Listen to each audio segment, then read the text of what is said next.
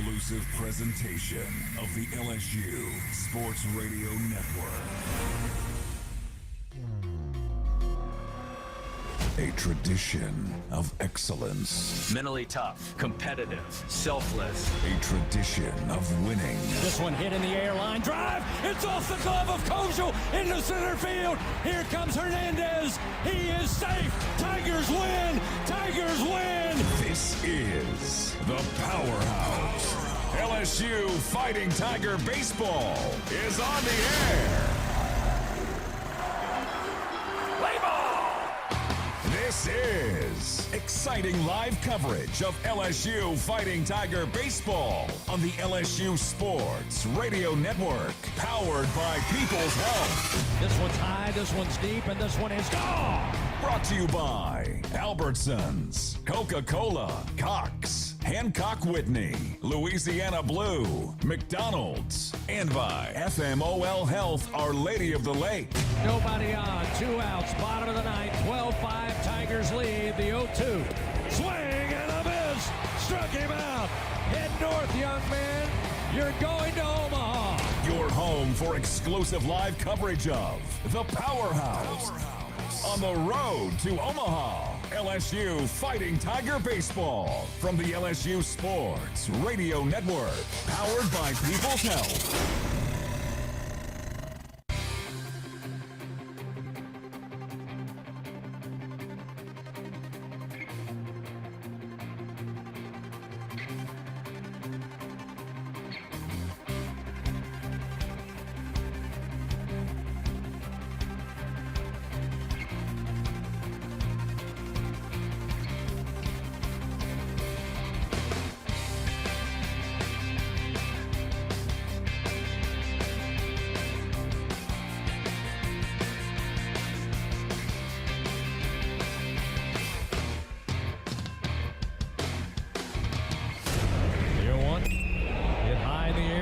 Field. Going back is Swain to the wall. It's gone! Second grand slam of the day!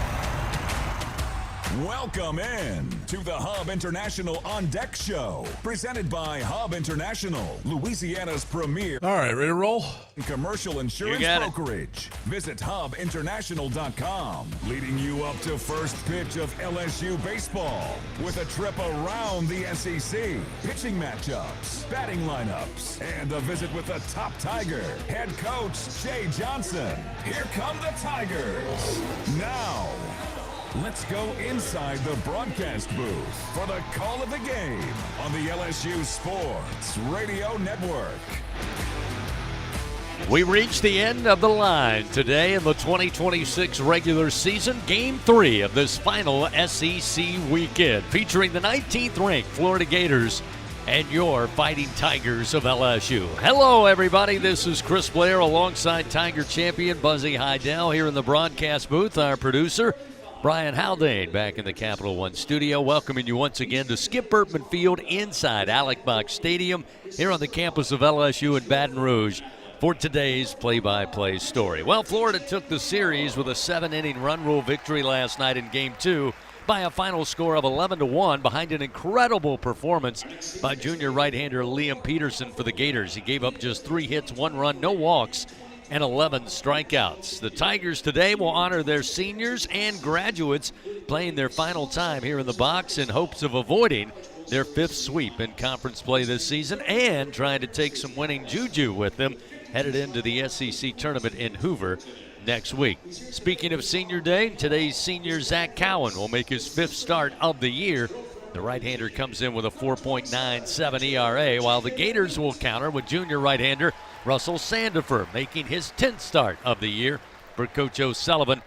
Sandifer with a 4.30 ERA on the season. So find your favorite chair, grab your favorite beverage, and join us for Fighting Tiger Baseball. It's the final game of the season. Senior Day at the box. Game 3. It's Florida, it's LSU, and it's coming up next on the LSU Sports Radio Network. Hey, Tiger fans, get ready to swing for the fences because the 2025 baseball season is upon us, and SeatGeek is here to help you experience all the action. SeatGeek makes it easy to find tickets so you can be part of all the home run celebrations this season. Whether you're buying or selling tickets to LSU baseball games or to any other live event in Baton Rouge, SeatGeek is the place to do it. SeatGeek is the official ticket marketplace of LSU athletics. The most disruptive idea in ticketing, a ticket that works. Expect the expected. SeatGeek. Hi, I'm Nancy Landry. Louisiana's elections are an important part of who we are. In 2026, closed party primaries will change how some of those elections happen, so you'll want to know what to do. Keeping your registration current ensures you'll get the right party-based ballot. Remember, this change only applies to certain offices. To learn more, visit govote.com or download the GoVote app. Know before you go. LSU Athletics, in partnership with Baton Rouge Area Foundation and Visit Baton Rouge, announce a new initiative, Death Valley Live, which is set to bring world-class entertainment and special events to one of the most iconic venues in America, Tiger Stadium. Fans are encouraged to visit lsusports.net/Death Valley Live for additional concert information.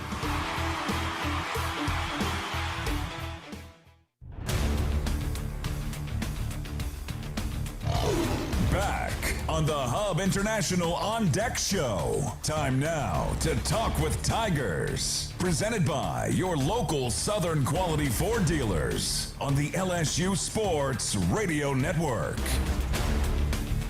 Back here at the box, LSU versus Florida, Game 3 here in Baton Rouge, Louisiana, the final regular season game of the season for the Tigers. And we're joined now by Jack Ruckert, freshman second baseman for LSU. Jack, final game of the regular season with an eye toward next week in the SEC tournament. How can playing well today help you guys build momentum for next week? Yes, sir. Excited for the opportunity today. I mean, all these seniors who've given so much to this program, guys like Chris Stanfield, list goes on, and I'm just super excited to honor them today and get behind them. And then, after the game, we'll get our eyes towards next week and prepare. Just your thoughts about the way the team has been playing the last few weeks. Offensively, Coach Johnson has complimented the way that y'all have made a lot of strides. What are your thoughts about that, and how can the team even continue to improve? Yes, sir. We're all just trying to give it everything we can, give everything we can each day and improve. And the offense has seen some improvement, but at the end of the day, it's all about winning or losing. And we win as a team, we lose as a team. So it's been great to score some runs. But, the pitchers that Florida's been rolling out have been great. A lot of credit to them. But super excited today to see all the seniors show out. Zach Cowan, one of the seniors, of course, will be honored today. And Zach is today's starting pitcher for the Tigers. Just your thoughts on being Zach's teammate this year. What have you been most impressed by him, and what does he bring to the mound for you guys? Yes, sir. Ever since I've came here, really, I've been looking forward to playing with him to see how he goes about his business. He's just super intentional in everything he does. He's a great role model, quiet, doesn't say much, but when he does, everyone's listening, and couldn't say more about him. He's been a great role model, and I'm excited to see him one last time in Alex Box today. All right, Jack, greatly appreciate it. Good luck to you guys, and we'll look forward to next week as well. Yes, sir. Thank you. Jack Ruckert with us. Tigers getting set to play Florida here in Game 3. Got a lot more to come after this on the LSU Sports Radio Network. Everything tastes better after an LSU Tiger victory. Similarly, everything also tastes better once you've baptized it with the handcrafted flavor of the original Louisiana hot sauce.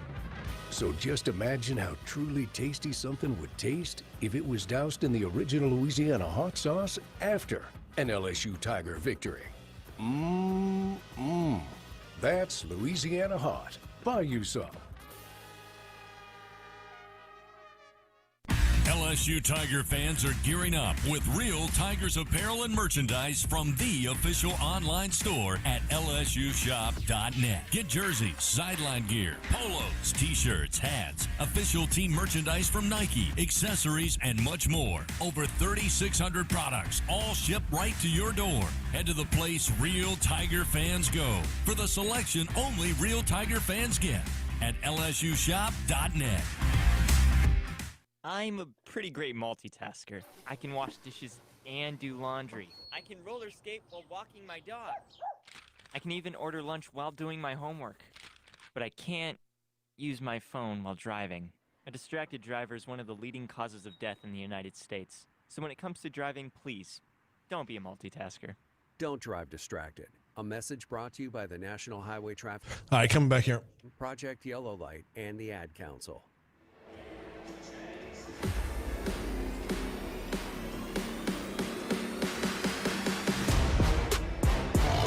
Leading you up to first pitch, this is the Hub International On Deck Show.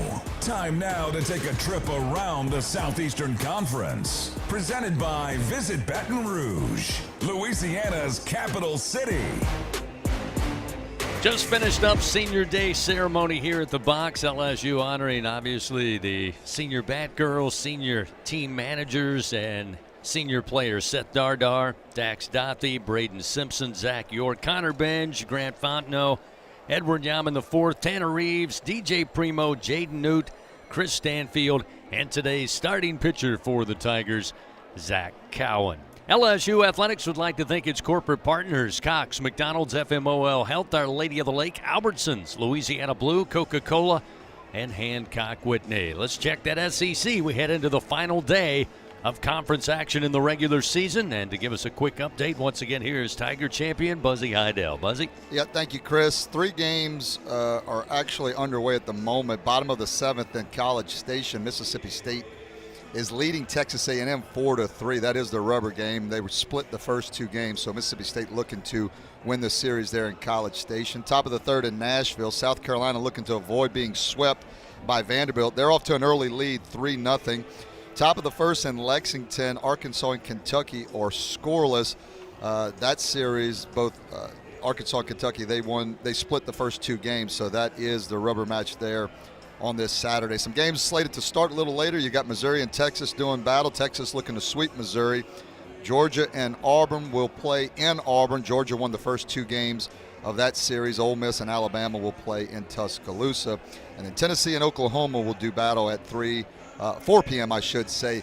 Tennessee, Oklahoma actually had to delay their game yesterday, so they'll finish up that game today, that second game of the series, which Tennessee at the moment is leading 5-3. That game hasn't resumed yet, but again, they're leading 5-3 going into the 8th inning. Going into the last day of the SEC, you've got the standings look like this. Georgia at the top of the league sitting at 23-6, Texas at 18-10, Texas A&M at 17-11. You've got Alabama and Florida at 17-12. Auburn, Arkansas, and Mississippi State all sit at 16-13. Ole Miss at 15-14, Tennessee 14-14, Oklahoma at 13-15, Vanderbilt and Kentucky at 13-16, LSU at 9-20, South Carolina 7-22, and Missouri at 6-23. We were trying to do a lot of math before we went on air, Chris. Let's just say we think it's either going to be Tennessee or Oklahoma if we were betting men, but we'll see how some things shake out. There's a lot that has to happen, but look for Tennessee or Oklahoma to possibly get that 11 seed, and that's who LSU would be matched up with in the SEC tournament first round. Yeah, well, I appreciate you trying to brain crunch all that together. I typically wait till I get an email and Ben Beatty from the SEC office says this is who LSU is playing on Tuesday in the SEC tournament. But we'll keep you posted on those scores. And, of course, by the end of the night, we'll be able to have the standings and brackets ready for the SEC tournament. This LSU baseball moment brought to you by ES&H, keeping South Louisiana safe, compliant, and strong with expert environmental and safety solutions. When we come back, take a look at the starting pitchers for both the Gators and the Tigers here in Game 3. It's coming up on the Hub International On Deck Show from the LSU Sports Radio Network. When it comes to investing in your home's comfort, it's never just one thing. You want to make sure you get an air conditioning system that's reliable, affordable, energy efficient, backed by a strong warranty, and is installed by a dealer you can trust.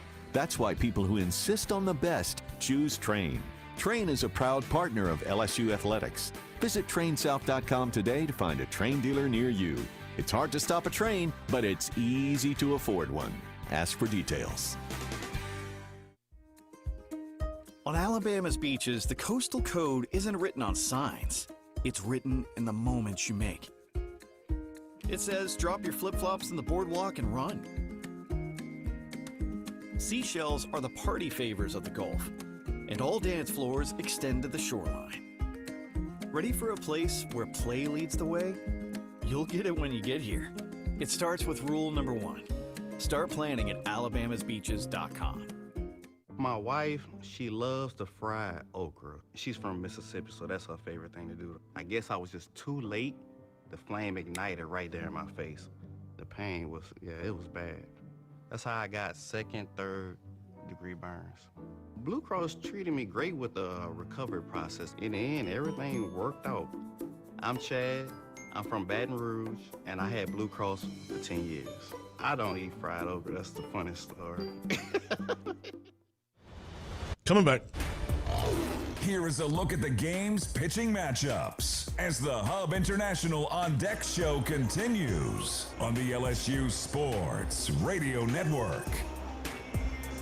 Fans have the right equipment to take on any job linked to the land. Just visit Sunshine, your hometown John Deere dealer in Louisiana, at sunequip.com. Coming up, we'll give you your full game day forecast. Looks like we're going to be good to go. A little warmer temperatures today. The cloud cover insulating all of us here down on Earth, but we should be good to go. We'll get that coming up in just a little bit. Let's take a look at the starting pitchers for both Florida and LSU. And with a breakdown of those two, once again, here's Buzzy Heidel. Buzzy? Yeah, thank you, Chris. You've got junior right-hander Russell Sandifer for Florida getting the start. He's making his 10th start of the year. He's 3-2 with a 4.3 ERA. 46 innings pitched for the junior. He's given up 42 hits, 22 runs, only 16 walks, and 50 strikeouts. So, I mean, he can strike you out. It's not as electric. I say this very carefully, but he's not as electric as King and Peterson, the first two starters for Florida. But, oh, by the way, he's still 92 to 96 with the fastball, and he's going to be real change-up heavy to lefties. He's going to want to throw that slider into right-handed hitters. And, again, two guys in Sandifer and Cowan for LSU, they're going to throw a lot of strikes. Typically when Sandifer's going well, he's throwing that fastball for strikes and working that changeup into lefty. So he's going to be around the zone, I think, Florida, which most Florida pitchers have been. So I think for LSU offensively, they just got to be ready to hit, get a pitch they can handle out over the plate and try to put their best swing on it. But no, Sandifer, look, he's a third in the rotation guy on the weekend, but not as good as King and Peterson, but still a very formidable pitcher and going to be a tough challenge for LSU today. And for LSU, you've got right-handed pitcher senior Zach Cowan, who's making only his 5th start of the season, his 16th appearance, but he has a 4.97 ERA. 38 innings pitched. He's given up 21 runs, 12 walks, and 46 strikeouts. We know what we're going to see from Cowan. That's the good news. He's going to throw the ball over the plate. He is a strike thrower. He's had a really good outing a couple weeks ago against South Carolina when LSU really needed it. Key for Zach Cowan is, again, he's going to throw a lot of strikes. It's not anything overpowering. So the key for him is to keep the ball down in the zone, particularly that changeup, because he's going to lean on that changeup a lot, which is his best secondary. He just has to keep it down in the zone. We see what happens when you stay up in the zone with all speed pitches to Florida. They can put it out of the ballpark in a hurry. We saw that in the first couple games for the Florida Gators. So I like our chances with Zach Cowan. He's as good a pick as any to throw this last game. It's senior day.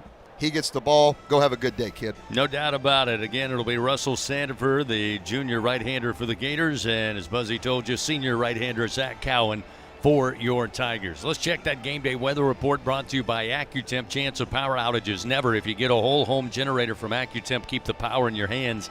As I mentioned, a little warm today, 83 degrees, going to top out, expected around 84. Mostly cloudy skies.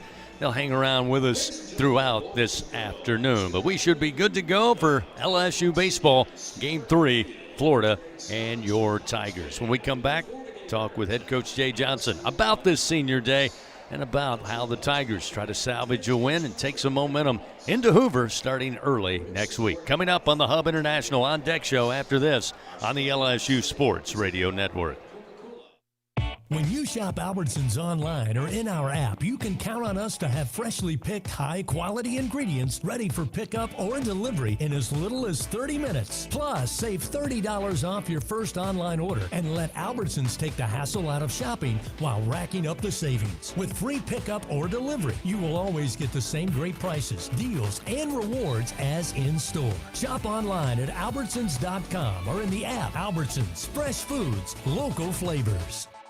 Hi, this is Chef Kevin Belton for People's Health. If you have diabetes, heart failure, or cardiovascular disorder, and you have Medicare, ask about a People's Health Chronic Condition Special Needs Plan. It's a Medicare plan designed to help with the unique needs that go along with these chronic conditions. Call People's Health today. Your benefits could start as early as next month. Plans are insured through United Healthcare Insurance Company or one of its affiliated companies, a Medicare Advantage organization with a Medicare contract. Enrollment in the plan depends on the plan's contract renewal with Medicare. Hey, Tiger fans 12 and younger, don't miss your chance to be a part of Mike's Kids Club. Presented by Shell, the exclusive kids club of LSU Athletics. Join Mike's Kids Club for only $25. Get the official Mike's Kids Club t-shirt, free admission to select LSU athletic events, and much, much more. To learn about upcoming events and to join, please visit LSUMKC.com. The Mike's Kids Club, presented by Shell. At Toyota, we don't just build trucks. We build something that's meant to last. That's why the 2026 Tundra is built to tough it out and to take it easy. Built to carry tradition and to make new ones. Built stronger, built louder, built here. The 2026 Toyota Tundra. Built in Texas, driven everywhere. Test drive at your local Toyota dealer or visit Toyota.com today. Toyota, let's go places. Feature availability differs based on trim. See Toyota.com for details.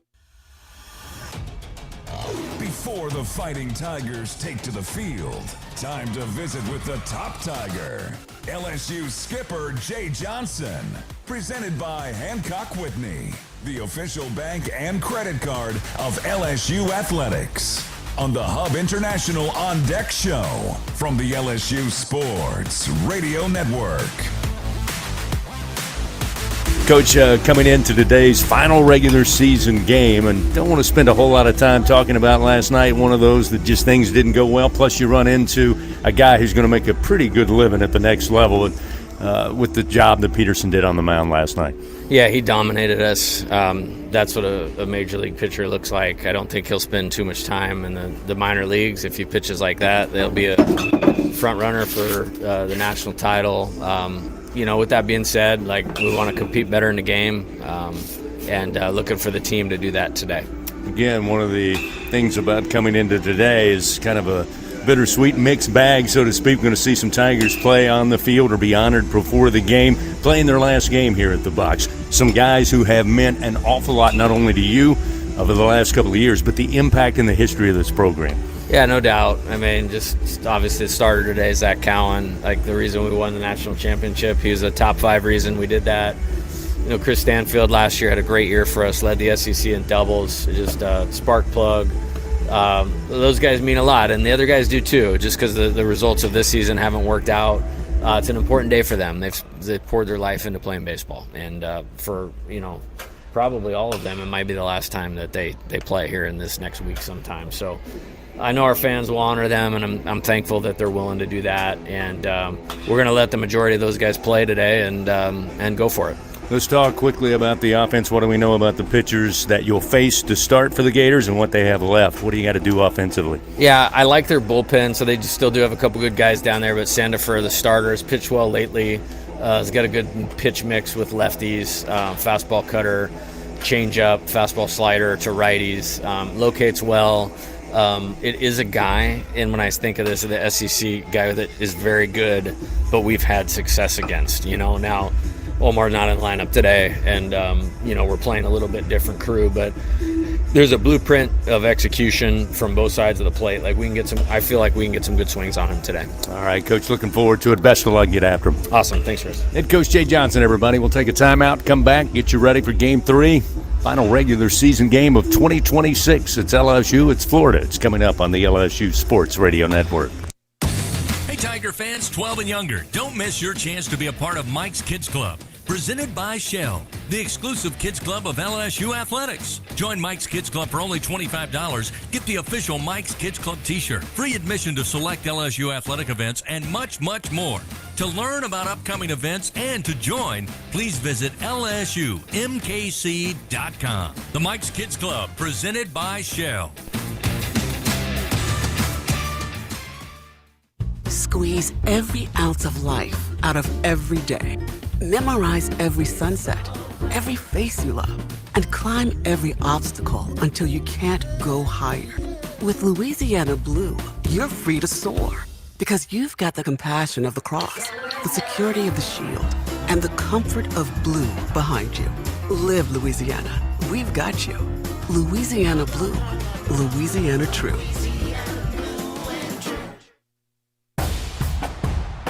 Champions make plays on the field and in life. With LSU Online, you can keep your career moving, earn your degree, and still run your own game plan.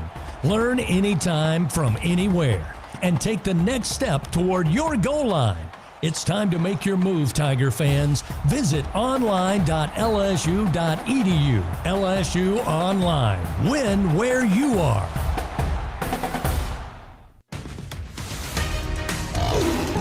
Coming back in. International On Deck Show. We are just moments away from first pitch. Time now for the game's starting lineups. Presented by Cintas. Build a better workday when you partner with Cintas. Visit Cintas.com.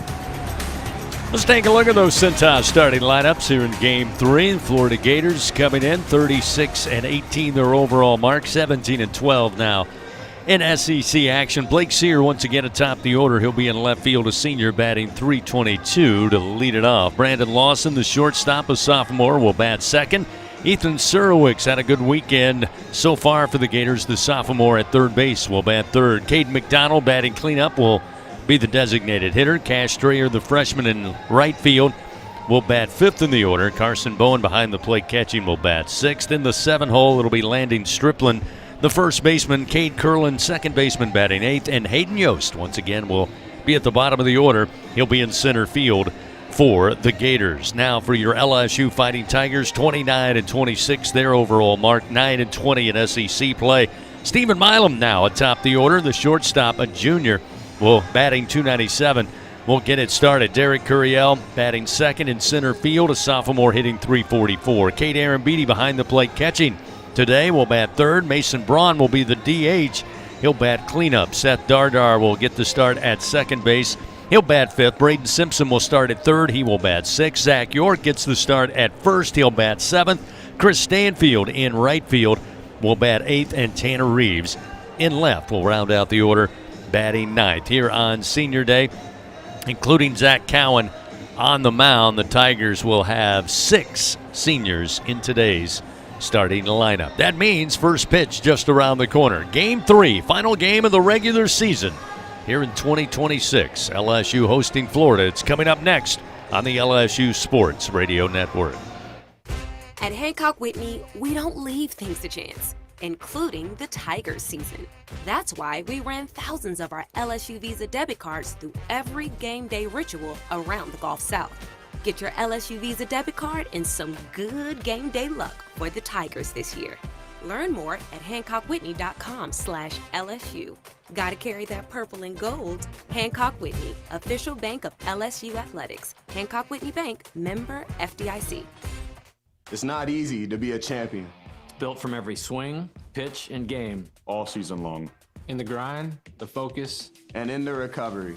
FMOL Health, Our Lady of the Lake experts provide best-in-class care for defending national champions LSU baseball. On the field, I trust my team. For my healthcare, I trust the Lake. From championship athletes to everyday champions, trusted care starts here. Visit OLOLRMC.com/LSU. My name is Trina. I'm from New Orleans, and I've been with Blue Cross Blue Shield for almost a year. Last year, it was right after my husband and I got married, I was diagnosed with a heart condition. When I received the diagnosis, I was terrified. And it was just so reassuring to know that I was covered. knowing that I could really swing those costs was a security like none other. It's empowering. It's very empowering. 17 SEC championships. One out, bottom of the ninth. Runner at first. 54 NCAA regional and super regional appearances. Shores comes set, the 0-1. 20 trips to Omaha and the College World Series. Ground ball towards Dickinson, flips it to Milam. 8 national titles. The relay to first in time. Tigers win. Tigers win for the second time in 3 seasons and the 8th time in program history. The Fighting Tigers reach the pinnacle. They stand alone atop the mountain. Your LSU Fighting Tigers, the 2025 college baseball national champions. The powerhouse. This is LSU Fighting. All right, here we go. Baseball.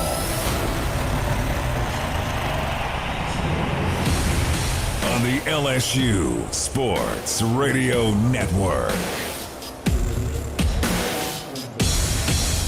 Good Saturday afternoon and welcome into the final day of SEC Baseball 2026. Your LSU Fighting Tigers hosting the Florida Gators to finish up the regular season. Game 3 of this 3-game set. Florida already taking Game 1 and Game 2 to take the series. 11-8 the final on Thursday night, and last night a 7-inning run rule victory for the Gators. 11-1 the final over LSU. We come into Game 3. Again, 2 veteran arms on the mound for both the Gators and Tigers. It'll be junior right-hander Russell Sandifer for Florida, senior right-hander Zach Cowan, who was honored along with 11 other Tigers here on Senior Day 2026. Buzzy Heidel, you try to come in. I mentioned from the outset of the broadcast, the series already dropped. You try to avoid being swept for the 5th time in league play this season. And more importantly, the talk this entire week from Jay Johnson has been it's going to take winning it all in Hoover. So again, they're keeping an eye on what they need to do to make their way through a gauntlet of the best college baseball players in the country next week. And again, you try to carry some momentum, and you need to get it started today. Yeah. And it won't be easy, but boy, that's what the Tigers are looking for. Yeah, look, you've made your bed up to this point, so you've got to have a game plan of how to attack the rest of the season and what you have left of it. And as you said, if you don't want your season to get cut off earlier than it looks like it's gonna, you've got to go win the SEC tournament. And you've got to, and there's no other way. So today, although there's nothing tangible to play for, you're not looking to hold a trophy today or move up any spots or anything like that. This is a little bit, you got to see what you're made of, find something deep down, play. This is for love of the game, really. I mean, you've got Zach Cowan out there, a senior. You've got a bunch of seniors that Coach Jay Johnson has started with Zach York at first base. You've got Dardar at second, Stanfield in right, Simpson. We could go on and on. So a lot of seniors on the field today. Man, let's go out and play a good game and get a win, again, for more of a sense of pride, because there's nothing that good that happens, with the win, or bad that happens with the loss. It's just simply winning and playing the game of baseball because this is what you've done your whole life and you love it. That's all you can do.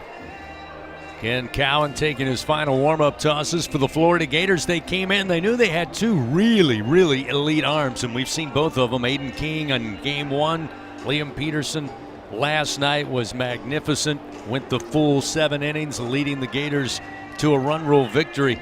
Again, a lot of the trouble has been obviously from the offensive side. Again, they were able to put up 8 late in that game on Thursday night, but last night Liam Peterson held the Tigers to 1 run on just 3 hits. So this is a Florida team that we also talked about trying to improve their resume going in not only to the SEC tournament. You'd love to be able to find your way in that top 4 seeding, but really the bigger picture is trying to work themselves into one of the national seeds, a national host for the NCAA tournament. And Florida has a chance if they can sweep here on the road at Baton Rouge and then move on and have some success in Hoover. I think it's going to be hard to keep them out of the top 8. Yeah, I absolutely do too. Right now they're 5th, really tied for 4th in the league with Alabama at 17-12. So, they get a big win today, and they can move up into that 4 spot and get that first-round bye like you talked about, Chris. That's big. And you're right. Getting in that top 8 national seed, it just doesn't mean it's easy. It makes it a lot easier to try to punch your ticket to the College World Series when it's got to go through your backyard to do that. So a lot for them to play for. You're right, LSU battled Aiden King on Thursday night. Really was handcuffed by Peterson yesterday. They're facing another good one in Sandefur, but they just, again, love of the game. Find something deep down that you want to play for. The people in the stands, your family, hell, yourself. That's what you need to play for today. Zach Cowan ready to go. Blake Sear, the right-hander, stands in. And the senior right-hander Cowan fires. And the first delivery, a called strike, and we are underway in Game 3. Time of first pitch, 2:04 Central Time. Sear on the weekend, 1 for 7 at the plate, batting .143 against the Tigers, although a couple of runs scored and an RBI. The 0-1 pitch from Cowan, missing down and away with a fastball, and it's 1 ball and 1 strike. Well, the good news with Cowan on the mound, he is going to – I'm very confident that that LSU have 19 walks in the first 2 games. I'm very confident he's going to throw the ball over the plate. There's a foul off the bat of Sear. Will get Cowan ahead, 1 ball and 2 strikes. Yeah, that has been a big contributor here on the weekend for the Tigers when you look at strikeouts and walks, and that's kind of been the story for LSU all season. One of the tops, leading the country, leading the SEC in strikeouts, but way up there in free passes as well, as Cowan misses with this 1-2 pitch outside with a breaking ball. It evens a count to Sear, 2-2.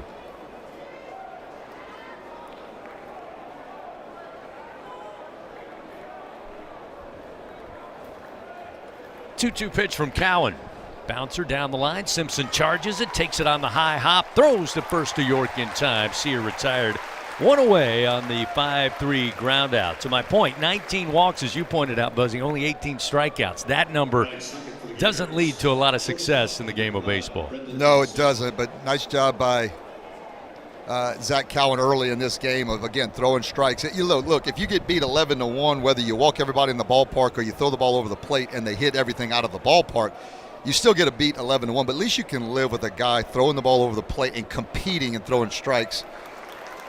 Cowan does there with a nice breaking ball to Brendan Lawson. It's 0-1 to the left-hander. And look, Zach Cowan, he's been known to give up the long ball at times. Again, he throws so many strikes that guys are ready to hit, but that you can live with that again. There's a bunt attempt by Lawson. He fouls it straight down, rolls back, and it's now 0-2. And where Lawson hit that ball yesterday over that right field wall, LSU fans and LSU players actually probably glad he looked to lay a bunt down, as you've got Simpson playing traditional shortstop right now. So there is no third base position being played. You saw Lawson try to get that bunt down. The 0-2, breaking ball, foul tip down in the dirt. Staying alive is Lawson. Lawson's had a great weekend, batting .333 at the plate. He's 2 for 6, 3 runs scored, but he has been solid at shortstop defensively. He's been a busy man over there in the 6th position all weekend. A lot of ground balls hit to Lawson. He's handled them superbly. 0-2. Here's the pitch. Off the end of the bat, foul. That'll keep it 0-2. Yeah, he's been an impressive player at the shortstop position. Usually typically a leader on your team, a guy that plays that 6th position and swings it from the left side. Was an All-American last year and having a heck of a season again in his sophomore campaign. Cowan, another 0-2 pitch. The spinner a little bit outside. Good 0-2 pitch, though. Lawson a better take, and it's 1 ball, 2 strikes. Yeah, Cowan's best secondary we mentioned was his changeup. That thing dives away from the left-handed hitter. He'll throw that slider in there more towards righties, but he actually showed it to that lefty Lawson. The 1-2, there's a swing and a miss and the breaking ball. Down on strikes goes Lawson, and Cowan now with a punch out, and there's 2 gone. Yeah, it's one thing about Florida. Look, they can get the ball out of the ballpark. They're big swingers. I mean, they want to hit the ball out of the ballpark. They want to drive the baseball. So if you can change speeds up on them, kind of flip the book on them. I always say that you flip the book on good hitters, where they're looking fastball, you come change up, where they're looking change up, you come fastball. You'll have a chance to get these Gator hitters out. Another good swinger at the plate is Ethan Surowiec. He'll swing and miss at a breaking ball to start off 0-1. Surowiec batting .333 as well. He's 3 for 9, 4 runs scored, 2 home runs on the weekend, 7 RBI, including a grand slam in the top of the first on Thursday night. Here's a swing and a little tapper foul down the third baseline. Still remains an 0-2 count. So Cowan again staying ahead early, and that's always going to be important, but it's something LSU has struggled to do this weekend. Yeah, you definitely want to flip the book on this guy, Serwick. You mentioned those numbers. He has been hotter than the weather here in Baton Rouge. Fastball up and out. That'll make it 1 ball, 2 strikes.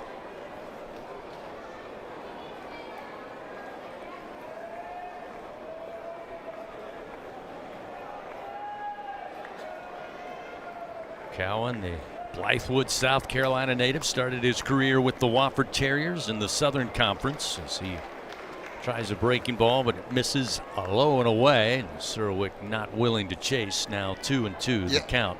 2024, LSU went to that Chapel Hill Regional, and that's where we first got eyes on Zach Cowan, and glad he's here in the purple and gold for LSU.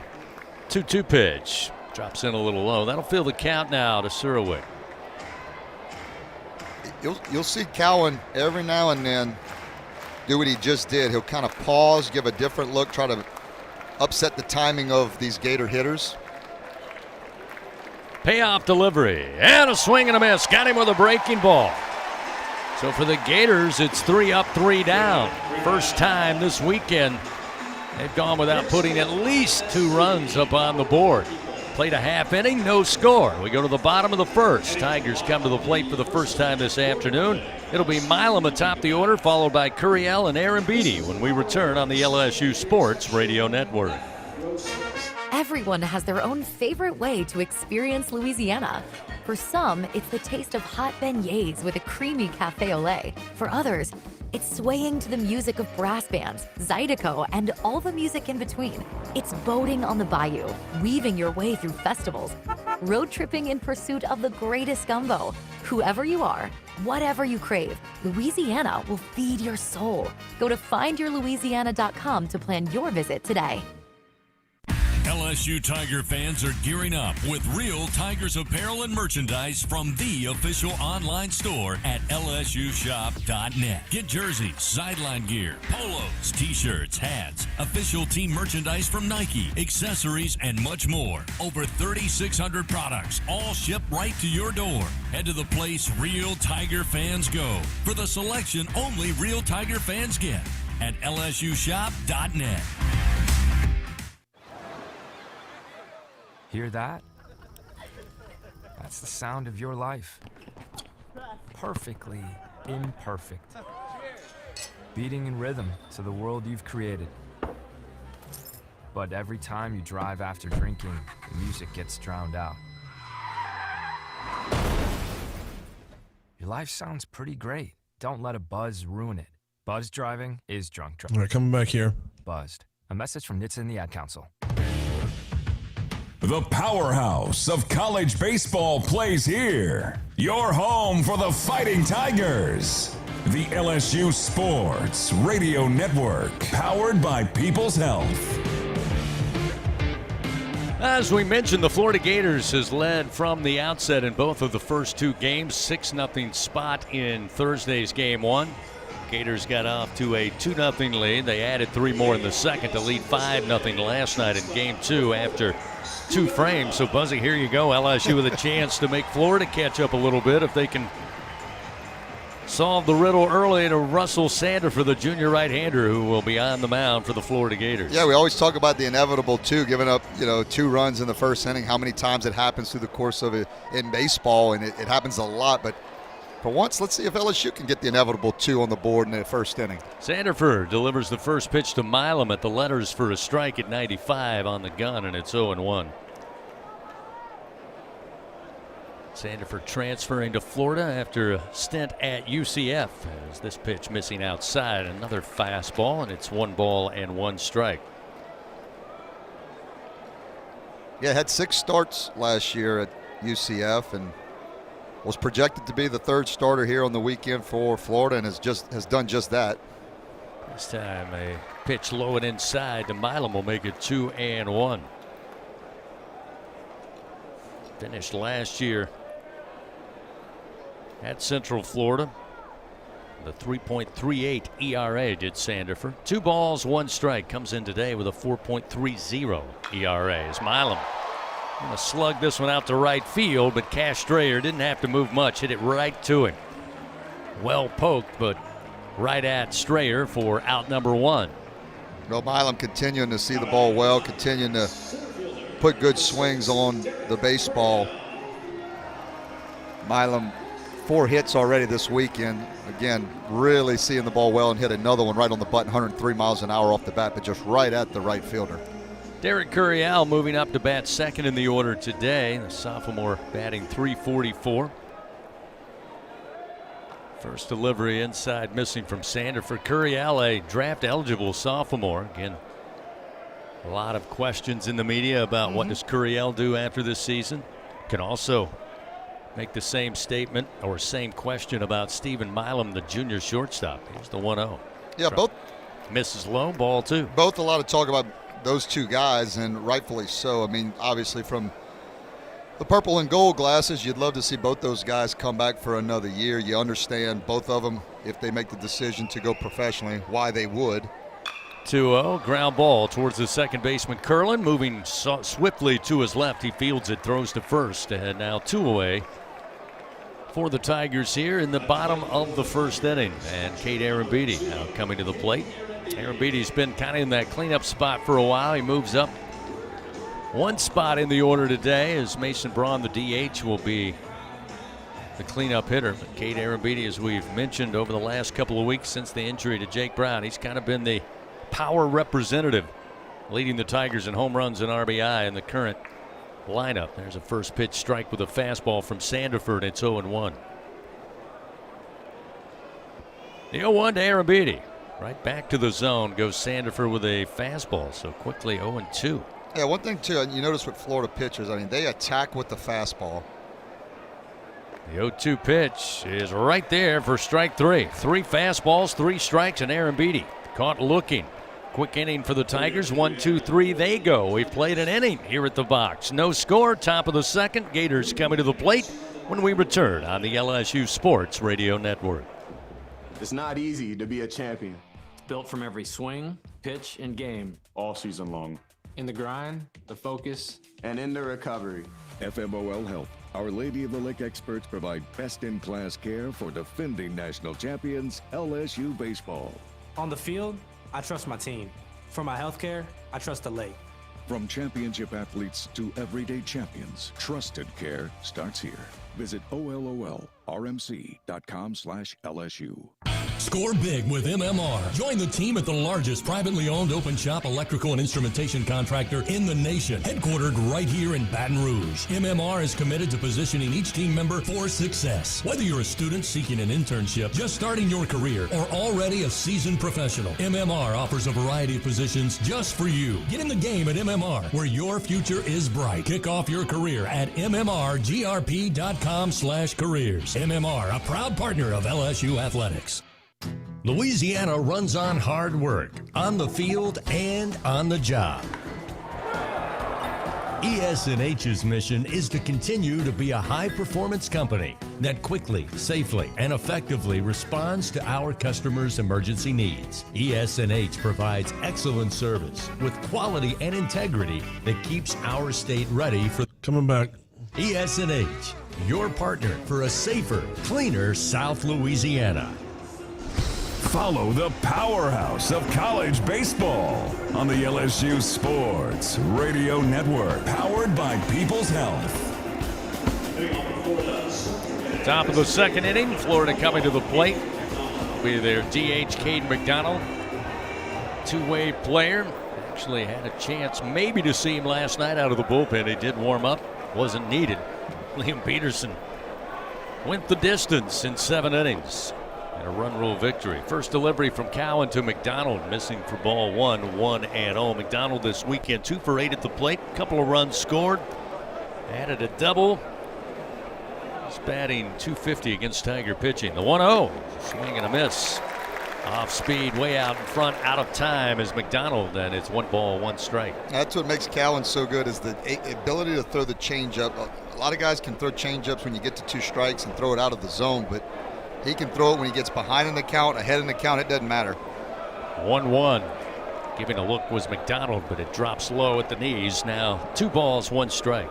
And I think, just personally, I think the changeup, when it's a really good changeup, I think it's one of the better pitches in baseball. Now, look, nowadays, I mean, we saw Liam Peterson last night throwing a 90-mile-an-hour slider. I mean, that's obviously a really good pitch as well. But when you have a really good changeup and that arm speed stays the same, and you can throw it in any count, it's so deceptive because it's hard to pick up that spin as a hitter. It looks like a fastball the whole time. The arm speed's the same, everything's the same, just the grip changes the speed up, and so that's when it becomes that becomes a very difficult pitch to pick up and hit. Kate Arambidi going out, wanting to talk it over with Zach Cowan. Make sure they're on the same page here. Early in this game, good heady move more than likely for Arambidi. 2-1 the count to Caden McDonald. And as Buzzy mentioned, 6 seniors in the starting lineup today, including Zach Cowan on the bump. As we mentioned, Braden Simpson honored before today's game at third. Seth Dardar as well at second base. Zach York at first. Tanner Reeves in left, and Chris Stanfield in right field. Swing and a miss on another breaking ball. Disappeared on McDonald. It's now 2-2.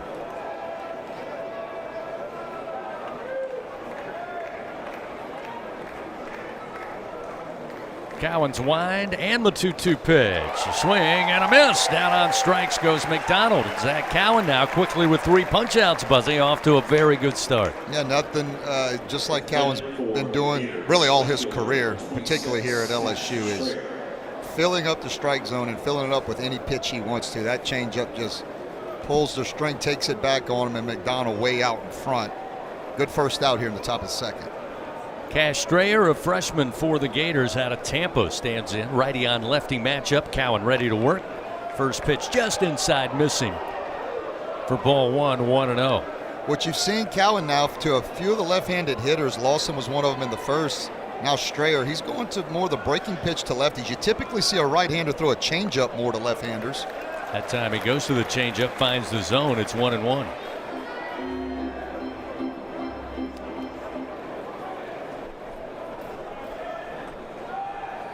The 1-1 pitch. This one a little low. Get off speed. Now 2-1. Yeah, it doesn't mean that you can't do it. Again, you just like right-handers a lot of times don't like for that pitch to be going into a left-handed hitter. They like for that ball to be working away from them. 2-1. Swung on. A little tapper foul.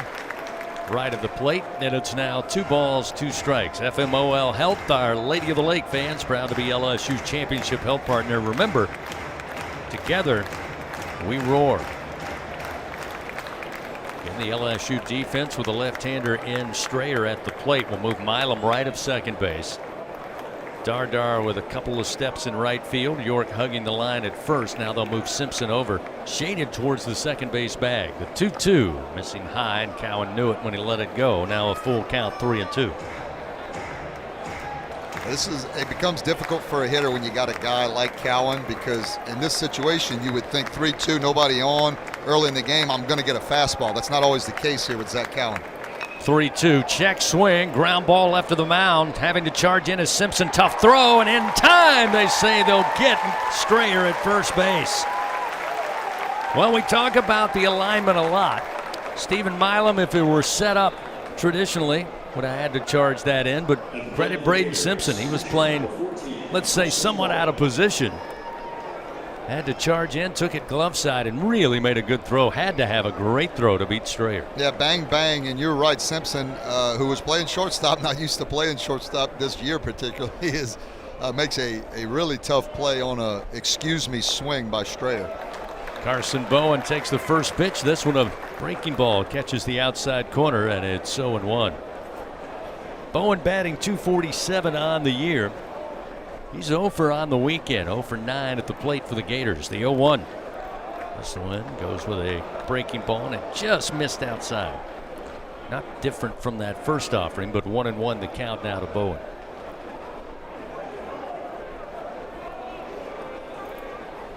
Here's the 1-1.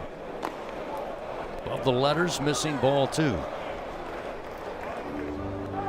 Yeah, Zach Cowan, when he does throw that slider, it's going to be more 82 to 85 miles an hour, and that curveball, the overhand that he's been throwing a little bit more to lefties, will be more in the 80-mile-an-hour range.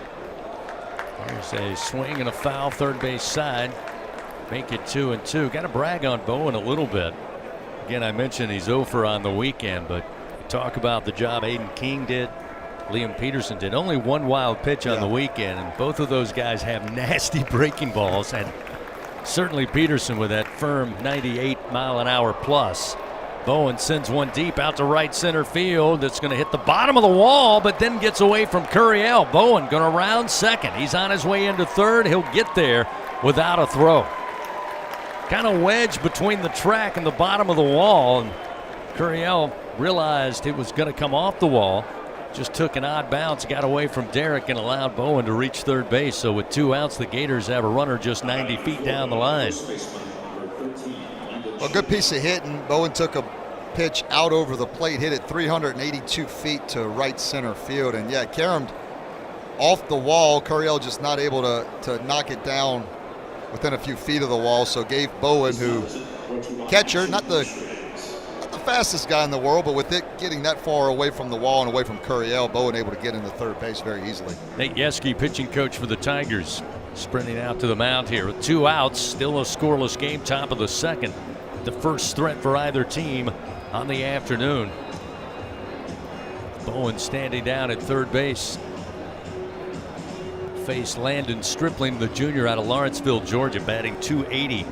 Yeah, you mentioned Bowen and the job he's done behind the plate, and it takes a lot of confidence too. When it makes you a better pitcher, when you got a guy behind that plate that you know is going to block everything up, you know you can be super confident with every pitch. You don't have to feel it up there. You can really let your pitch go, let that slider go, and if you choke it a little too much or overthrow it and spike it in the ground, you know that your catcher back there is going to do everything he can to block it up. That gives a pitcher a lot of confidence, having a veteran like Bowen behind the plate. Stripling, a left-handed hitter, leading the Gators this weekend, batting an even .500. 3 for 6 at the plate. Cowan's first offering outside and low for ball 1. Stripling, a double, a home run, 2 runs batted in, and 3 runs scored. The Gators come in here in Game 3, already 5 home runs, including a grand slam back on Thursday night. Here's the 1-0 pitch from Cowan with a runner at third. Trying to nibble that inside corner. They'll say it missed. Now 2-0. Yeah, well, we talked about Lawson's 496-foot shot yesterday, but Surwick had a ball to dead away center too, over 400 feet. I believe it was 426. So they all had the grand slam in there, and they've hit some big moonshot homers. 2-0 pitch. That time he goes with a changeup, and it's a strike, 2-1. We mentioned the repertoire of Zach Cowan. It goes a long way when you're confident, and as you said, really no pitch that's in his forte that he won't throw in any count. The 2-1, ground ball, one hopper, going to be snagged by Dardar. Nice play, brought him to his knees, but he rises quickly, gets it to York for out number 3, and we remain scoreless after an inning and a half. Gators, no runs, 1 hit, 1 man left on at third base. We now move to the bottom of the second. Mason Braun, Seth Dardar, Braden Simpson to the plate for the Tigers. That's 4, 5, and 6 in their order when we return on the LSU Sports Radio Network. Hey, Tiger fans 12 and younger, don't miss your chance to be a part of Mike's Kids Club. Presented by Shell, the exclusive kids club of LSU Athletics. Join Mike's Kids Club for only $25. Get the official Mike's Kids Club t-shirt, free admission to select LSU athletic events, and much, much more. To learn about upcoming events and to join, please visit LSUMKC.com. The Mike's Kids Club, presented by Shell.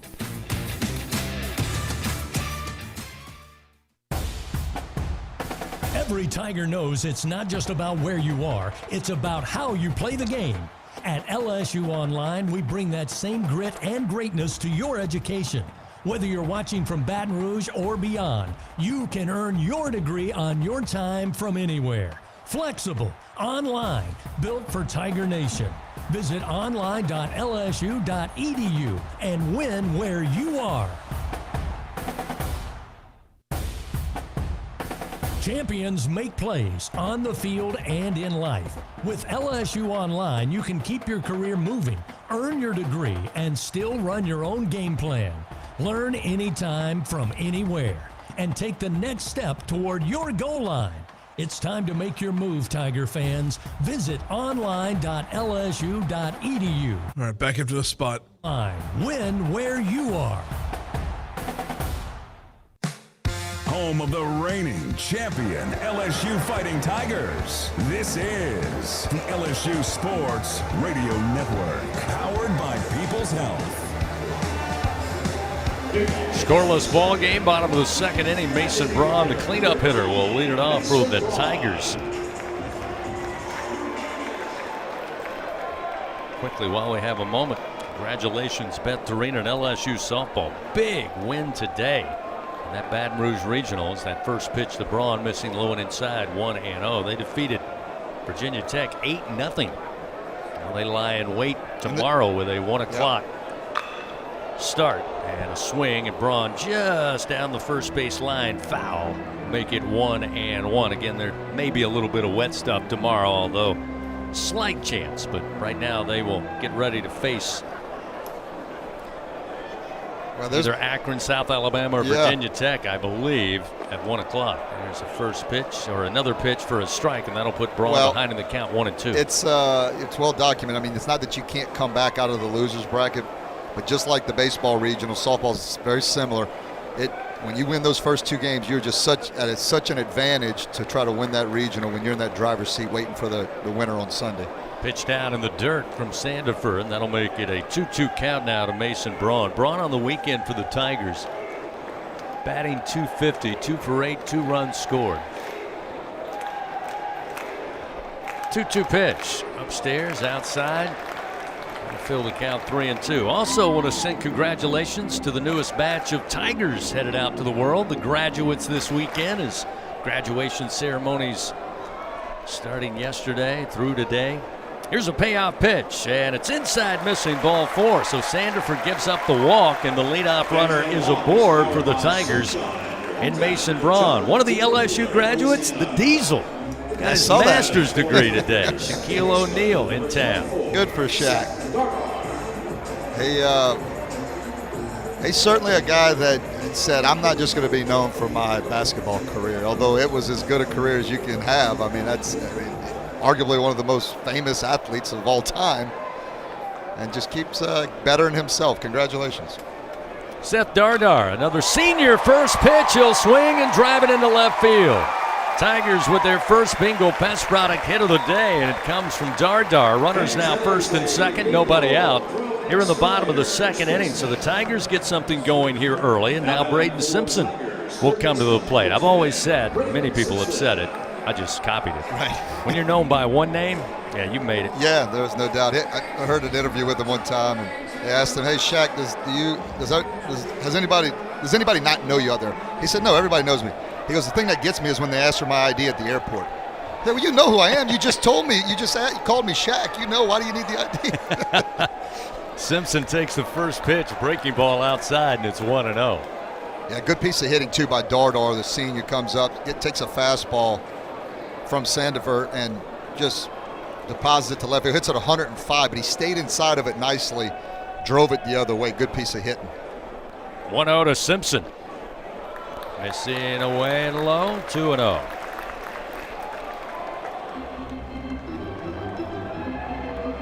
Now time going to be called. Kevin O'Sullivan, slow walk out of the dugout, going to go check on Russell Sandifer here.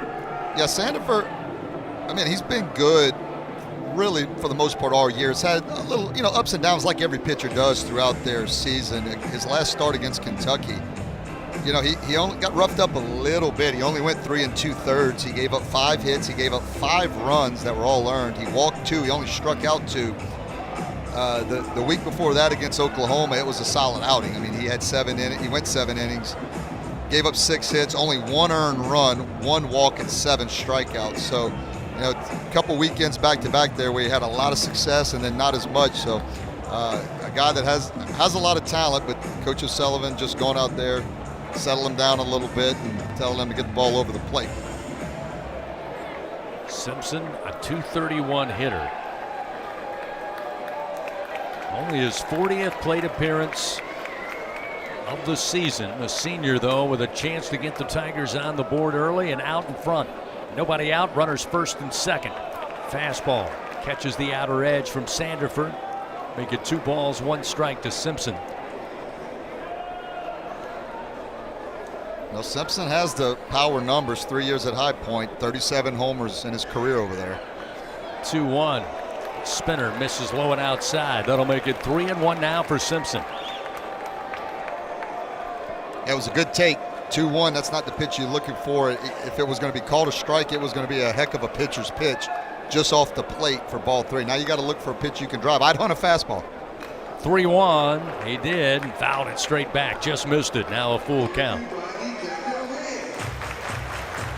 Yeah, Florida for the most part. You saw Peterson last night a little bit, change it up a little bit. He gets a little more slider happy, even though he throws the ball dang near 100 miles an hour. But for the most part, Florida will pitch with that fastball. When you get into a good hitter's count, they'll change it up every now and then, but hunt those fastballs, set for the express, adjust to the rest. This time the fastball is there. Simpson didn't pick it up, didn't swing, and he's down on strikes for the first out of the inning to Sanderford. His second punch out. Now he'll face Zach York, another senior getting the start today. Transfer from Grand Canyon, known for his home run ability, has struggled this season. Again, just 6 homers on the season, still looking for his first home run in SEC play. Why not right now? Yeah, good a time as any. He's got runners first and second. Sanderford's first pitch at the belt for a strike off speed, and it's 0-1. Well, you got 2 guys back-to-back in the lineup. Simpson, we mentioned the 37 homers in his career at High Point, 32 career homers at Grand Canyon, and York's 3 years previously to LSU. The 0-1 pitch. Good take, missed outside. It's 1 ball, 1 strike.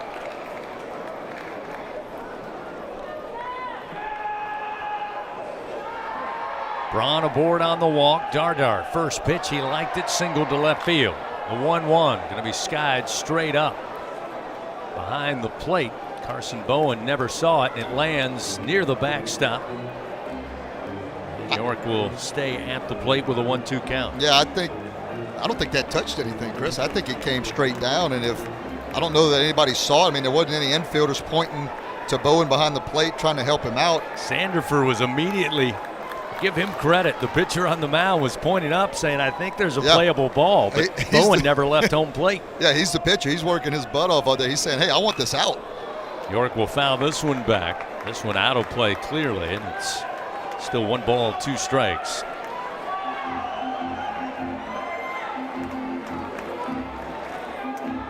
One out, scoreless game, bottom of the second. Zach York at the plate, a .229 hitter on the year. Braun at second, Dardar at first. Sanderford comes set. The right-hander fires. That's a strike right at the thighs, right across the plate. York down on strikes, looking. That's punch out number 3, and that's a huge second out of the inning if you're Sanderford and the Gators. Yeah, and I think Sanderford, that almost looked like the cutter. That every now and then that cutter will back up on him, but he throws a cutter from 89 to 92 miles an hour. It was a 92-mile-an-hour fastball that was down in the zone. It was one of those 50-50 pitches, and Florida got the call. Yeah, I think you're right. It was about 91. Looked like the cutter, and just watching the replay next week, that'll be one they use the ABS on. Yeah, in the SEC tournament. That looked a little below the knees on the replay. I agree. That'll be an interesting thing to see is when we're there in Hoover to see how that's coached up. Another senior stands in, and Chris Stanfield. 2 outs, runners first and second. First delivery, fastball at 95, elevated for ball 1. And we were told that the ABS system cannot be called or challenged by coaches. It'll be players only. So all the players are going to have to be schooled up on the scenarios that coaches would be fine with an ABS challenge. This breaking ball missing low and away. And Stanfield now looking at a 2-0 count. So again, Jay said to us a couple of weeks ago, we're going to have to go over the scenarios. This is when you can challenge. Right. This is when you can't. Not leading off with nobody on. Yeah, exactly. That situation, I think, warrants it. Here's the 2-0. And a swing and a miss. Yeah. Stanfield now 2-1. Situation here, you'd think about obviously second and third, guys in scoring position, and I would say even less than 2 outs, where all you need to do is hit a ball and play, get a run in. If you got a pitch that's questionable. 2-1 delivery. One high. Stanfield loaded up but stayed back. It's now 3-1. Let's see if Chris Stanfield, who led this team in doubles a year ago, led the team against SEC pitching. Can find the green grass of the outfield here with 2 outs. Runners first and second. Sanderford comes set. The 3-1. Oh my, that's a strike right there across the plate. Breaking ball. Impressive by Sanderford.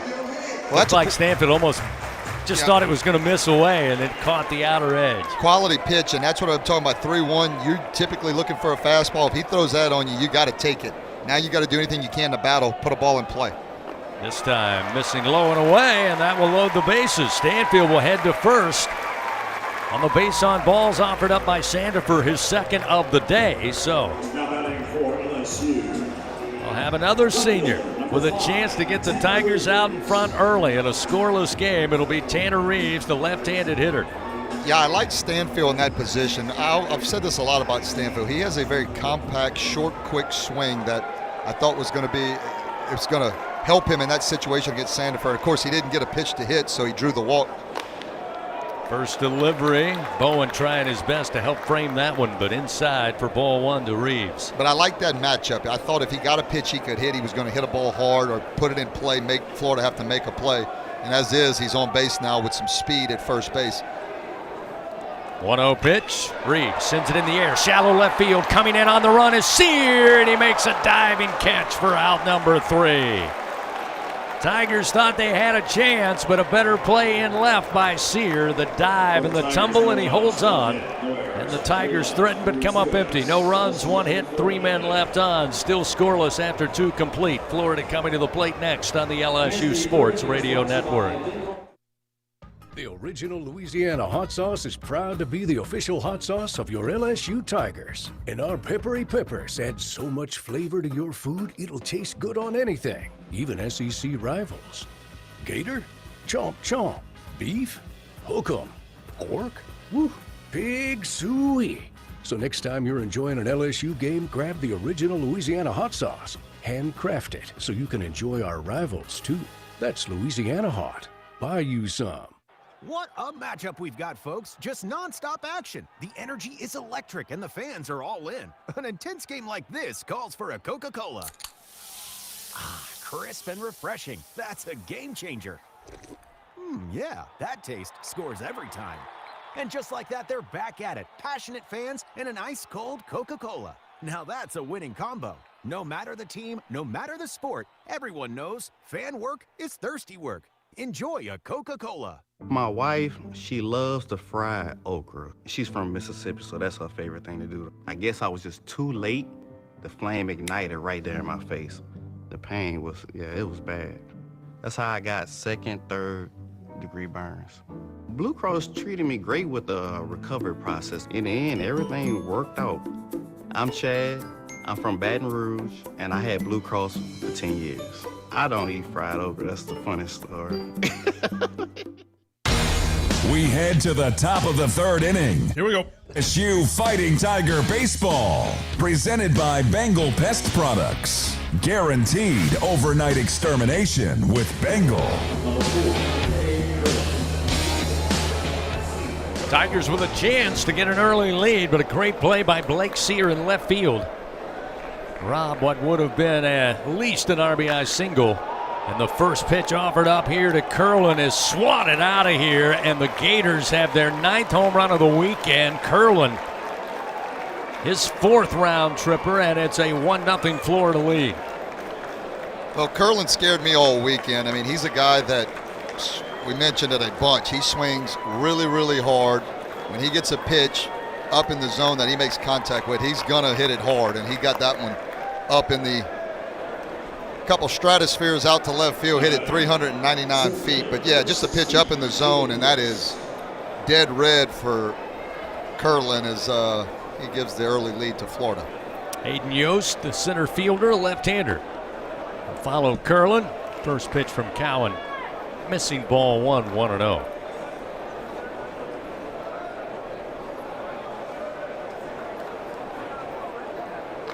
Swing and a foul off the bat of Yost will make it 1-1.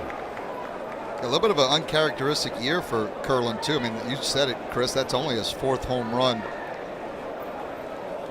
It's only his 4th home run of the year. You talk about a guy that's had over 30 career homers. Outside missing but Cowan. It's now 2-1 to Hayden Yost, a .211 hitter.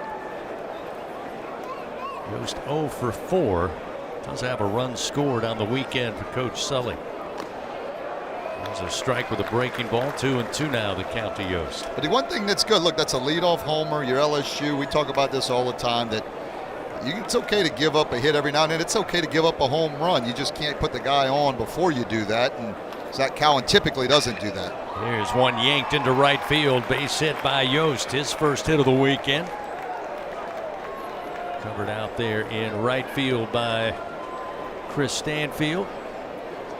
So Yost aboard, nobody out, a 1-0 Florida lead. And back to the top of the order, and Blake Sear. And this is where you got to be worried, making a great play defensively. Does he carry it over with this at bat? After the Gators already taking a 1-0 lead. Yeah, Florida's played really great in all aspects. I mean, they did make an error in Thursday night's ball game, but they were flawless yesterday, made no errors, made some really good plays, particularly Lawson, the shortstop. First pitch to Sear, big swing. Couldn't make contact. It's 0-1.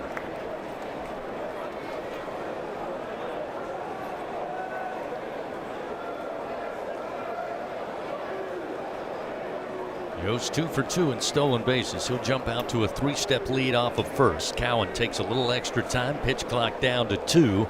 Here's the 0-1. Down the line, foul. The line drive off the bat of Sear. That'll make it no balls, 2 strikes.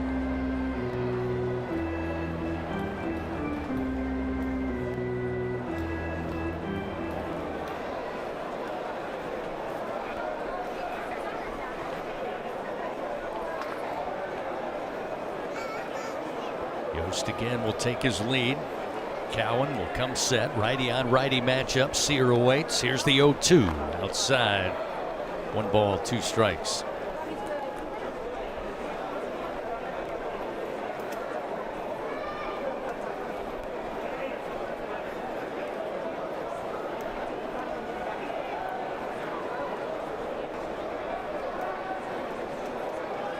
Cowan again taking his time. The 1-2. Drops in low. 2 balls, 2 strikes. Sear grounded out to Simpson at third base, his first time up. Yeah, take another ground ball right now if you're Zach Cowan. Get that all-speed pitch down in the zone. 2-2. I'll take a swing and a miss. Down on strikes goes Sear. Zach Cowan after giving up the solo home run, then the single. Able to put it in the rear view quickly. Pick up his 4th strikeout of the day. Just the first out of the inning, so with Sear retired, it'll be Brendan Lawson. Yep, another dangerous hitter. Is, but Cowan went back to the bread and butter, the changeup, and he's going to live and die by that. And when that thing's down, again, it is very, very good. It's when he gets up in the zone, like all pitchers. I mean, when you live up in the zone, you're going to get hurt. But Cowan in particular, when he gets up, he's very hittable. Pitch inside. They're going to say caught the foot of Lawson as he tried to dance out of the way, so he'll be granted first base. Hit by pitch. We'll put runners first and second now for the Gators, already leading 1-0.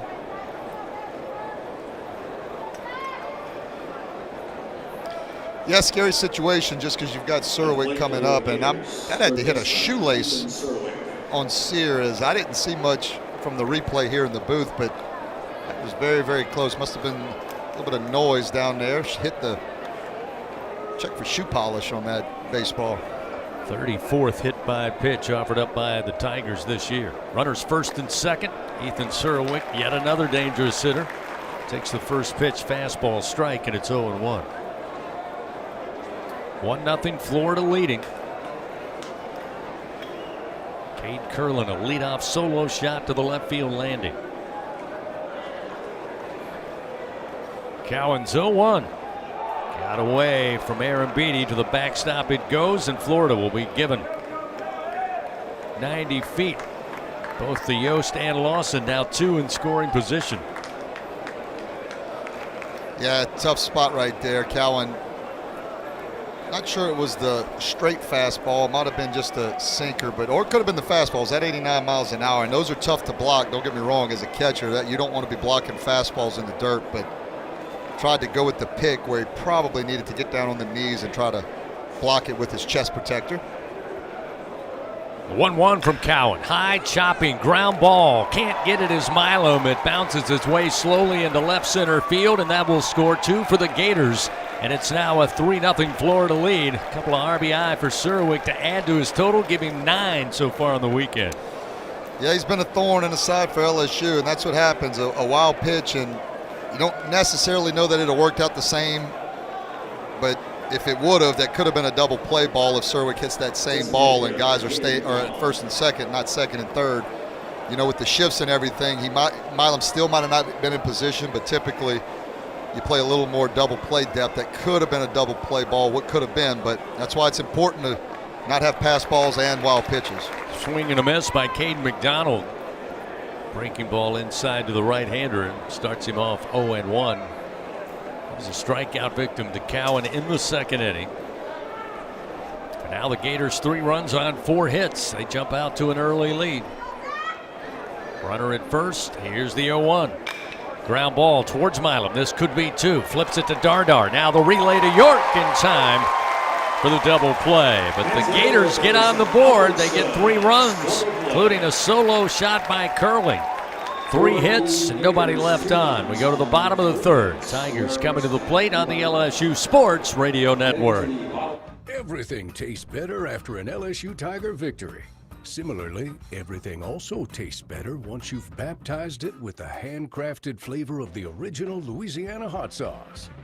So just imagine how truly tasty something would taste if it was doused in the original Louisiana hot sauce after an LSU Tiger victory. That's Louisiana hot. Buy you some. In the SEC, it just means more. But what is it exactly? It's the fans, the students, the traditions, the legends. It's passion to celebrate deeper, reach farther, think smarter, make an impact off the field. It's that intangible thing that happens when 16 schools raise the bar as one. Because in the SEC, it just means more. There's danger out there. It lurks on highways and quiet neighborhood streets. It's more likely to kill you than a shark and more terrifying than the biggest snake. Distracted driving claims lives every day. Every notification, swipe, social post, video, or selfie while driving risks your life. So while you might think public speaking or the zombie apocalypse is scary, what's really terrifying and even back into the spot. Forward, don't drive distracted. Brought to you by NHTSA and the Ad Council. The bottom of the third inning of LSU Fighting Tiger Baseball is presented by Bengal Pest Products. Guaranteed overnight extermination with Bengal. 3-0 Florida leading. Bottom of the third inning. Tigers once again playing catch-up. Stephen Milam will lead it off. Milam a fly ball out to right field his first time. Got a good knock, but hit it right at Cash Strayer. He'll try it again against Sanderford. The first pitch from the right-hander, a strike off speed, and it's 0-1. Scratch-made dishes, wall-to-wall TVs, craft beers, and cocktails. Stop by today, order online, or use the app. Walk on, Sports Bistro, game on. The 0-1. Foul down the left field line. Milam falls behind early, 0-2.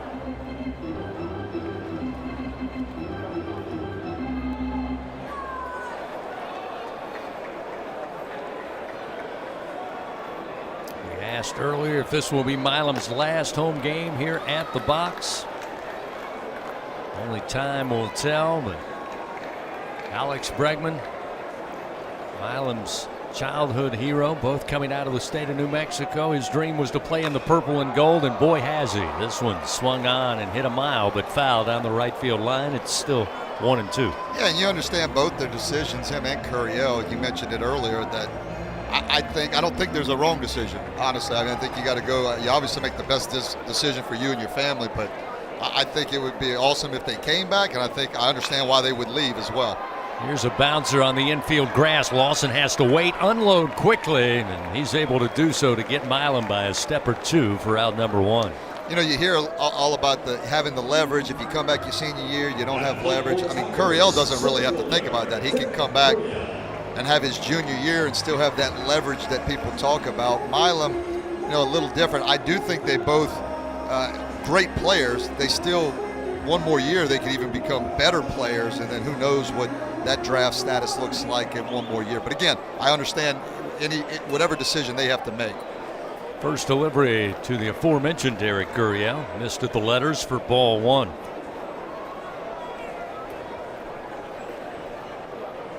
The 1-0 slapped down the line, but angling foul and right. 1 ball and 1 strike. I always kind of liken it to this, regardless of what player it is, and we all are fully aware of the leverage you have as a junior versus a senior traditionally when it comes to professional baseball. But have you accomplished everything you wanted to do, whether it's been in 2 years or 3 at the college level? There, they'll say Curiel went around on a fastball up. That'll get Derek behind in the count 1-2. That's, to me, the question. Again, if it's just talking baseball as a development, have you done everything? Have you gotten your game in all phases where it needs to be to compete as a pro? As that pitch upstairs again, the fastball high, and this time Curiel stays away. It evens it up 2-2. Yeah, and I think good coaches will tell you the truth, whether they think you need a little more work or, hey, it's time. You need to go. Outside and high again. 3 fastballs in a row that have been nowhere close for Sandifer. Curiel stayed away from the last 2 to work it full.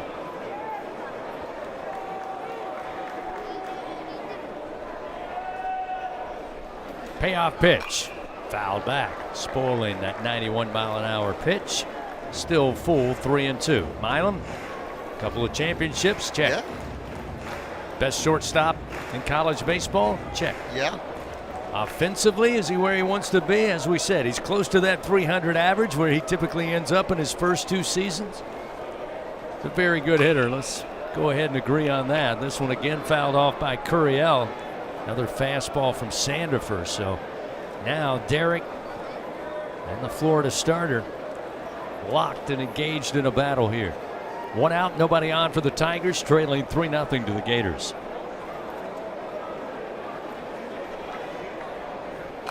Curiel again spoils a 95-mile-an-hour heater. One thing's for sure, he's going to make Sandifer work. This will be pitch 50 coming up for the Florida starter with 1 out in the bottom of the 3rd. Well, the good news is he's seen every pitch that Sandifer really has in the arsenal, so you feel like if he throws the ball over the plate in the strike zone, it's going to be hit. 3-2 is knocked out to center field. Yost had to go back, and still going back, but shy of the track. He's got it for the 2nd out of the inning. Now, you mentioned those 50 pitches for Sandifer, and I've mentioned a lot of I've been on the pitch count thing here lately, but the most pitches that Sandifer has thrown all year is 97. He hasn't even tipped the 100 pitch mark, so we'll keep an eye on that as this game progresses. So with 2 away, we'll see Cade Arambidi, who was a strikeout victim his first time up. First pitch going to be lifted in the air, right center field, and this ball is gone. Cade Arambidi, home run number 17, RBI number 48. He will cut the Gator lead 3-1. Really good piece of hit. Probably frustrated with himself in the first at bat when he didn't get the bat off the shoulder and said, I'm a better hitter than that. He takes a slider out over the plate, outside part of the plate. And that's when you know you got power, when you can hit the home run to the opposite field, 373 feet. He drives it out of the ballpark. So a 2 out, first pitch, offered home run for Cade Arambidi. We'll get Mason Braun in the lineup today as the DH. Board on a walk, first pitch, he'll drive this through the 6-0. He goes opposite field as a left-hander and a 2-out single. The Tigers trying to rally here with 2 outs, down just 2 runs. That'll bring Seth Dardar to the plate. So back-to-back aggressive swings by the Tigers. First pitch offerings from Sandifer, 1 over the fence and right, 1 in the grass in left field. very similar swing to Dardar's first at bat when he drove a base hit to left field, took a fastball. Both Braun and Dardar both took fastballs and drove it the opposite way. First pitch, ground ball. Lawson behind second base, snags it with a dive and then steps on the bag for out number 3. Another sensational play by the sophomore shortstop to stop that momentum for the Tigers. However, LSU gets on the board. Aaron Beatty with a solo shot. 1 run, 2 hits, 1 man left on. We move now to the top of the 4th. 3-1 Gators lead on the LSU Sports Radio Network. Something new is happening at Cox. Now the price of your Cox internet and mobile plan won't go up for 3 years, and Wi-Fi equipment is included. So no frustrating price changes, just a lot more of what you want, like a pizza with extra pineapple. Yikes. Okay, let's stick with something everyone wants. No price changes on your plan, guaranteed. Learn more at cox.com/value. Must have at least 500 megabits per second speeds and Cox Unlimited mobile. Taxes and fees excluded from price guarantee. Mobile data speeds reduced after 20 gigs usage per month. Hey, Tiger fans, there's nothing quite like game day at the box. To add to the excitement at the ballpark, enjoy our all-beef 44 Farms Tiger Dogs. The finest dogs in the land because they are made of all-natural Angus beef. To learn more, please visit them at 44steaks.com. That's 44steaks.com. 44 Farms, proud partner of LSU Athletics. Hey Louisiana, introducing 5 new fast play games from the lottery. Louisiana Treasures, win up to $3,500. Sunny Money, win up to $10,000. Bonus Crossword, top prize $15,000. Ultimate Dash, top prize $25,000. And it's a Louisiana thing. You could win up to $50,000. Louisiana Lottery, celebrating 35 years of reasons to smile. Must be at least 21 to purchase. The top of the 4th inning, presented by Dudley DeBosier Injury Lawyers. Throw your 4s up. 3-1 our score. Florida leading over the Tigers, top of the 4th. Gators come to the plate. Strayer to lead it off, followed by Bowen and Stripling. That's 5, 6, and 7 in the order. Zach Cowan, so far so good. 3 innings of work, 4 hits, 3 runs, no walks, and 4 strikeouts. That's the number, the 0 under base on balls thus far. First delivery to Strayer at the knees for a strike, and it's 0-1.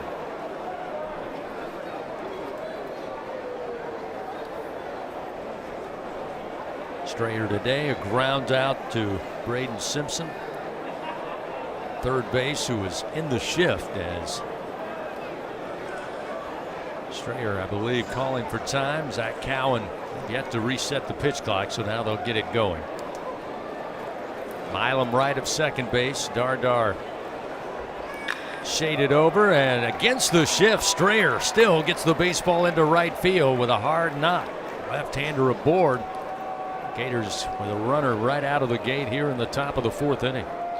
The off-speed pitch from Cowan stayed up in the zone. Strayer rips it to right field for his 2nd hit of the weekend. His first hit, a home run in yesterday's 11-1 win for the Gators, but leads off the inning here in the top of the 4th. 5th hit of the day for the Florida offense. Carson Bowen. Triple off the right center field wall, his first time up. He'll show bunt. Beautiful one down the line at third. Simpson playing back deep. He'll pick it up barehanded, but no play. He'll hold on to it.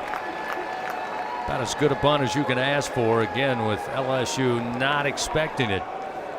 Simpson had to run a long way just to get to it. Now runners first and second, nobody out. So the Gators utilizing a little small ball there.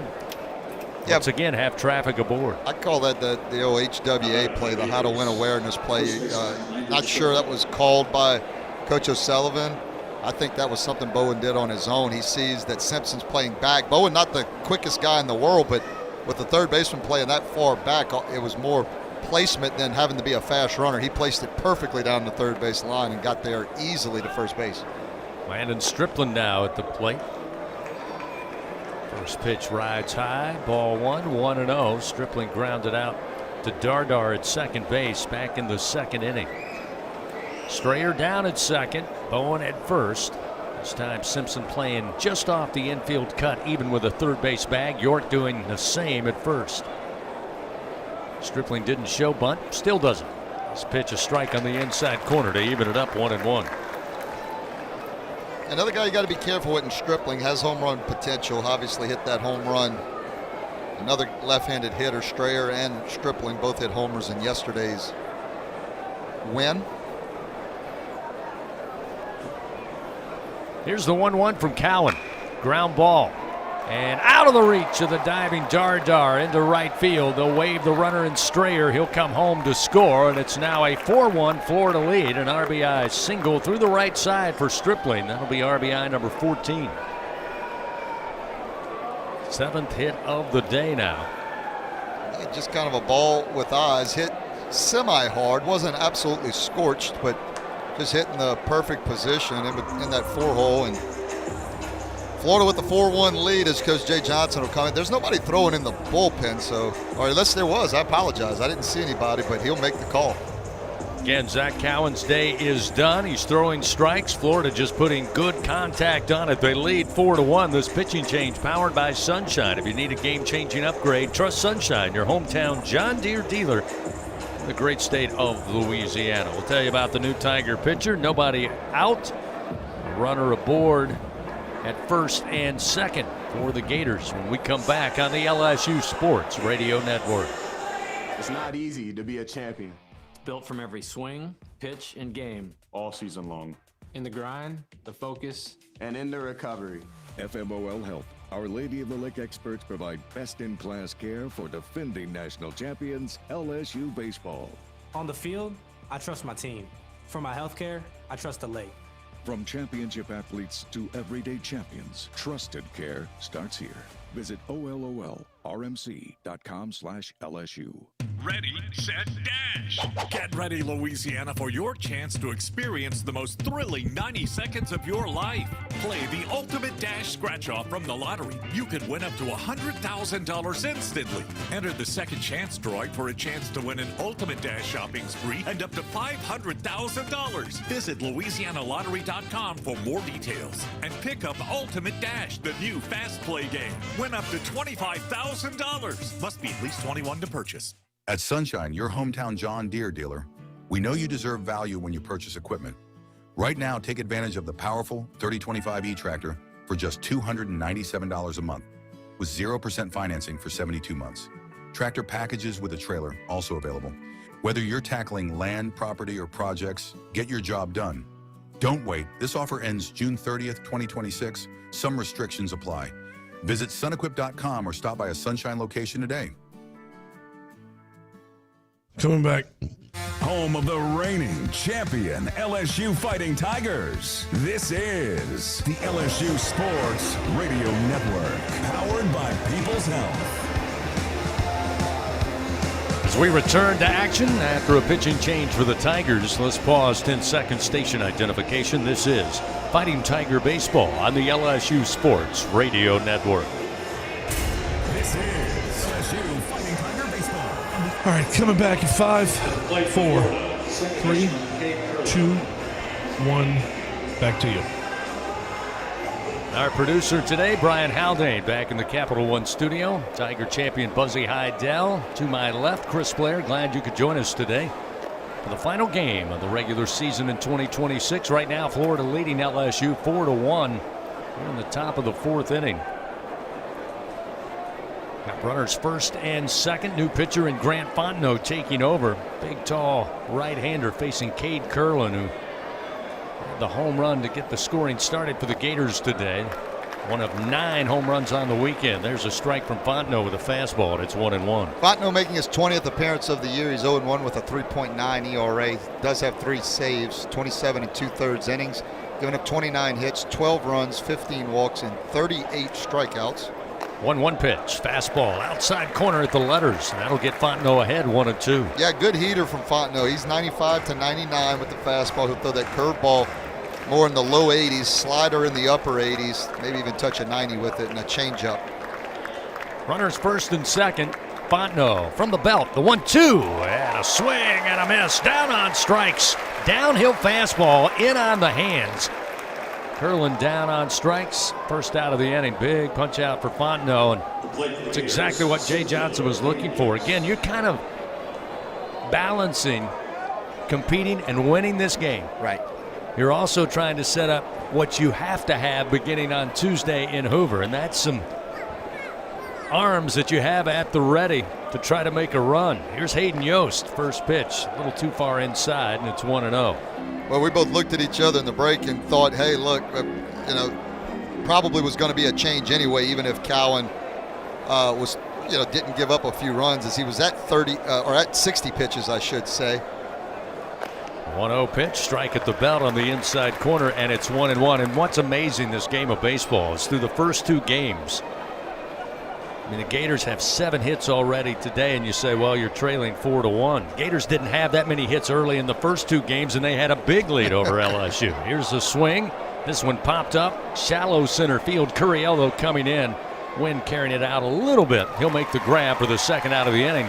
Not deep enough. Everybody stays put first and second, so Fontenot elicits the fly ball to shallow center for the second out of the inning. Yeah, it's amazing when you do throw the ball over the plate and make them have to earn everything. You're right, Chris. I mean, they've got 7 hits. They're putting the bat on the ball. They've got a home run, but you look up and it's a 3-run ball game at this moment as we stand. So that's what when we talk about all year, getting the ball over the plate and not giving free passes, you can keep your team in games if you do that. Yeah, you were down 5 runs after 3 last night. You were down 6 runs after 2 in game 1. First pitch to Blake Sear atop the order is a called or missed ball 1-0.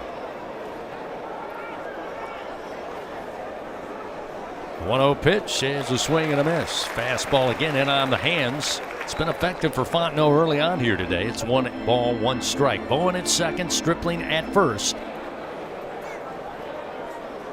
Fontenot's job trying to keep it a 3-run deficit. Here's the 1-1. Popped him up. This one into right field. Stanfield says he has it. Has the shades on. Coming in. He's got it. Out number 3. Florida adds a run. They do it on 3 hits, but Grant Fontenot comes in, puts out the fire. We head to the bottom of the 4th inning. Tigers down by 3 here in game 3. Back after this on the LSU Sports Radio Network. Hey, Tiger fans 12 and younger, don't miss your chance to be a part of Mike's Kids Club. Presented by Shell, the exclusive kids club of LSU Athletics. Join Mike's Kids Club for only $25. Get the official Mike's Kids Club t-shirt, free admission to select LSU athletic events, and much, much more. To learn about upcoming events and to join, please visit LSUMKC.com. The Mike's Kids Club, presented by Shell. I'm Richard Fontenot, president of the Louisiana Farm Bureau Federation. My brother and I grow rice, soybeans, and raise crawfish on our farm in Evangeline Parish. For a 4th-generation farmer like myself, Louisiana Farm Bureau is as much a part of my life as checking traps or harvesting rice. Our organization is more than 145,000 members strong, and we've been around for more than 100 years. The Louisiana Farm Bureau spans generations, and we want you to join our family. Visit lafarmbureau.org. The Louisiana Farm Bureau Federation, the voice of Louisiana agriculture. Get ready, Tiger fans! Venture Global is proud to partner with LSU Athletics, powering Louisiana and the world with clean, low-cost, reliable energy and fueling the future of our great state. As we cheer on the Tigers this season, we're also driving innovation, creating jobs, and supporting our local communities. Together, we're building a brighter, more sustainable tomorrow. Back into the spot. Proud partner of LSU Athletics, powering champions on and off the field. Go Tigers! The bottom of the 4th inning, presented by Dudley DeBosier Injury Lawyers. Throw your 4s up. Fans Blue Cross and Blue Shield of Louisiana, proud to be the official health insurance of LSU Athletics. Louisiana Blue, live Louisiana. We've got you. Tigers down 3 runs, 4-1. Bottom of the 4th, Braden Simpson lead it off. Strikeout victim to Russell Sandifer his first time up. Sandifer so far with 3 innings of work, 3 hits, 1 run. It was earned, 2 walks, 3 strikeouts. First pitch to Simpson, way outside and low for ball 1.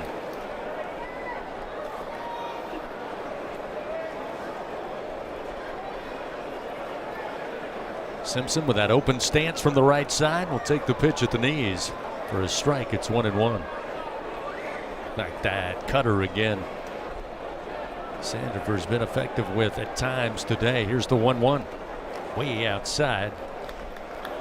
Got away from Bowen. Now make it 2-1 to Simpson. Yeah, it's been a lot to like about the starting pitchers for Florida. King, Peterson, now Sandifer as the third guy in the rotation. Pitch is high, swung on, lifted high in the air. Could be playable behind the plate, foul territory, and Bowen able to scoot back and make the play for out number one. Simpson retired. That'll bring York to the plate. Now batting for LSU, first baseman, Zach York. Zach York batting for the second time today, was a strikeout victim his first meeting against Sandifer. Again, honored today as part of those 12 seniors for this baseball team, native of Campbell, California. First delivery, fastball strike from Sandifer, and it's 0-1. Well, yeah, I mean, a guy who's had such good career in college, you'd love to see maybe his final start ever as a college player. Maybe love to see him end on a good note. Another fastball grooved in on the inside corner will make it 0-2. Now, home plate umpire going to dust off the home plate. York probably thinking he didn't have much trouble seeing it in the first two pitches. York waits, and the 0-2 delivery absolutely hammered but foul down the right field line. This headed towards the LSU golf course. It's 0-2. May have put that one in the hole. Might be on 18 green, huh, Chris? Another 0-2 pitch, and just fighting it off. Got a piece to foul it back. Still 0-2.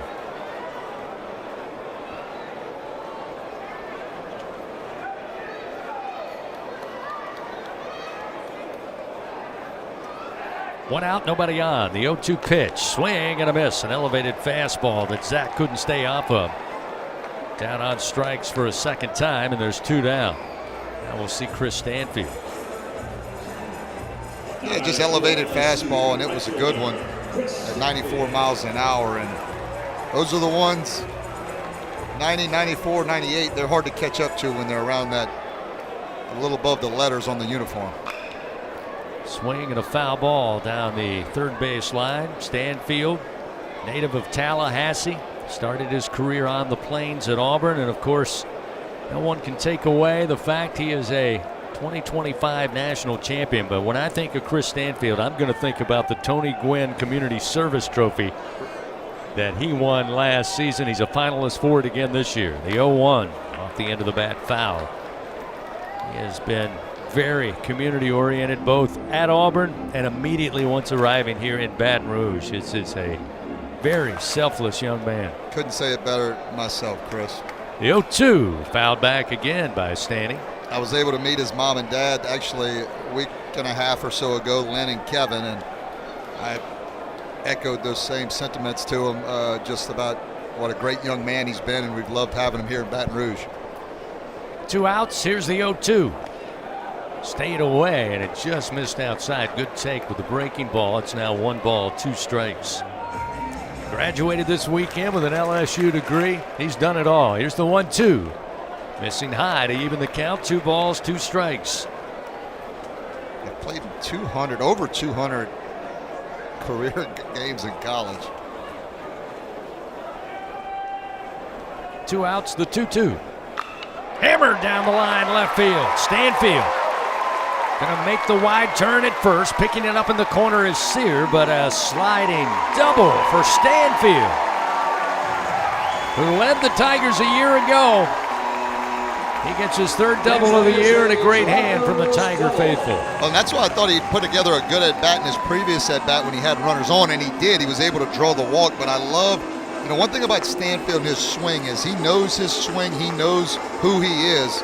He is a line drive ground ball hitter. He uses his speed, and he is short. He's got a very short, compact swing that'll catch up to good fastballs, and he took a 93-mile-an-hour fastball, kept it fair down the left field line. That was a good piece of hitting by the senior.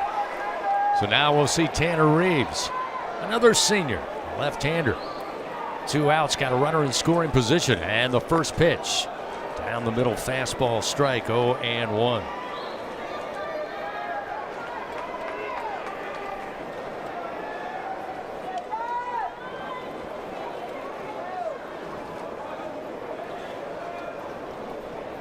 Sandifer takes some time.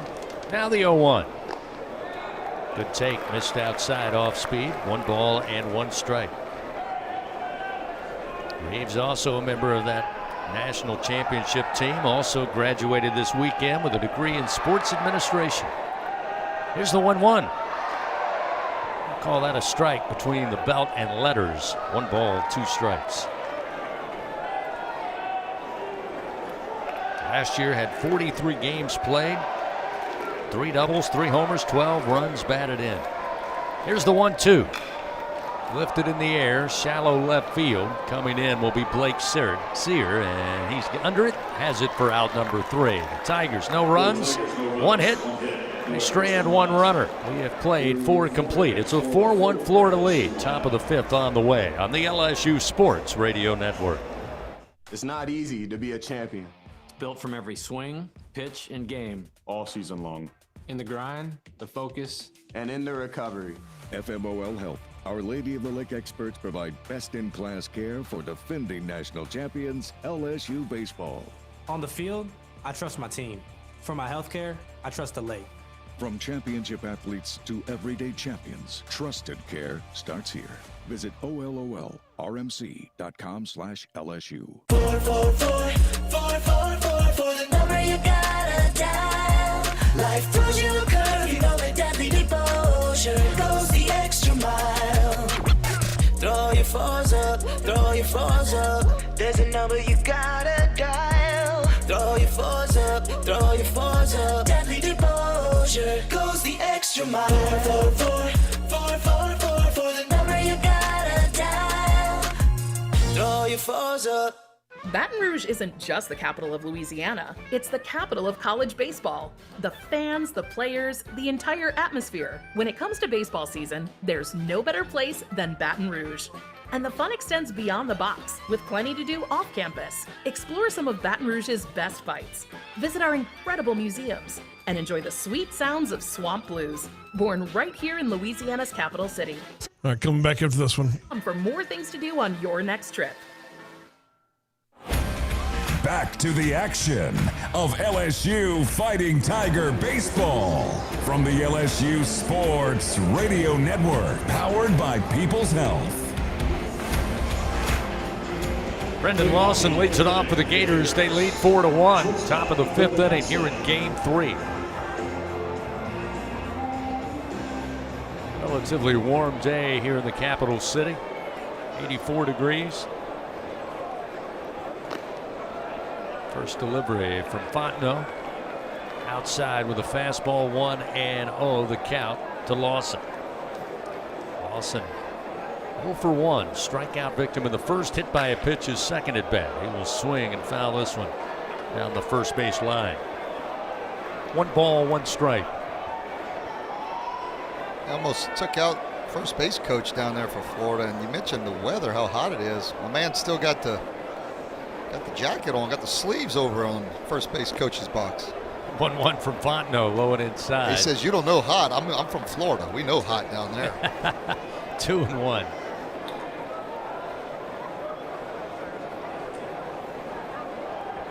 Fontenot delivers, and Lawson swings and fouls it back. 2-2. Lawson, a very good player. Been impressed with this Florida team. I've mentioned a bunch of times. Obviously, the pitching staff is going to take them a long way, I think, in this NCAA tournament. But a really good player in Lawson for a shortstop. Had 10 homers last year as a freshman for the Gators. Ooh, going to be hit again. This pitch, breaking ball inside to the left-hander. Got him again, second straight time. He's been plunked, and he'll head down to first. So Fontenot giving up the free base with a 2-2 count. That will sting. And we'll see Surowiec coming to the plate. It was the off-speed pitch. Actually got him on there. You don't like to get hit down by the ankle and foot area, but Lawson had that ankle pad on, and I think it just clipped the gear, so I don't know that one hurt as bad as maybe. And in the first one, he barely hit him as well, so he's got 2 hit by pitches and hadn't had to wear it. This time the pitch inside may have caught the bottom of the bat for Surowiec. Foul ball. He was trying to back out. Luckily for Fontenot, it caught the bottom knob. So It's 0-1 to Surowick, who so far today is 1 for 2. Had a single, drove in 2 runs in that 3rd inning. Fontenot's pitch at the knees for a strike with the Heat. 0-2 the count. I just briefly looked at the weather for Hoover, Alabama. Last year, kind of a reprieve of that overwhelming heat. Taking a gander, it's going to be close to 90 degrees at least on Monday, Tuesday, and Wednesday. Going to cool off towards the weekend, however. The 0-2, opposite field, base hit to right off the bat of Surowick into right field. Stanfield able to get it back quickly, but runners now first and second, nobody out. Start the top of the 5th for the Florida Gators. That is hit number 8 on the day. Yeah, and Surowick has just been electric all weekend. That's his 5th hit of the weekend. He's got a couple home runs to go along with that, and that ball was absolutely drilled to right field. Almost took Lawson out, running from first to second base. But another inning where Florida threatening, got guys on base, and LSU pitching staff, Grant Fontenot, going to have to work out of a little jam. Caden McDonald 0 for 2 today, a strikeout, and hit into a double play back in the 3rd inning to end it. First pitch, off speed, low and inside, 1 ball, no strikes. Yeah, it looks like Tuesday. We'll start out with a low of 70 degrees in Hoover, Alabama, work up to about 88 as the high. All depends on that humidity over there. Here's the 1-0. Too low for ball 2. Yeah, that's just like here, right? I can handle hot. It's when you walk outside and you immediately start sweating and you hadn't even done anything yet. That's that's when it gets a little uncomfortable. Fontenot comes set. Here's the 2-0 pitch. That one down the heart of the plate with a fastball, 2-1.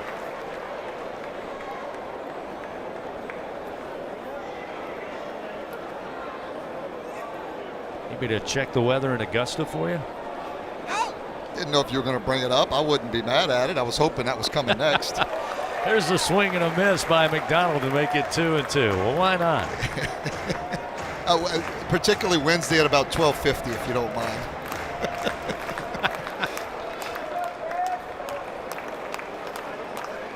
Runners first and second. McDonald at the plate. Fontenot's 2-2 pitch. Called strike 3 at the knees. Fastball perfectly placed. Down in the zone and towards the outer part of the plate. McDonald down on strikes. Fontenot with punch out number 2. Just the first out of the inning, so now Cash Strayer coming to the plate. Good heater from Fontenot. That's a mid-90s fastball down away, and that's where you want to put it with 2 strikes. McDonald just couldn't pull the trigger on it. Big first out for LSU. Strayer's first offering from Fontenot, missing outside with the Heat, 1 ball, no strikes. Well, Buzzy, looks like we'll be looking at about 85 on Wednesday around 12 noon, but you're going to top out at 91. It's perfect. Sounds like a fastball back in the day, too. Here's the 1-0.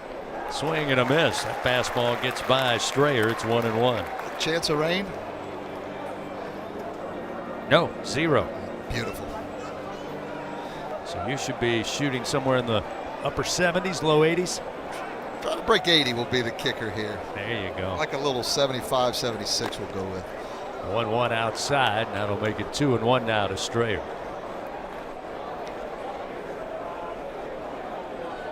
Yeah, careful with Strayer. Again, had a home run in yesterday's game. Definitely has power potential.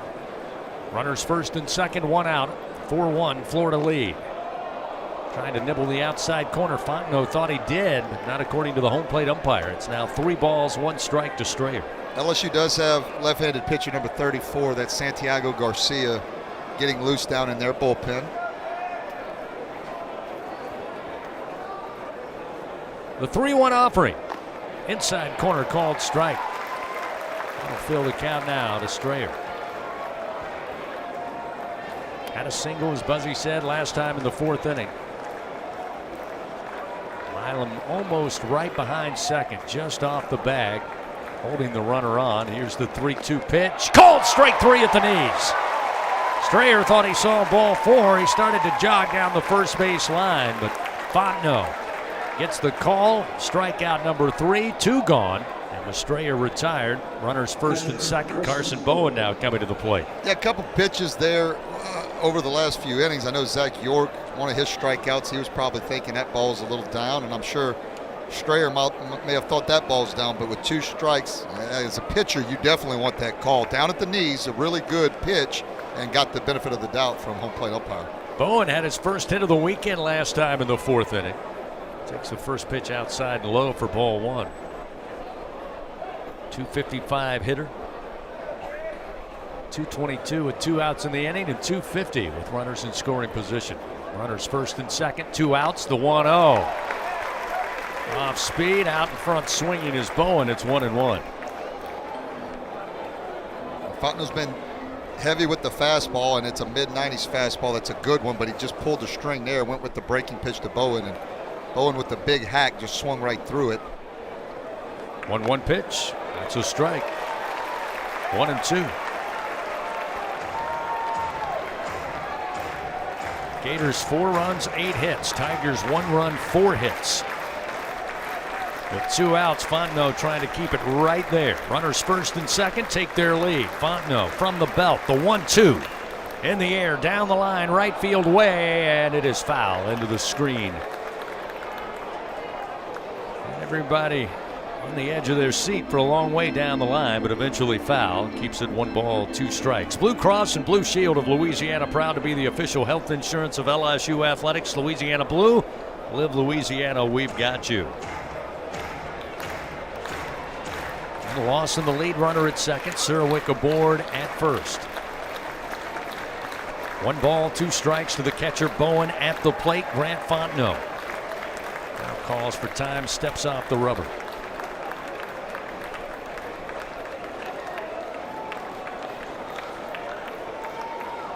Now ready to go. The tall right-hander, the 1-2. In the air again, down the line, fair territory in right. Stanfield coming over near the line. He's got it for out number 3. Gators strand a couple. No runs, 1 hit, 2 men left on. Bottom of the 5th coming your way from the box. Tigers coming up. Milam, Curiel, and Aaron Beatty. Top of the order, 1, 2, and 3 on the LSU Sports Radio Network. At Toyota, we don't just build trucks. We build something that's meant to last. That's why the 2026 Tundra is built to tough it out and to take it easy. Built to carry tradition and to make new ones. Built stronger, built louder, built here. The 2026 Toyota Tundra. Built in Texas, driven everywhere. Test drive at your local Toyota dealer or visit Toyota.com today. Toyota, let's go places. Feature availability differs based on trim. See Toyota.com for details. Southern Air Heating, Cooling, and Plumbing, your trusted experts for all your home service needs. With over 35 years of dedicated service, we prioritize your comfort and satisfaction. As an official partner of LSU Athletics, we bring our expertise to every game, from installations to repairs. Our team delivers honest pricing with no surprises. Call us today at 225-777-8888 and experience the difference with Southern Air Heating, Cooling, and Plumbing. Go Tigers! Hey, LSU fans, you're invited to Louisiana's largest casino resort, Coshada. Coshada Casino Resort has the largest and most spacious gaming floor in the Lake Charles area, with thousands of the newest slots, over 55 table games, live bingo and off-track betting, plus 3 beautiful hotels, delicious Cajun cuisine, and the #1 rated golf course in Louisiana. Coshada Casino Resort is proud to support LSU. Go Tigers! Back into the spot. The powerhouse of college baseball plays here. Your home for the Fighting Tigers.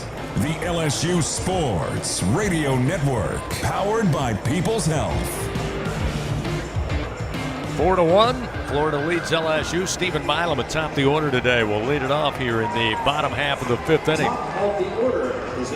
Zach Cowan with the start, went 3 full innings today for Coach Jay Johnson. Gave up 7 hits. He threw strikes. Gave up 4 runs, all 4 earned. The number that stands out again, no walks, 4 strikeouts for Cowan. Fontenot since taking over. Keeping the Tigers within striking distance. Milan pops this one up on the first pitch near the dugout of the Gators and going to be grabbed by the third baseman. Surowick for out number 1, just standing at the railing of the Gators and just did not touch the screen, came right down into the glove for Surowick. Yeah, that's a heck of a play from a third baseman, running a long way, and you've gone. Makes it a little bit easier now that they've got the wall up by the dugout. If there wasn't a wall and you're just going straight into a dugout, that's a much more difficult play, but still not easy. And I think a couple innings ago we had a ball that dropped behind home plate that no Florida Gator attempted to go after. They said, we're going to go get this one and get that out. First pitch to Derek Curiel. Fastball missing outside, 1-0. Cowan, by the way, did the job. He was competitive. We knew he would throw strikes through 63% strikes on 60 total pitches. It's a strike to Curiel, and it's 1 ball and 1 strike. And that, again, is the difference in why this is a competitive game in the middle innings. Curiel will swing, fouled back. 1-2 now the count. Derek on the day. A ground out and a fly ball out. Top of the lineup, only a 3-run deficit for LSU. You'd love them to make a little noise in this inning, put a little pressure on Sandefur. Time going to be called as Sandefur started his wind, but apparently Curiel had asked for time and granted time. Yeah, put a little pressure, maybe even get a run or two across the board and get this thing a hair closer, as Florida's got a couple righties down in their bullpen starting to play catch. Curiel sends this one foul down the right field line.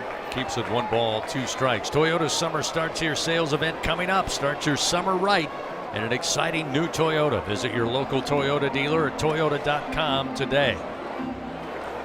As we mentioned, Curiel, the draft-eligible sophomore out of West Covina, California, part of last year's national championship team. One of the integral parts of that team is a true freshman. Batting .341 as we stand here today, and the pitch from Sandefur down in the dirt.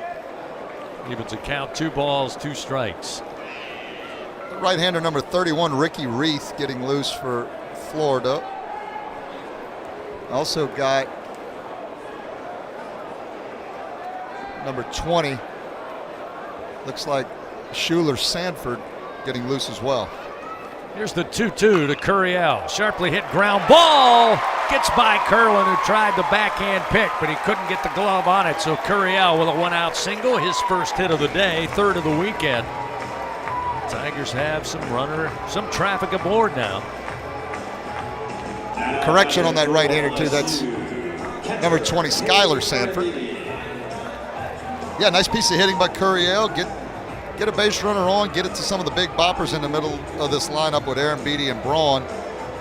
But stays right back through the middle. Good piece of hitting on an 89-mile-an-hour pitch. Aaron Beatty at the plate. Fastball outside makes it 1 ball, no strikes. Cade today, a strikeout. Caught looking in the first inning, but as Buzzy said, upset with himself, came up in the 3rd, drove one out of here to right center field. His 17th homer of the year. The 1-0. Big swing, but a bouncer foul down the 3rd base line. We'll even it up, 1 ball, 1 strike.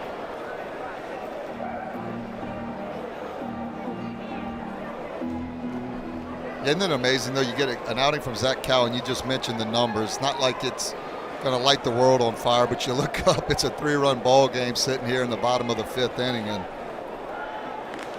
good snap throw over by Sandefur to check on Curiel with 13 stolen bases. Derek able to slide back quickly with a quick first step. We said it a couple innings ago that it was already a more competitive game just from the fact that Cowan was out there competing. Another quick snap throw. Back again is Curiel. Again, you look, there's no walks. Yeah, it makes all the difference in the world when you throw the ball over the plate. You work quick. Your defense usually plays well behind you when you do that, because they're not sitting back on their heels, looking at ball 4 again and 3-1 counts and 3-0 counts. The 1-1 hit deep to center field. Yost going back to the track, to the wall, and it is out of here. A 2-run bomb in back-to-back at-bats for Cade Arambidi. Home run number 18, and we got a 1-run ball game, 4-3. That's what you needed to happen. You get the runner on in Curiel. You get it to the big boppers. Aaron Beatty hits it 107 miles an hour, 430 feet to straightaway center. And that'll get everybody in this stadium back into the game, and a one-run game it is. A 1-out, 2-run bomb from Aaron Beatty. Get Mason Braun to the plate, but before doing so, Carson Bowen, the catcher, going to ask for time, go out to the mound. And that was the 82nd pitch thrown by Russell Sandefur. And as Buzzy told you, double barrel action down for the Gators in the bullpen. Yeah, that's Reith and Sanford both getting loose. Two righties, a little meeting on the mound, just kind of give them a little more time. That usually comes from the coach down there. Hey, Bowen, run out there. Y'all talk about anything, but just give me a little time. Wait for home plate umpire to come break it up, and we'll go about our way. Aaron Beatty giving LSU their 5th home run of the weekend. 2nd on the day, 18th of the year. 2 LSU Online home runs. Rounding the bases, chasing goals, and winning on your schedule. LSU Online, win where you are. Now, Coach O'Sullivan, after the Carson Bowen meeting on the mound broke up, he'll make his way out there. He'll make a change. So a pitching change powered by Sunshine. Need a game-changing upgrade? Trust Sunshine, your hometown John Deere dealer in Louisiana. 1-run ball game now in the bottom of the 5th, 1 away. Mason Braun will await and face the new Florida pitcher when we come back on the LSU Sports Radio Network. Hi, I'm Kevin Falk, LSU Hall of Famer. My years at LSU were amazing. I've always loved celebrating with my teammates, especially when someone was serving up some delicious Manda salsa. For a lot of Tiger fans, it's just not game day without Manda in the mix. Serving top quality sausage and original seasoning is Manda's strong side, but it's Manda's flavor that's always got me running back for more. You get it? Running back for more. After 75 years, the flavor still says it all. Manda Fine Meats, the official smoked sausage of LSU Athletics. BRQ Seafood and Barbecue is a home run for flavor, excitement, and an unforgettable experience. Savor their daily specials or indulge in their brunch every Saturday and Sunday. Special occasion? Let BRQ cater your event or host your gathering on their outdoor patio, The Backyard. Now open daily. As the official catering service of LSU Athletics, they are the top choice for your game-winning celebrations. Visit online at brqrestaurant.com. See their daily specials, catering options, or to reserve a table. BRQ Seafood and Barbecue, where unforgettable moments await, both on and off the diamond. At Sunshine, your hometown John Deere dealer, we know you deserve value when you purchase equipment. Right now, take advantage of the powerful 3025E tractor for just $297 a month with 0% financing for 72 months. Tractor packages with a trailer also available. Whether you're tackling land, property, or projects, get your job done. Don't wait. This offer ends June 30th, 2026. Some restrictions apply. Visit sunequip.com or stop by a Sunshine location today. Coming back here. The powerhouse of college baseball plays here. Your home for the Fighting Tigers. The LSU Sports Radio Network, powered by People's Health.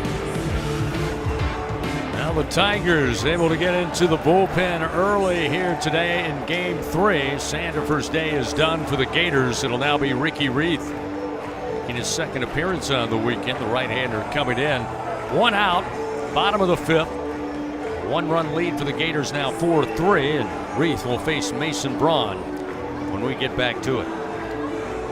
Yeah, you said it, Chris. Ricky Reith making his 2nd appearance of the weekend, his 15th appearance of the year. He's 2-0 with a 3.6 ERA. 20 innings pitched this year. He's given up 24 hits, 8 runs, 5 walks, and 19 strikeouts. And Reith came in that first game. He didn't record an out, gave up 2 hits, 2 runs, no walks, and no strikeouts. And Reith going to be 89 to 93 with the fastball. He's going to have a fastball, a slider, and a changeup. And the slider really is his go-to pitch, particularly to right-handed hitters. He'll throw more of the changeup to left-handers. Braun stands in. First pitch from Reith, a called strike. Fastball makes it 0-1. Braun today, a walk in the 2nd, had a single in the 3rd. On-base percentage right there, closing in on 480 at 476. Here's the 0-1. Hit hard, right field way. Strayer going back. This one going to take a bounce on the track. Braun around first, on his way into 2nd. A stand-up double with 1 out here in the bottom of the 5th inning. Braun with double number 5 for the true freshman out of South Bend, Indiana. Braun continues to have a great freshman campaign. 90-mile-an-hour fastball that he just gets in the heart of the plate and absolutely drives to right center field. That thing was hit a long way without getting out of the ballpark. 359 feet, stand-up double, and Tigers continuing to roll, Chris. Seth Dardar, a single back in the second, aboard on a fielder's choice in the third. Now we'll face Ricky Reith with a runner at second and 1 down. Tigers trailing by a run, 4-3. First delivery missing off the outside corner. 1 ball, no strikes to Dardar.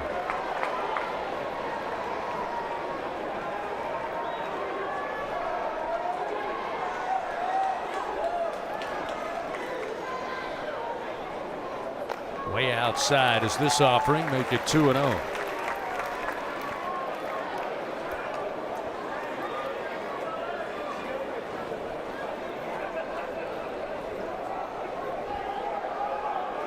Seth with 28 RBI on the season. Braun at second, the 2-0 pitch off the end of the bat, sent foul by Dardar. 2-1 now the count. Remember, fans, SeatGeek makes it easy to find tickets, so whether you're buying or selling tickets, SeatGeek, the place to do it. The official ticket marketplace of LSU athletics. Expect the expected in SeatGeek.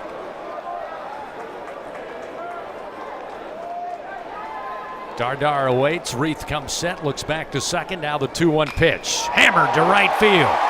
Braun going to be waved around. Strayer out in right field will bring it to the cutoff man, and we are tied with an RBI single for Seth Dardar.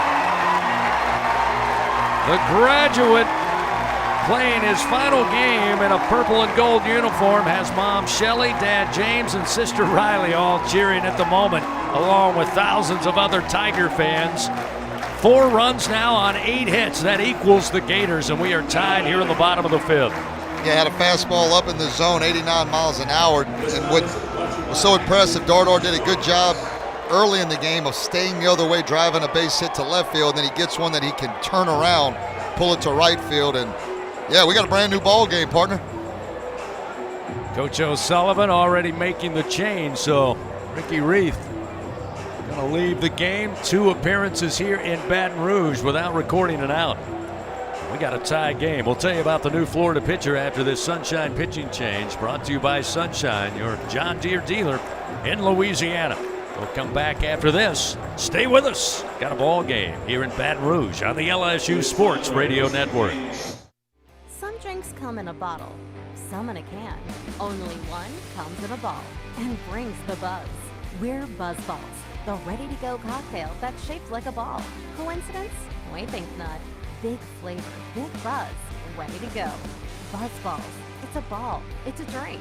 It's a whole vibe. Please drink responsibly. BuzzBalls. Available in spirit, wine, and malt. 50% alcohol per volume. BuzzBalls LLC, Carrollton, Texas. Every Tiger knows it's not just about how hard you swing. It's about staying in the game. At LSU Online, we bring that same grit, focus, and follow-through to your education. Whether you're watching from Alec Box or across the country, you can earn your degree online. Flexible, affordable, and built for Tiger Nation. Visit online.lsu.edu and win where you are. At Sunshine, your hometown John Deere dealer, we know you deserve value when you purchase equipment. Right now, take advantage of the powerful 3025E tractor for just $297 a month with 0% financing for 72 months. Tractor packages with a trailer also available. Whether you're tackling land, property, or projects, get your job done. Don't wait. This offer ends June 30th, 2026. Some restrictions apply. Visit sunequip.com or stop by a Sunshine. Back up to the spot. Follow the powerhouse of college baseball on the LSU Sports Radio Network, powered by People's Health. Florida, 4 runs, 8 hits. LSU, 4 runs, 8 hits. Remaining here in the bottom of the 5th inning, the Tigers have played it 3 on 4 to tie this game up. Kate Arambidi Got it started with a 2-run blast, his second home run of the day. Tigers able to get those 4 hits, remove the starter and Sandifer. Made quick work of Reith, the reliever, and now we'll see Sanford, a right-handers. He'll face Braden Simpson. Simpson 0 for 2 on the day. Runner at first and 1 down. First pitch, fastball way outside in the left-handed batter's box. 1-0 to Simpson. Yeah, Skylar Sanford making his 11th appearance of the year. He's 1-0 with the 3.93 ERA. 18 and a third innings pitched. Giving up 16 hits, 8 runs, 9 walks, 22 strikeouts. Good fastball from the right-hander, 94 to 97 miles an hour. Big swing by Simpson, comes up short on a heat offered up by Sanford. It's 1 ball, 1 strike. Yeah, Sanford will go fastball, slider, changeup. And like a lot of Florida pitchers, he's going to attack with the fastball. He's going to see if you can hit that good heater. 1-1, challenged again. Coming up empty is Simpson. 1 ball, 2 strikes.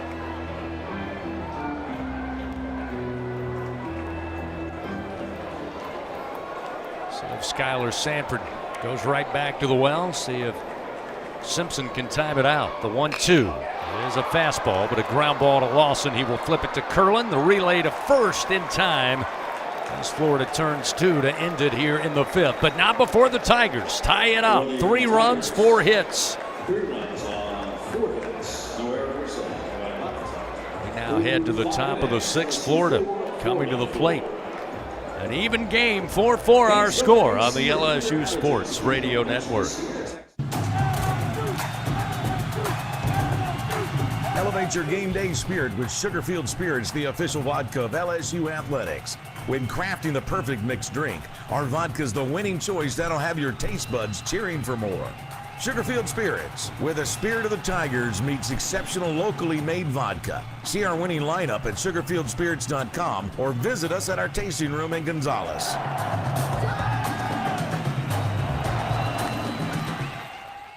Hub International is Louisiana's premier employee benefits and commercial insurance brokerage. Hub can insure just about any risk that your business faces. Did you know Hub even insured the bonuses for our football coaches in 2022? Hub specializes in the construction, healthcare, real estate, and hospitality industries. Chances are you're probably already doing business with someone who does business with Hub. Turn to the agency that the Tigers, Saints, and Pelicans choose. Hub International. Visit them today at hubinternational.com.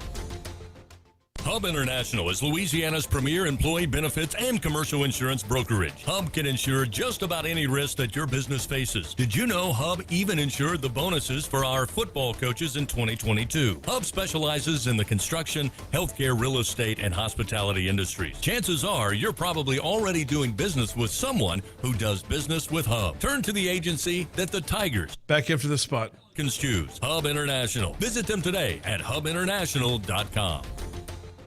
Follow the powerhouse of college baseball on the LSU Sports Radio Network, powered by People's Health.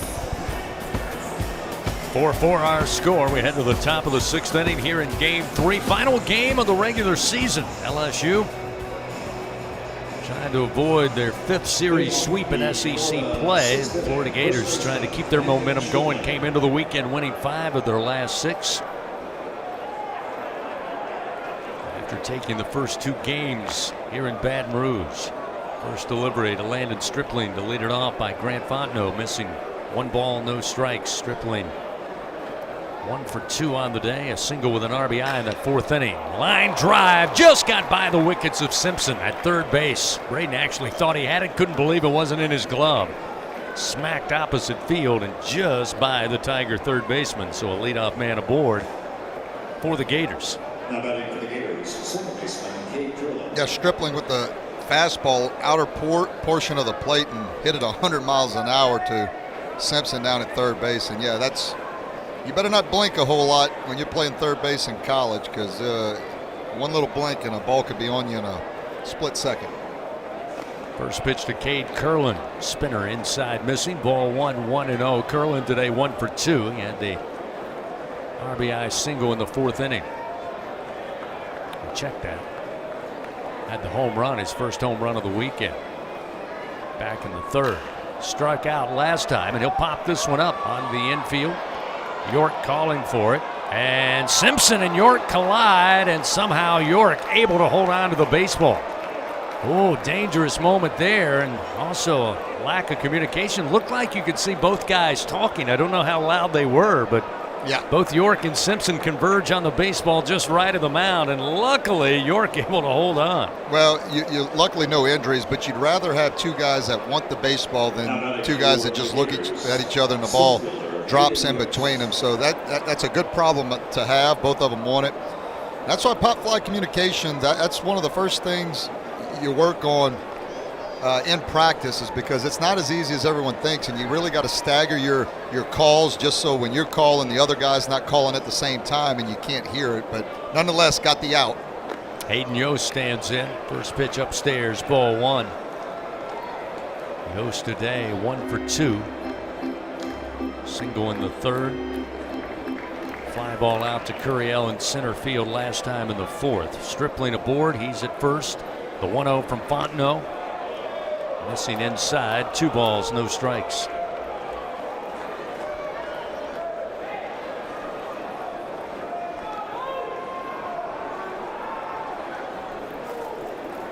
Stripling with the 9th hit of the day for the Gators. Takes his lead, and Fontenot going to check with a throw over to first.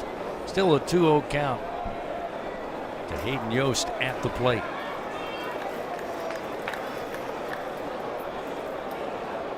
Pitch from Fontenot. Strike at the letters. Just under the hands of Yost. 2-1 the count.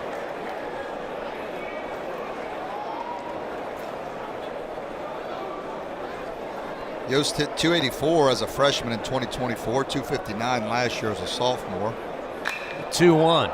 Hit high in the air to right field. Stanfield, though, settling back, and he'll run out of room. Yost will put this one in the diamond jack and put Florida back on top, 6-4.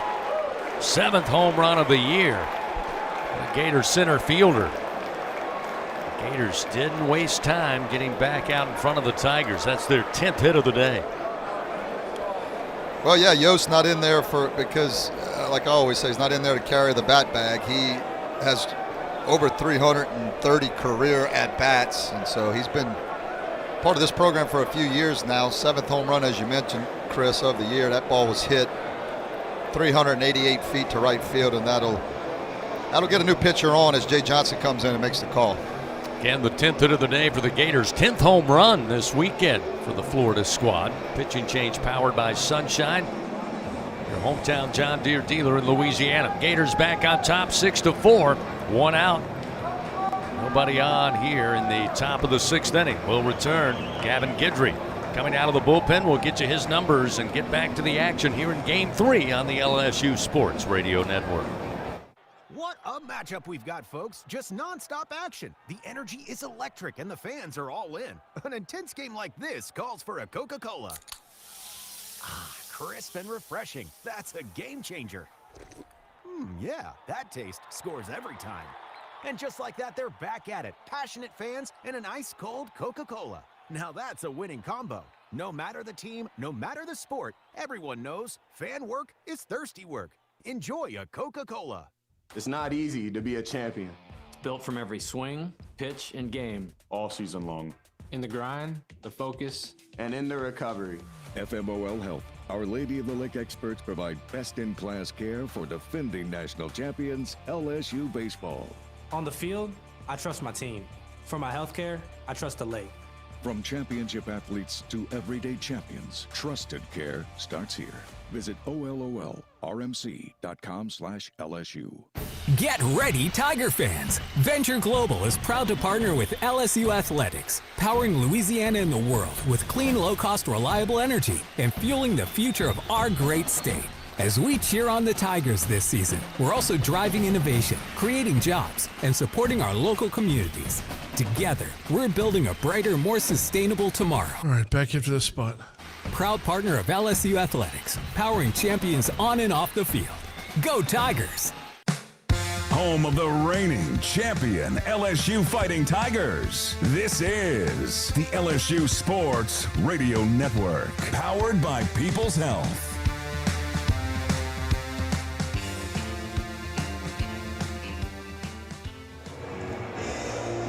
Gavin Guidry taking over on the mound for the Tigers, now trailing Florida 6-4 in what has been the most competitive game so far this weekend. The Tigers once again playing from behind. One out here in the top of the 6th inning.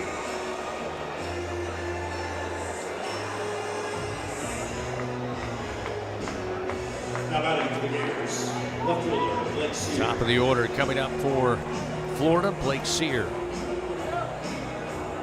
for 3 so far today. He'll face Guidry.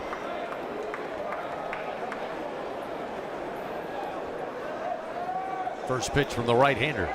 Breaking ball, swing and a miss, and it's 0-1. Guidry making his 19th appearance of the year. He's 4-3 with a 6.81 ERA. Has one save. 38 in the third innings pitched. He's given up 33 hits, 29 runs, 18 walks, and 50 strikeouts. Sear will foul this one out of play. It's 0-2. Guidry jumps ahead. Yeah, Guidry 90-93 with the fastball and got a variety of pitches. Likes to throw the slider a lot. That's going to be more mid-80s. We'll work in a changeup and a cutter. Breaking ball, called strike 3. Blake Sear watched it in, followed it, dropped his head, and knew it landed at the knees over the plate. Guidry strikes out the first batter he faces. 2 gone here in the top of the 6th. Now he'll face Brendan Lawson. Immediately, LSU will send the infield shaded all the way right of second base. Milam well over beyond right of second.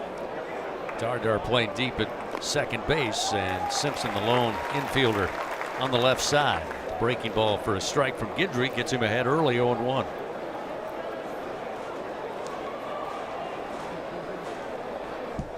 Gavin's 0-1 pitch. Overhand breaking ball a little up. 1 ball, 1 strike.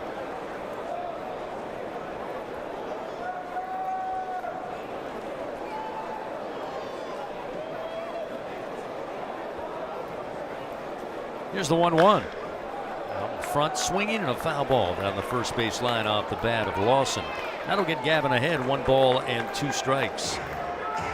Of course, Gavin Guidry received the medical red shirt last year, but he's had many outings for LSU, been in a lot of big spots, particularly in that 23 season when LSU was able to win the national championship. There's a swing and a miss. Down on strikes goes Lawson for the 2nd time today. That breaking ball, 89 miles per hour, dropped in on the left-hander. Guidry, a couple of strikeouts, gets the job done out of the bullpen. However, Florida extends the lead, or actually regains the lead.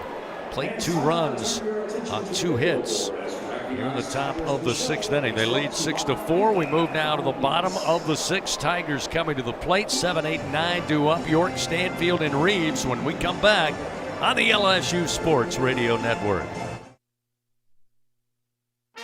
Everyone has their own favorite way to experience Louisiana.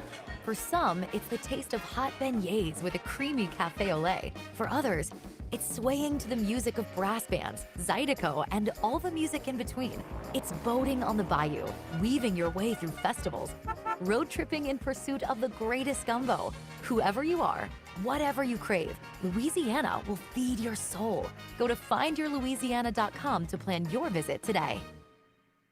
LSU Tiger fans are gearing up with real Tigers apparel and merchandise from the official online store at lsushop.net. Get jerseys, sideline gear, polos, t-shirts, hats, official team merchandise from Nike, accessories, and much more. Over 3,600 products, all shipped right to your door. Head to the place real Tiger fans go for the selection only real Tiger fans get at lsushop.net.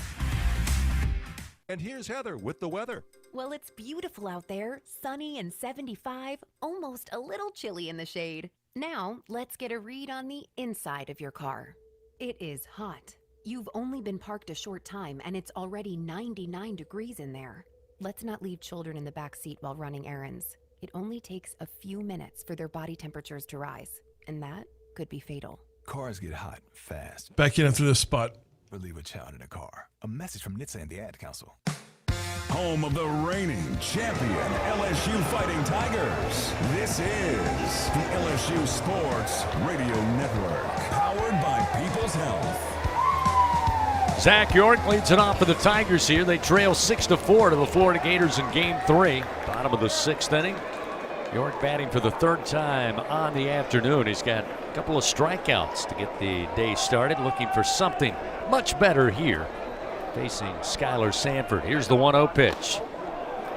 Fastball just missed inside, making 2 balls, no strikes. Not sure Sanford agreed with that call from the home plate umpire. 2-0 to York.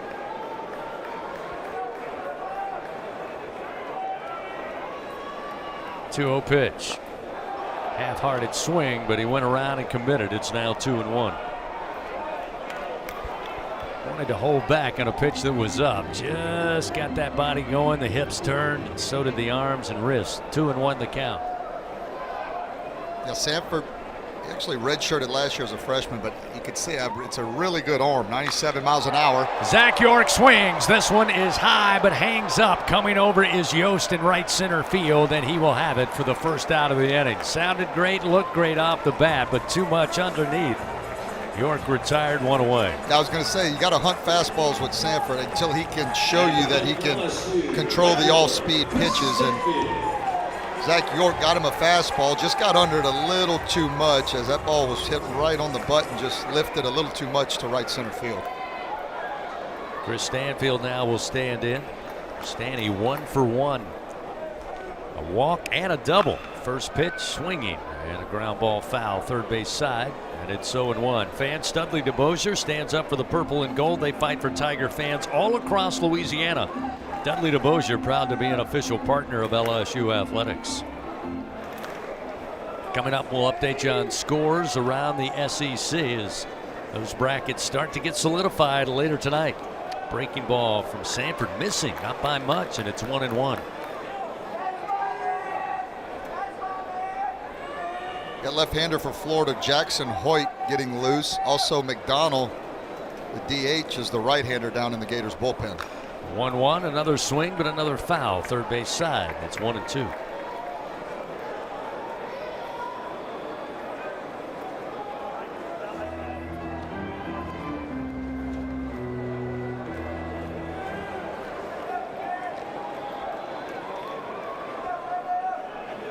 A 1-2 pitch to Stanfield. Way outside. 2 balls, 2 strikes. Now, we mentioned Stanfield with what he has contributed to this program. Talked about the good works he does all around the Baton Rouge community. Boy, was he integral to that title run a year ago. That pitch inside will fill it up now to Stanfield, 3-2. He's played 202 career collegiate games. And in that run to the title, had a home run, 10 RBI, 7 runs scored in 11 tournament games a year ago. Here's the payoff pitch. Outside, ball 4.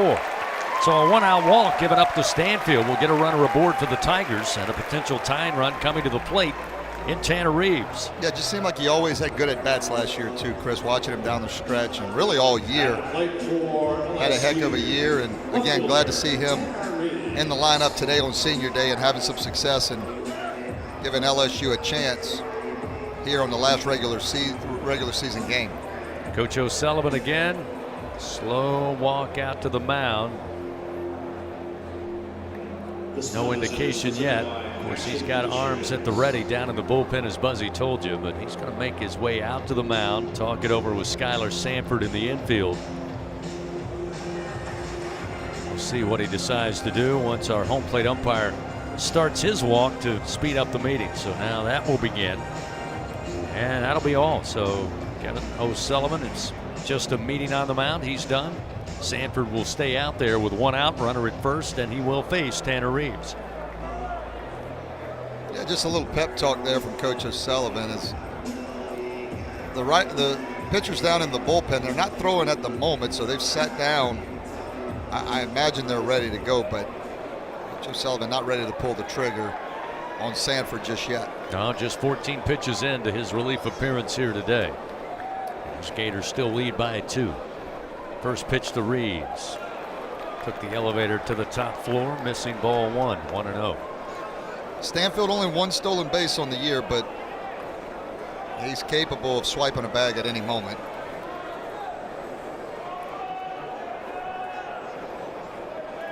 Sanford's 1-0 pitch. That one across the plate for a strike. 1 ball, 1 strike. Yeah, that's what Sanford's going to do. He's going to challenge you with the fastball. And I think the approach for LSU, as long as he's in the game, is hunt fastballs until he can show you that he can command that off-speed pitch. A 1-1. Fastball out, 2-1. He'll actually throw sliders to both lefties and righties. Work a changeup in every now and then to left-handers, but it's a lot of fastballs. He has a lot of confidence in it. Stanfield off and running. Reeves puts a bat on it, but fouls it out of play left side. So Stanny will come back to first, and now a 2-2 count to Tanner Reeves. Reeves 0 for 3 coming into today in this series. 0 for 2 to this at bat. So looking for his first hit.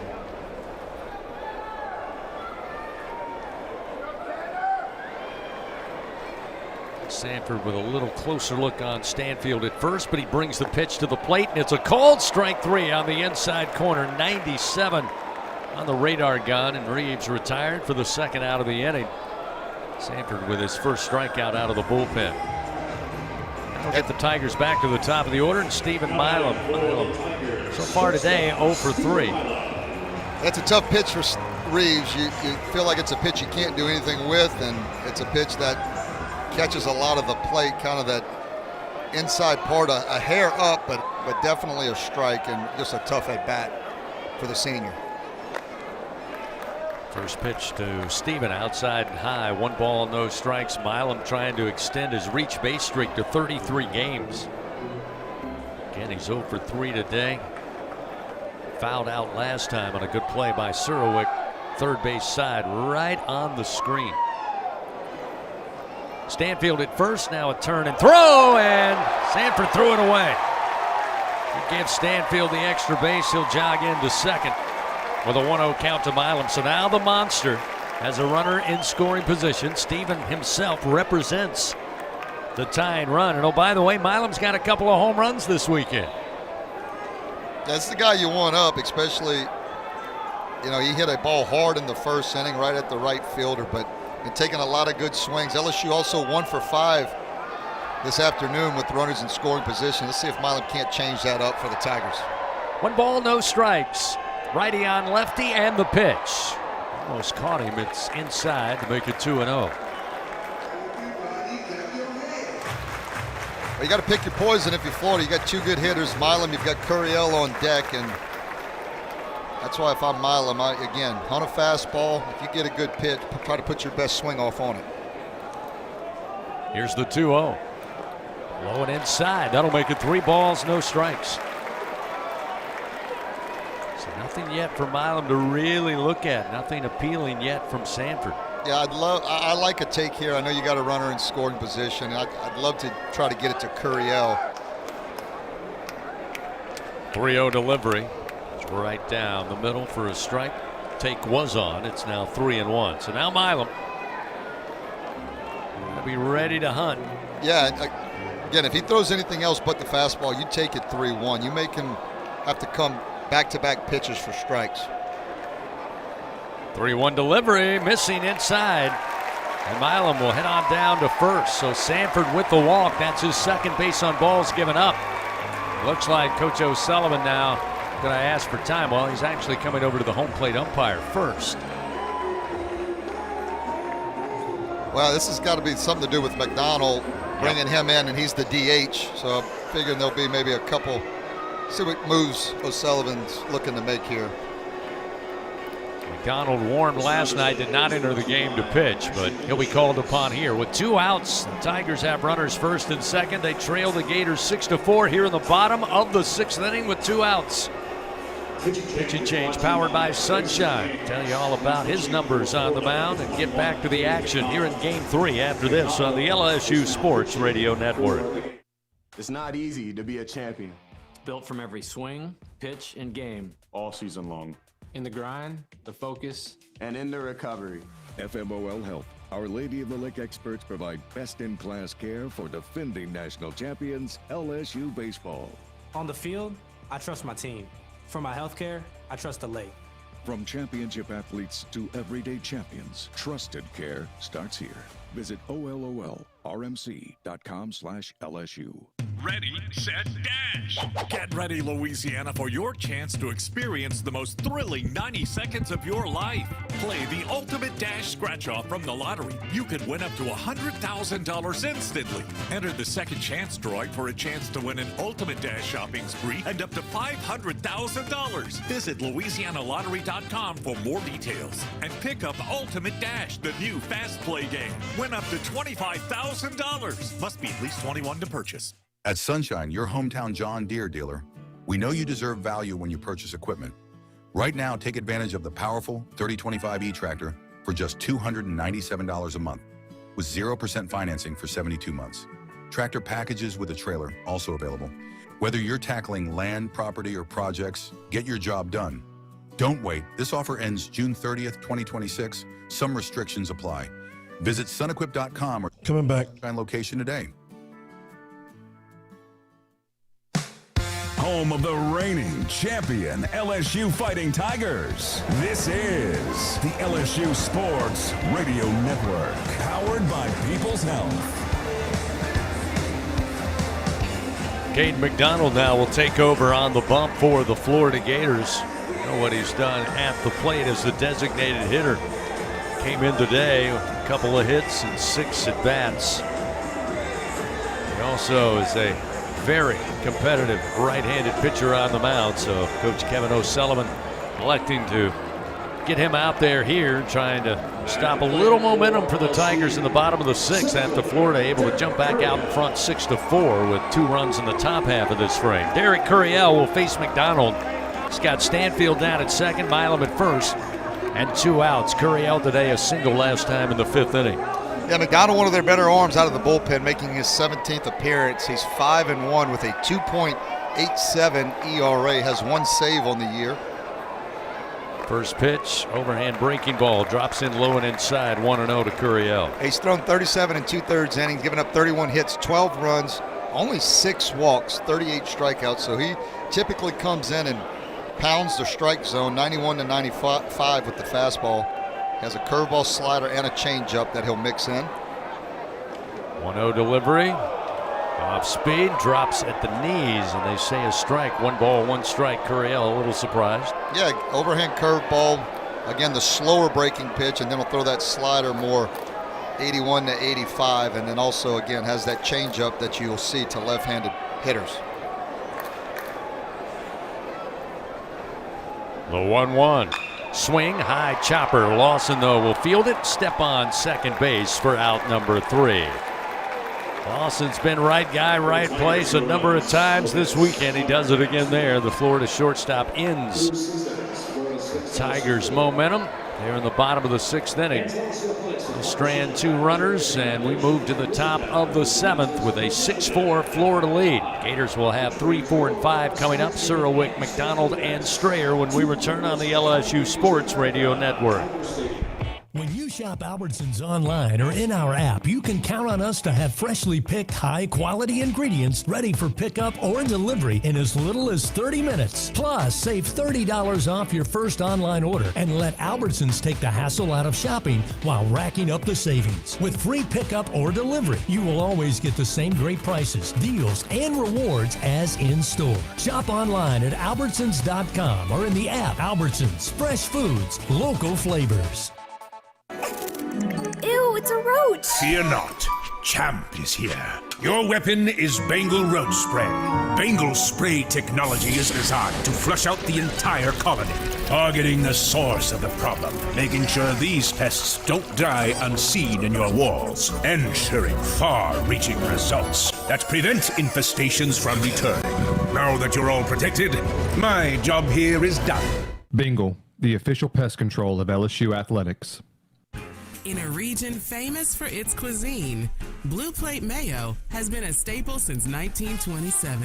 From New Orleans to Lafayette, Houma to Baton Rouge, it's the mayo Louisiana reaches for when it's time to make something delicious.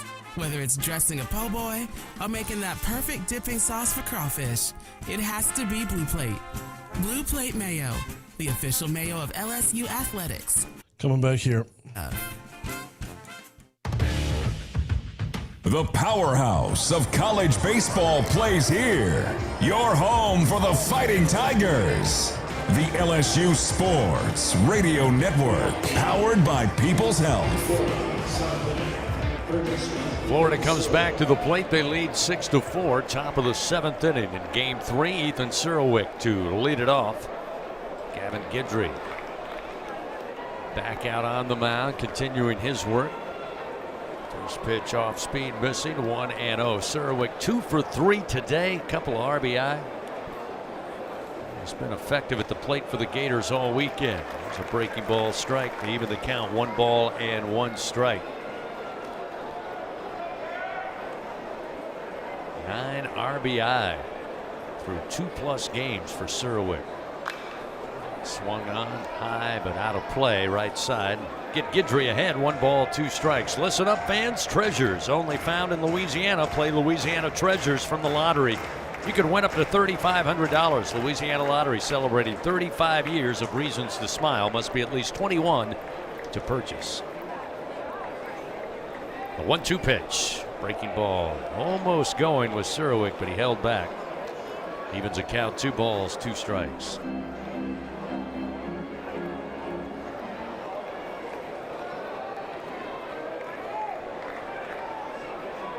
2-2 from Guidry. Smack base hit, left center field. Surowick continues to see the ball well, find the ball well, and hit the ball well. Yeah, he's not missing anything here in Baton Rouge this weekend. That guy has been as hot as you can be.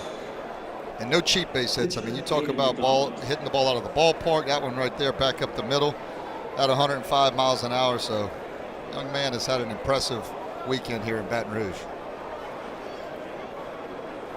Runner at first, Guidry fires. And a pitch to McDonald misses outside, 1-0. So the two-way player going fully two-way here in Game 3. Yeah, he absolutely is. Get him on base. We'll see if he'll get the jacket on like in the old school days when the big leaguers used to get on base. Tom Glavine, Greg Maddoxes of the world put the jacket on there in Atlanta. Pitch outside and high, missing now, 2-0. McDonald 0 for 3 at the plate today. Quick SEC scoreboard update presented by Republic Finance. For all your personal loan needs, get started at republicfinance.com/tigers. Pitch from Guidry, popped him up. Milam getting in position near second base, backpedaling. Now a couple of steps on the center field grass, and as he backpedals, makes the play for out number 1. Yep. Got to squeeze it and make the out. That's the only thing that matters. Doesn't matter how it looks as long as you get the out. You know what's impressive about that play is Milam immediately, knowing that both he and Dardar with the pop up near second base, he cleared out space immediately.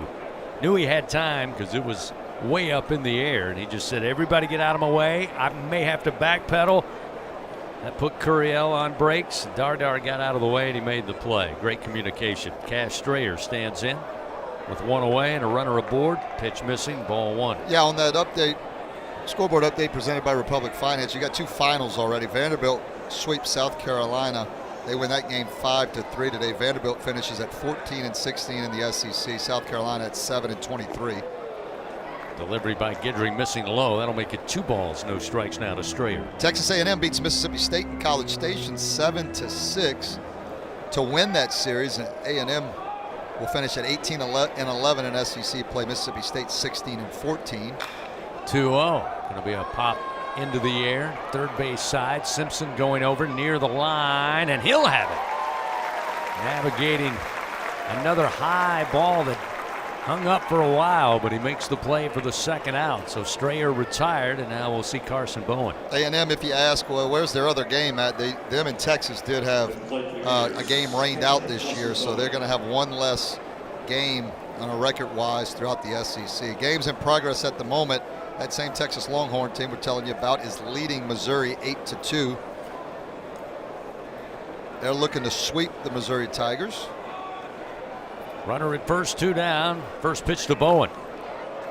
Fastball strike from Guidry. It's 0-1. Alabama leading Ole Miss 6-2 in the top of the 7th. Alabama looking for the series win. Auburn trying to avoid getting swept at home by Georgia. They lead the Bulldogs 10-4 in the bottom of the 6th. The 0-1 pitch. Bowen swings. Ground ball towards Milan. Scoops it up. He will flip it over to Dardar at second for the force, and that's out number 3. The Gators, no runs, 1 hit. We now move to the bottom of the 7th inning stretch here at the box. Tigers come to the plate trailing by 2, 6-4. Will be the meat of the order presented by 44 Farms, Aaron Beatty, Braun, and Dardar. When we come back to the box on the LSU Sports Radio Network. Hey Tiger fans 12 and younger, don't miss your chance to be a part of Mike's Kids Club. Presented by Shell, the exclusive kids club of LSU Athletics. Join Mike's Kids Club for only $25. Get the official Mike's Kids Club t-shirt, free admission to select LSU athletic events, and much, much more. To learn about upcoming events and to join, please visit LSUMKC.com. The Mike's Kids Club, presented by Shell.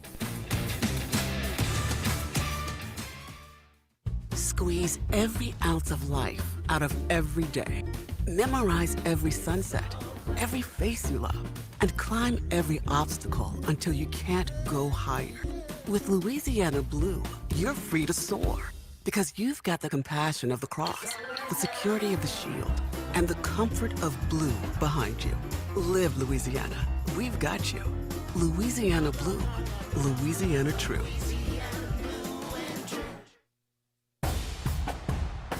Champions make plays on the field and in life. With LSU Online, you can keep your career moving, earn your degree, and still run your own game plan.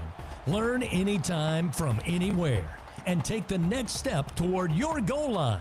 It's time to make your move, Tiger fans. Visit online.lsu.edu. LSU Online. All right, coming back here. Where you are. The 7th inning stretch of LSU Fighting Tiger Baseball was presented by Coshada Casino Resort, Louisiana's best bet. Still a 6-4 Florida lead here in Game 3.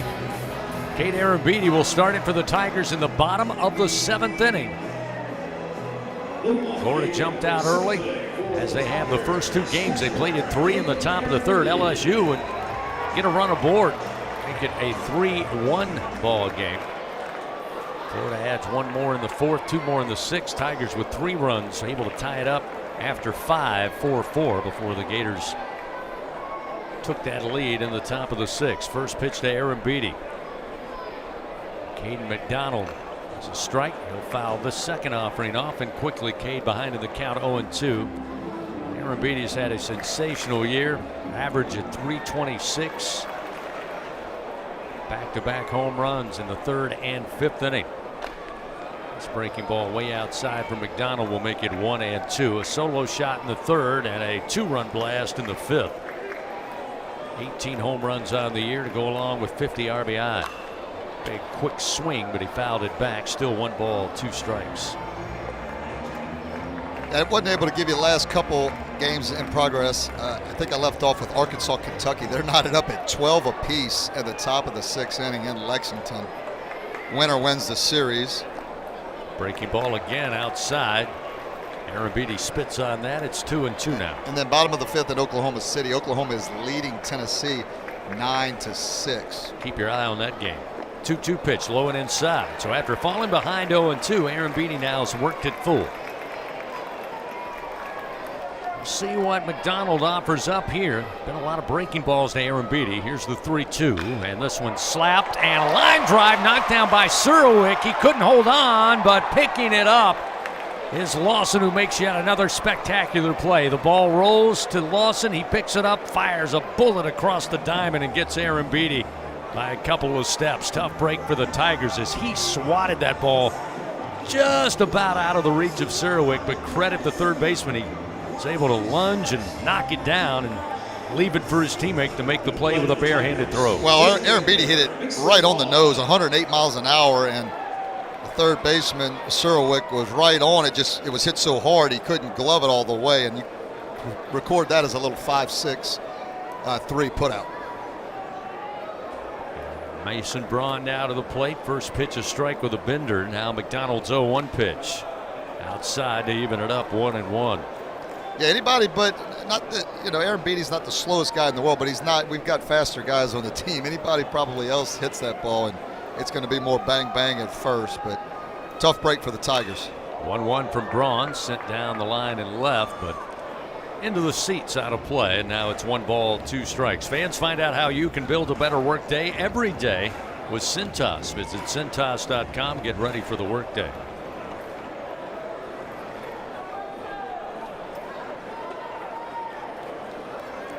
Here's the 1-2 pitch. Upstairs, evens it up 2-2 now to Braun. Braun, by the way, 2 for 2. He got a board on a walk in the second, back to back. Third inning, a single. Fifth inning, a double. His 5th of the year. 2-2, chopping ground ball right at Lawson. He will throw to first, and again, Braun retired. Lawson like a vacuum cleaner on that left side of the diamond. Yeah, he's been an impressive player. Swings it from the left side, plays a really good shortstop, hits with power. You can tell, just a cool, calm, collected guy there at shortstop, and heck of a leader for the Gator team.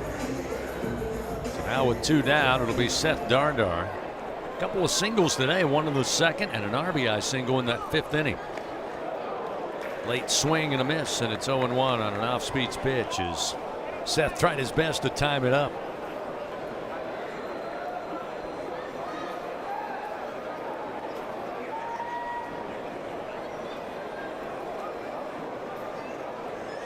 Breaking ball, strike on the outside corner will get McDonald ahead, 0-2. A good overhand curveball, catches the outer part of the plate. It's got a good downer action on the curveball. Well, McDonald's got a lot of feel for all his pitchers right now. The 0-2 pitch, fastball sent in the air, left center field. Yost though coming over, and he has it for out number 3. Tigers go quietly in the bottom of the 7th, 3 up, 3 down. We have played 7 complete. Florida leading 6-4. They come up in the top of the 8th after this on the LSU Sports Radio Network. The games are on, the food's delicious, and here you are always part of the team. Welcome to Walk On Sports Bistro, where every day is game day. Whether it's a post-win celebration, drinks after work, or taking the fam for some made-from-scratch favorites, Walk On's is your go-to for good times. Craft beer and cocktails, and bold flavors for fans of all ages. From melty mozzarella logs to Hall of Fame level burgers. Stop by today or order online or in the app. Walk On Sports Bistro. Game on. Hi, this is Chef Kevin Belton for People's Health. If you have diabetes, heart failure, or cardiovascular disorder, and you have Medicare, ask about a People's Health Chronic Condition Special Needs Plan. It's a Medicare plan designed to help with the unique needs that go along with these chronic conditions. Call People's Health today. Your benefits could start as early as next month. Plans are insured through United Healthcare Insurance Company or one of its affiliated companies, a Medicare Advantage organization with a Medicare contract. Enrollment in the plan depends on the plan's contract renewal with Medicare. My name is Trina. I'm from New Orleans, and I've been with Blue Cross Blue Shield for almost a year. Last year, it was right after my husband and I got married, I was diagnosed with a heart condition. When I received the diagnosis, I was terrified. And it was just so reassuring to know that I was covered. Knowing that I could really swing those costs was a security like none other. It's empowering. It's very empowering. All right, coming back here. The reigning national champs play here. Fighting Tiger Baseball on the LSU Sports Radio Network, powered by People's Health. Top of the 8th inning here at the box on a beautiful Sunday afternoon. Middle of May. A couple of days away from the start of the 2026 SEC tournament in Hoover. Always a great event. Always kind of an annual vacation for Tiger fans. They really go to Hoover. We'll see what it's like this year.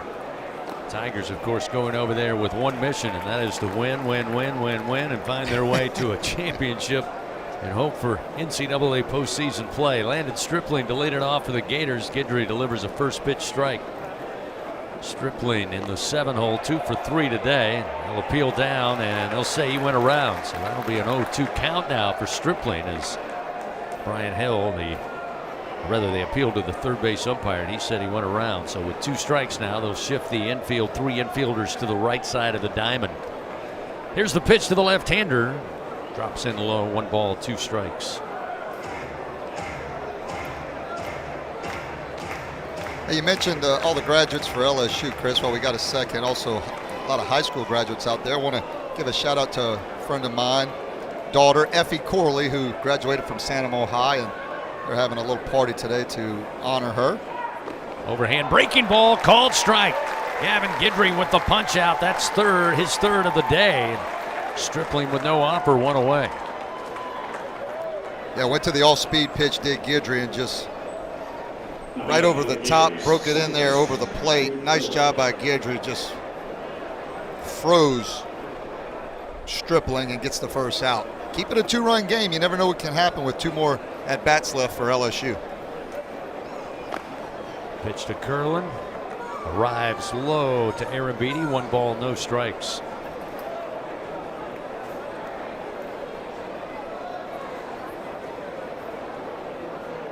The 1-0. This one hit high in the air, deep to right center field, and this one is over the fence. Curlin with his second home run of the day, second solo shot. That is home run number 5 on the year, and that'll extend the Florida lead 7-4. 11 home runs for the Gators so far this weekend. Yep, took a fastball out over the plate, and Curlin is a guy that has been hitting home runs since he stepped on campus at Florida, and he inside outs that one 396 feet to right center field and puts an insurance run up on the board for the Gators. But yeah, you're right, they've increased that home run total quite a bit by coming to Baton Rouge.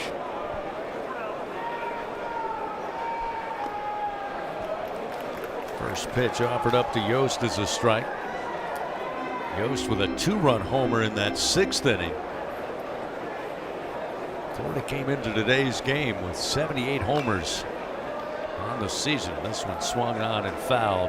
Yost falls behind 0-2.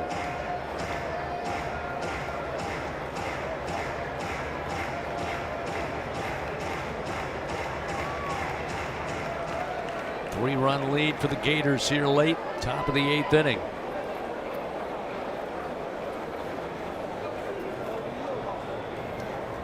Go-to pitch. Absolutely bashed down the right field line and angling foul right at the foul pole. So a long and loud foul ball. Still will be 0-2 to Hayden Yost. The only question with that one, 376 feet down the right field line. So that was going to be a please go foul because it's going over the fence. It's just whether it was going to stay in fair territory, and it wasn't able to stay, just hooked right of the foul pole. Still an 0-2 count, and Guidry ready to go. This one going to be launched to right field, and this one is fair, and this one is gone. Back-to-back home runs for the Gators. That's number 12 on the weekend, and it's now 8-4. The Gators have doubled up the Tigers here in the top of the 8th. Yost took an 86 mile an hour. Not quite sure if that was the changeup or the slider. Get a little look. I'm not sure. It was down in the zone, but Yost put another good swing on it. And Florida's not missing many bats right now, or excuse me, Guidry's not missing many bats. Florida's not missing many pitches. That'll be all for Gavin Guidry. Coach Jay Johnson out there making a call to the bullpen. Pitching change powered by Sunshine. 1 out, top of the 8th, already 2 runs in for the Gators. They now lead 8-4. Back after this on the LSU Sports Radio Network. Hi, I'm Kevin Falk, LSU Hall of Famer. My years at LSU were amazing. I've always loved celebrating with my teammates, especially when someone was serving up some delicious Manda sausage.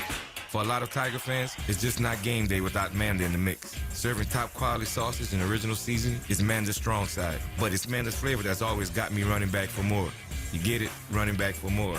After 75 years, the flavor still says it all. Manda Fine Meats, the official smoke sausage of LSU Athletics.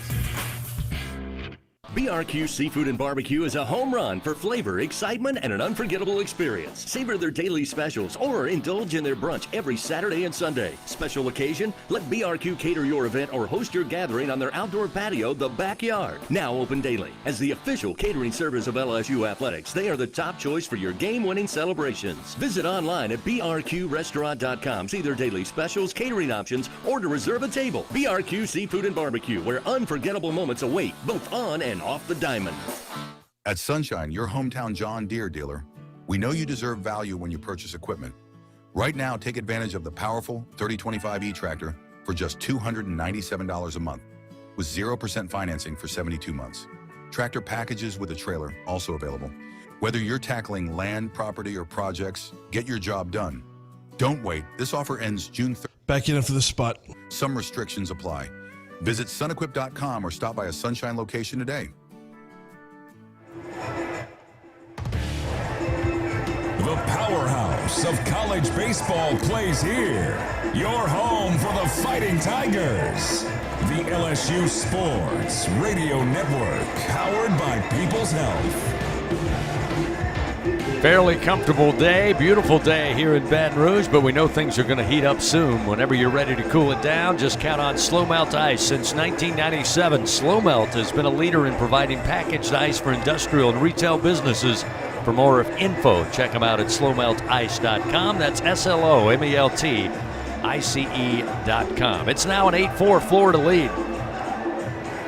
Tigers have done a good job throwing strikes today, but the Gators, after the Tigers tied it up 4-4, been putting a lot of contact and now lead 8-4.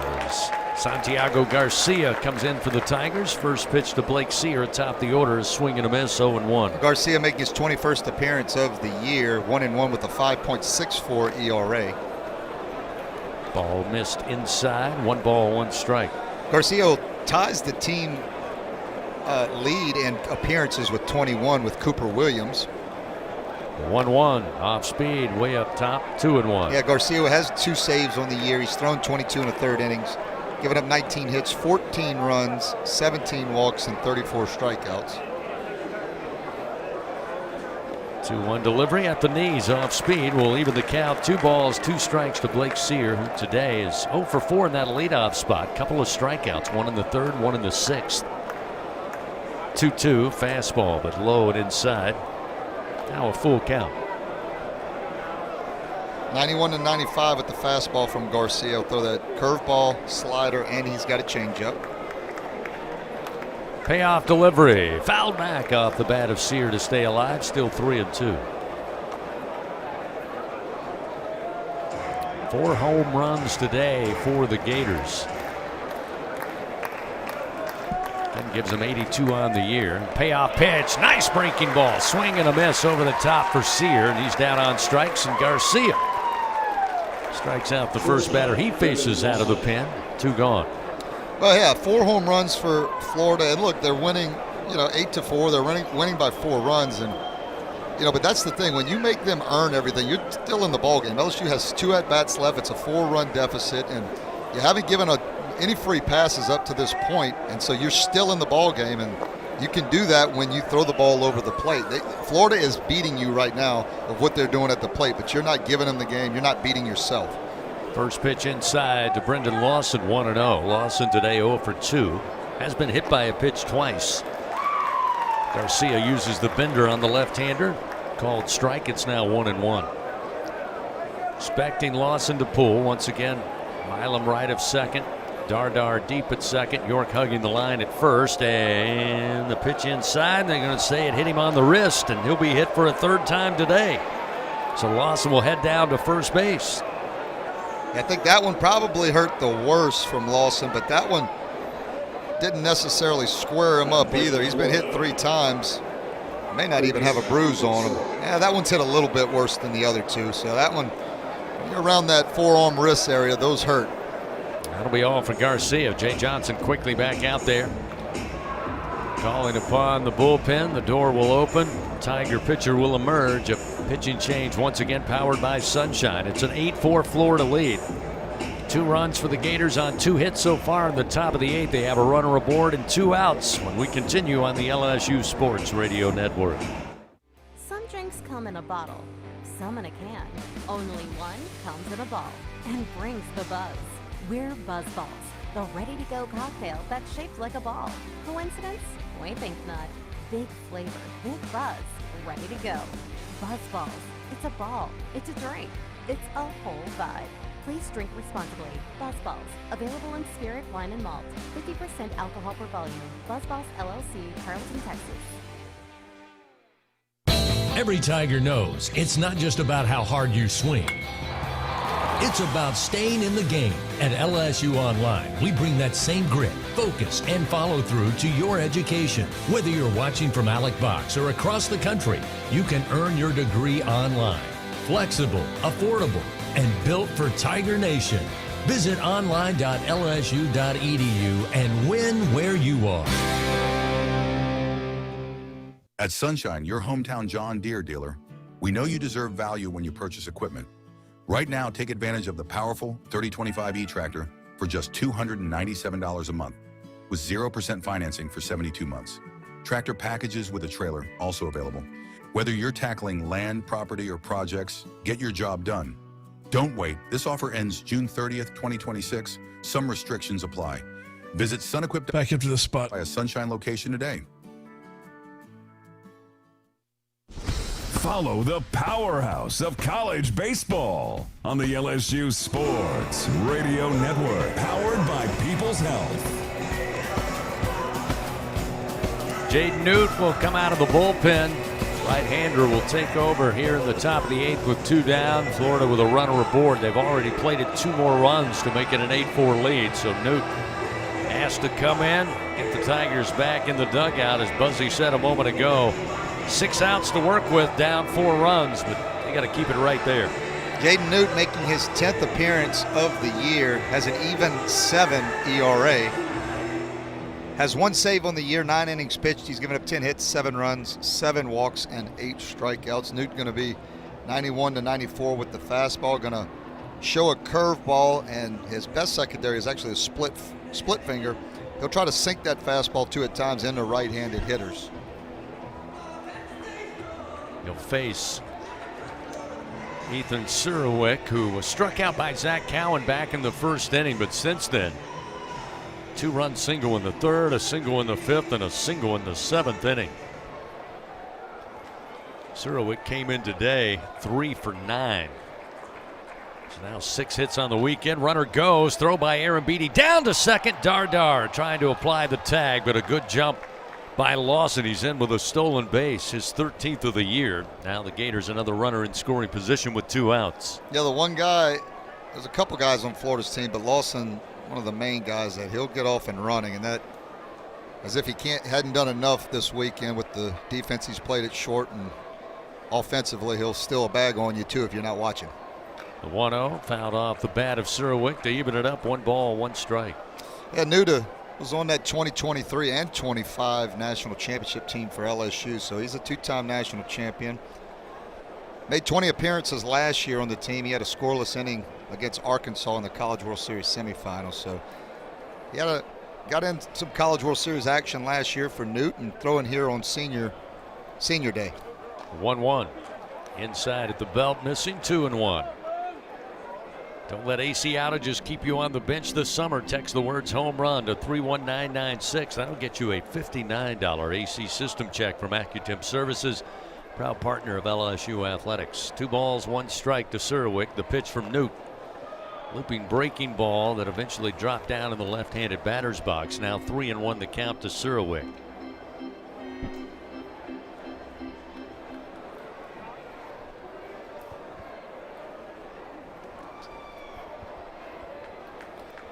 Newt checks the runner. Now the 3-1 pitch. Bouncer up the middle and a rolling ground ball. Base hit into left center field. Coming around to score with the speed is Lawson. It's now a 9-4 Florida lead. That's 4 straight singles off the bat of Surowick. That's 3 more RBI. Yep, and Newt, who will throw down in the zone again. He's got the sinker and the split finger. He likes to work ground balls, but Surowick just does such a good job of staying through everything and staying right back through the middle. And, have a day, kid. Have a Baton Rouge. He's 4 for 5 today. Surowick came into the series batting .305. He's now up with that at bat, .318. His throw over to check on Surowick at first. Gets back safely, so.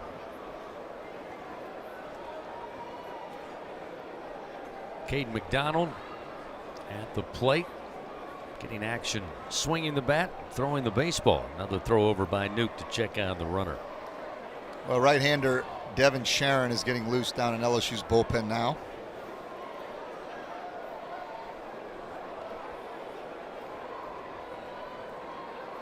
Nuke's first pitch to the plate, and a swing and a miss.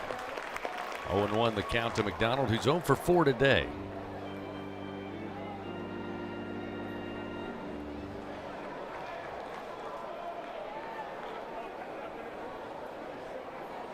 The 0-1, another breaking ball, another swing and a miss. Nuke gets ahead 0-2.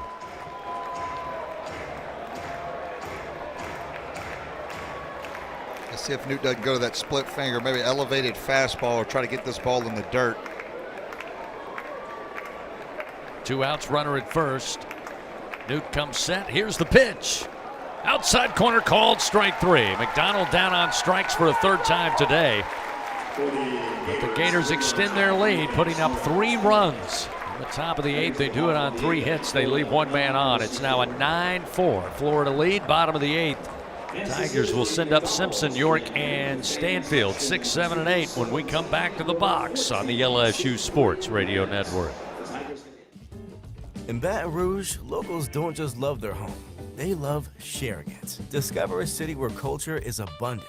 Hospitality comes naturally, and the best spots are never kept secret. With the vibrancy of a big city and the ease of a weekend getaway, Baton Rouge invites you to slow down, savor, or soak it all in. Find your pace at visitbatonrouge.com. In the SEC, it just means more. But what is it exactly? It's the fans, the students, the traditions, the legends. It's passion to celebrate deeper, reach farther, think smarter, make an impact off the field. It's that intangible thing that happens when 16 schools raise the bar as one. Because in the SEC, it just means more.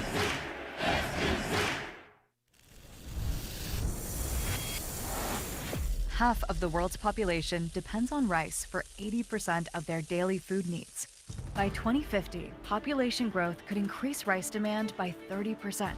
But as climate changes, rice output is decreasing. At LSU, we're using genetics, genomics, and AI to create new rice that yields more with less resources.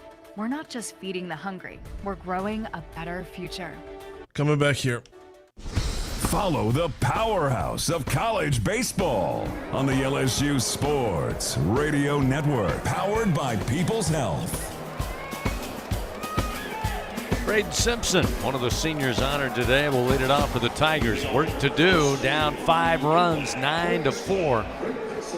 Bottom of the 8th, it'll be Simpson, York, and Stanfield set to face Caden McDonald, the two-way Florida Gator, back out there on the mound. So far, an inning and a third for the Gator reliever. He's thrown 18 pitches.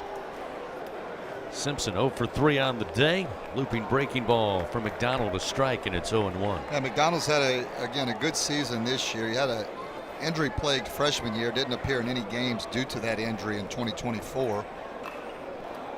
This one fouled back by Simpson on an off-speed delivery, 0-2. As a redshirt freshman last year, he made 20 relief appearances.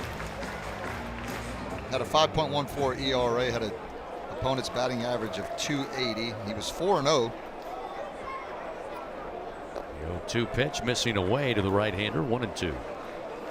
Yep, but you mentioned it, Chris, doing a little bit of everything this year for Florida in the lineup as of late, getting at bats, and one of their better arms coming out of the bullpen with a great starting pitching. Simpson sends one out to the wall and left. Going back with Sear. It comes off the wall, gets away from him, and a stand-up double for Simpson to lead things off here in the bottom of the 8th inning. Great to see for the senior. Took one deep down the line to left field. Going to get a hand from his family as well as the fans here at the ballpark. Good start. Yeah, pitch kind of backed up on McDonald, 83-mile-an-hour breaking pitch, and Simpson hit it a long way to left field, hit it 340 feet off the bottom of the wall and stand-up double. Good way to start off this bottom of the 8th with LSU down 5 runs. Zach York coming to the plate, 0 for 3. First pitch, a strike at the knees to make it 0-1. Let York do the same thing. Might be his last at bat here in Alex Box Stadium, if he can't have something magic happen. Fastball on the inside corner will get him behind early, 0-2. Little magic moment here in the box for the transfer from Grand Canyon. McDonald checks back on the runner. Now the 0-2. Swing and a miss. Got him with a breaking ball. York down on strikes for a 3rd time today. And one gone here in the bottom of the 8th. That'll get Chris Stanfield to the plate. Stanfield will put some solid contact in his last at bat. It's 1 for 1 on the day. Yeah, that looked like a nasty off-speed pitch changeup that just dove out of the zone, New York. That looked like a strike for a long way. Stanfield, first pitch, drives down the line and left, but foul. Went right back to the well where he went in the 4th inning for that double. But a foul ball will bring him back to the plate, and it's 0-1. He's reached base twice by way of walk, one in the 2nd, one in the 6th, and again that double in the 4th inning. Serving the world's best baby back ribs, fresh seafood, Cajun-inspired comfort food. You know it, TJ Ribs, located at 2324 South Acadian Thruway.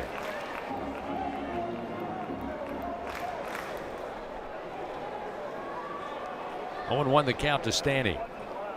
Another pitch, another ground ball, to this one foul, 3rd base side. And it's 0-2 quickly. McDonald out in front. McDonald does a good job, like all these Florida Gator pitchers, of mixing a bunch of pitches and throwing a bunch of pitches for strikes. I've always said, you can tell me you've got 3, 4, and 5 pitches, but if you can't throw them for strikes, more times than not, you don't have that many pitches. Called strike 3. Goes to the fastball, does McDonald on the outer edge, and Stanfield down on strikes. Retired for the first time today, and now 2 gone in the bottom of the 8th. Well, painted fastball at 90. Look at here, look at here, look at here. Jake Brown coming out of the dugout. He wants to swing. The crowd on their feet for Jake Brown, who was injured a couple of weeks ago. The season shut down. We thought it'd be the last time we'd see Jake here at the box. He comes out, takes a bow, takes off his helmet. Class move there by Jake Johnson and Jake Brown. I'm not sure he's going to hit. I think they're going to. Just came out. That's right. And now they'll make the change.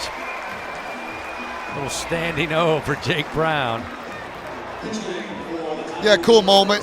Jake Brown deserves it. He had a bad deal that happened with the injury. It obviously affected LSU season, but that young man deserved better because he's given his heart and soul to LSU and is a heck of a player. Nicely done by Jay Johnson and LSU baseball. It's Edward Yaman, though, that will come in and actually swing and pinch hit in the 9 spot. So Yaman stands in, and the pitch. Breaking ball for McDonald, a beauty, over the plate at the knees, 0-1. Maybe Brown could have rubbed a little magic on the Yaman's bat here and see if can't get a hit here in the bottom of the 8th with a runner in scoring position.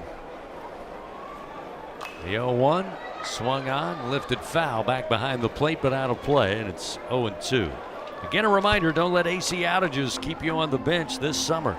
Text the words home run to 31996. That'll get you a $59 AC system check. So important. Get it done now. AccuTemp Services, proud partner of LSU Athletics. The 0-2. Sent back foul off the bat of Yaman into the screen. Still 0-2 the count. Yaman home run potential himself. I mean, in 117 games between Dayton and LSU, he's got 20 home runs in his career. I don't think he can't catch a a mistake pitch from McDonald and deposited in the seats. Here's the 0-2. Upstairs, ball 1. Florida today, 9 runs on 14 hits, and as Buzzy has said, and so true, they've had to earn them today. Yep. A couple of hit batters, but no walks by this Tiger pitching staff thus far. Florida's just put solid contact. Check swing, and boy, that'll catch the hand, wrist, and knuckles of Yaman, and he is in a lot of pain. Pitch was up and in. Yaman, I think, was trying to check swing, but that pitch came in on him and got him. I'm going to say he will be awarded first base hit by pitch, so it will extend the inning, get the Tigers to the top of the orders. Not only did he take it on the hand, maybe the wrist area, but lost the bat at the same time. So they'll take a look at him, make sure he's all right. But he's standing down at first. That puts runners first and second now with 2 outs. And more importantly, brings Stephen Milam at the top of the order to the plate here. So if the Tigers are going to make a surge late, got to get some of the more consistent hitters up there. Milam 0 for 3 today, but got a .293 average. He's had a very good weekend. Really a really good month. Led the Tigers coming into today batting .571 in this series with 4 knocks. He'll face McDonald, again the switch hitter batting from the left side.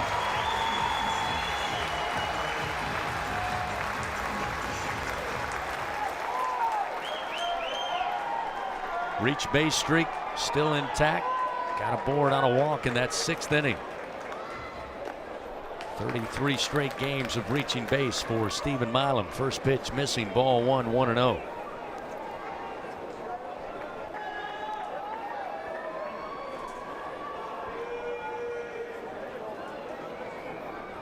The 1-0 pitch for McDonald. Again missed high, 2-0.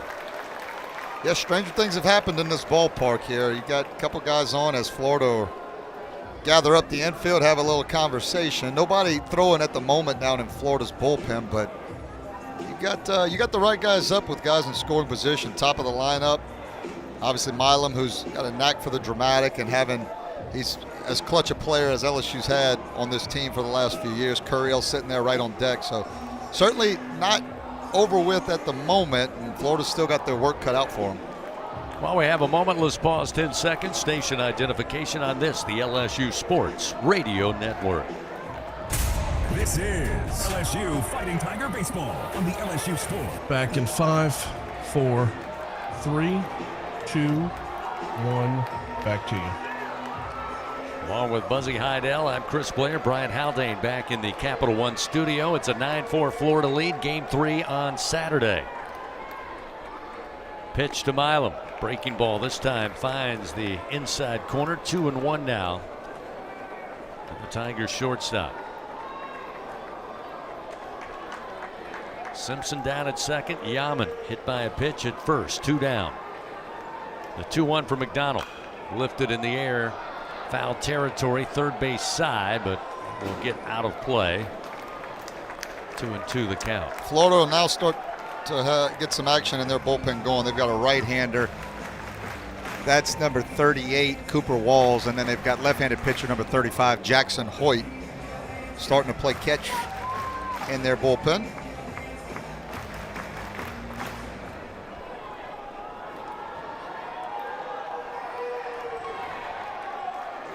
Runners take their lead first and second. The 2-2 pitch, straight up the middle, base hit into center field. They're going to wave the runner around. Simpson on his way home without a throw. And Milam delivers the RBI single. Brings the crowd back to their feet. 9-5, Florida now leads, and the inning continues. Yeah, not so fast, my friend. Again, a Milam as clutch as anybody. We've seen it over 3 years now. Just continues to stay hot, and another big hit with the runner in scoring position. And that tying run is getting closer and closer to home plate as tying run now sits on deck. But Curiel, if Milam's one of the more clutch guys on the team, you could put Curiel right up there as the most clutch. Good spot for this young man. Batting .342. Curiel today 1 for 4. Had a single back in the 5th. First pitch, breaking ball, too far in and low, 1-0.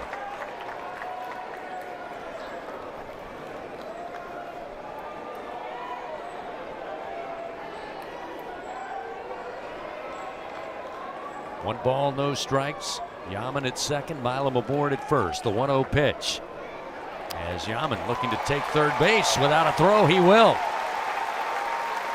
He stole that one on McDonald. He took off early. Bowen not even interested in throwing that way. So now runners on the corners with 2 down. And a 2-0 count at the plate. Yeah, not really worried about Yaman at second base. I mean, he moved up 90 feet. Anytime you can do that, that's a great thing. You still probably got to get a base hit if you're LSU to score him. So Florida just went with, they thought more important thing to do is focus on the hitter. They let him take the extra 90 and are going to try to pitch it in the clutch now. 2-0 pitch. That time the breaking ball finds the zone, make it 2-1. But yeah, heads up play by Yaman. I mean, you saw Serwick off third base quite a bit. I mean, he's almost playing shortstop now, even further that way. So anytime you can swipe that bag, you take the extra 90 feet. 2-1 pitch. Swung on, but a bouncer foul down the first base line. That'll leave the count now to Derek Curiel. 2 balls, 2 strikes.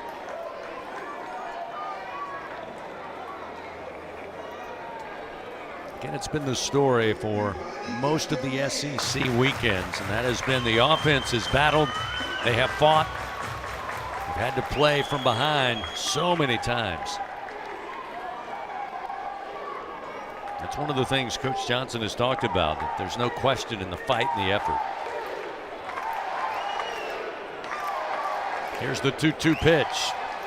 Off speed and outside. Will work it full now to Curiel. Well, there's no question everybody's disappointed in that dugout. Coach Jay Johnson probably at the top of the list. But all these players, I mean, I know it's a tough fan base at times. It's a passionate fan base, but they always want the best out of LSU baseball. And nobody wants the best more than those players who put in the work. Payoff delivery. Outside, ball 4. Now the Tigers have the bases loaded, and Cade Arambidi coming to the plate. And that'll bring Kevin O'Sullivan, no surprise, out of the dugout. That may be all for Caden McDonald. Well, the Tigers have extended the bottom of the 8th, still down 4 runs, but the potential tying run coming to the plate, and Cade Arambidi, who is the Tigers' leading home run hitter. Already 2 today and back-to-back at bats. A solo shot in the 3rd, a 2-run blast in the 5th. Pitching change coming, powered by Sunshine. Tigers looking for a flare for the dramatic. Down 4 runs, 9-5 here in the bottom of the 8th inning. Stay with us. Back after this on the LSU Sports Radio Network. What a matchup we've got, folks. Just nonstop action. The energy is electric and the fans are all in. An intense game like this calls for a Coca-Cola. Ah, crisp and refreshing. That's a game changer. Yeah, that taste scores every time. And just like that, they're back at it. Passionate fans and an ice-cold Coca-Cola. Now that's a winning combo. No matter the team, no matter the sport, everyone knows fan work is thirsty work. Enjoy a Coca-Cola. It's not easy to be a champion. Built from every swing, pitch, and game. All season long. In the grind, the focus, and in the recovery. FMOL Health, Our Lady of the Lake experts provide best-in-class care for defending national champions LSU baseball. On the field, I trust my team. For my health care, I trust the lake. From championship athletes to everyday champions, trusted care starts here. Visit OLOLRMC.com/LSU. Get ready, Tiger fans! Venture Global is proud to partner with LSU Athletics, powering Louisiana and the world with clean, low-cost, reliable energy and fueling the future of our great state. As we cheer on the Tigers this season, we're also driving innovation, creating jobs, and supporting our local communities. Together, we're building back after this spot. Sustainable tomorrow. Venture Global, proud partner of LSU Athletics, powering champions on and off the field. Go Tigers! Home of the reigning champion LSU Fighting Tigers. This is the LSU Sports Radio Network, powered by People's Health.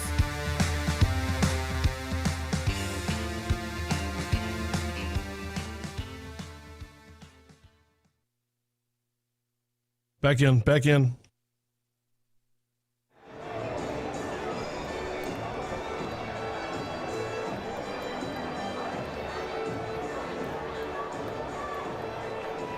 Nine-5, Florida leads. Bottom of the 8th inning. Tigers have worked the bases full. Now with 2 outs. New pitcher in. Cooper Walls for the Gator. Another impressive right-hander. He'll face Cade Arambidi, right-hander in his own right. He happens to be the current Tiger leader in home runs, who has 2 of those already here today. Now Cooper Walls is making his 16th appearance of the year. He's 3-2 with a 6.37 ERA, 35 and a third innings pitched, giving up 45 hits, 25 runs, 10 walks, and 33 strikeouts. He started 9 games this year, so he has the experience of starting games, and now he's gonna jam here with the bases loaded for LSU. First pitch to Arambidi, almost hit him. He backed him up. It's 1-0. Yeah, he'll be 91 to 94 with the fastball and throw a slider and a changeup. A 1-0 pitch. Breaking ball in for a strike at the knees. That'll make it 1 ball, 1 strike to Cade Arambidi. Yeah, and he'll it's kind of a round robin of pitches. I mean, he's going to throw any pitch to any hitter, righty, lefty, it doesn't matter. He kind of throws everything the same percentage-wise. 1-1, bouncer towards third. Short hop, mishandle. A quick throw by Lawson to first, not in time. Coming in to score is Yaman, and the inning continues. It's now a 9-6 Gator lead. Zerwick tried to come over to his left, taking on the short hop. It just got under the leather. Slowed it down. Lawson, everybody holding their breath. He's made a couple of those assist plays. He picked it up. But credit Arambidi, who knew he had to get to first, and he does safely. And with 2 outs, the inning continues, and now we'll see Mason Braun come to the plate. Down 3 runs, bases remain loaded.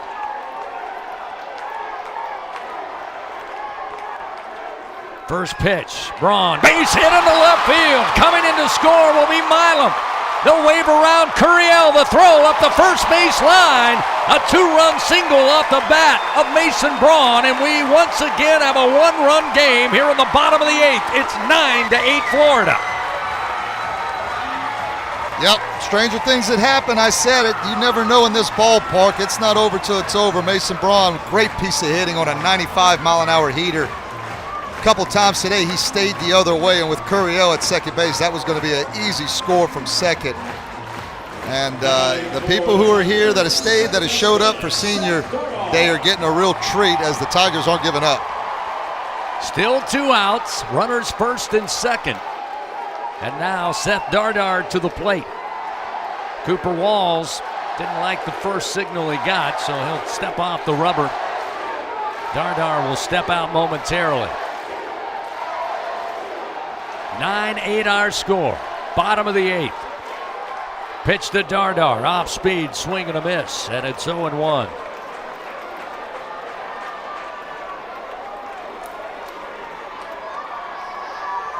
Yeah, power potential with Dardar. He can leave the yard. He's definitely got that in the arsenal. 2 for 4 on the day is Dardar. Takes this pitch low and inside to even it up. 1 ball, 1 strike.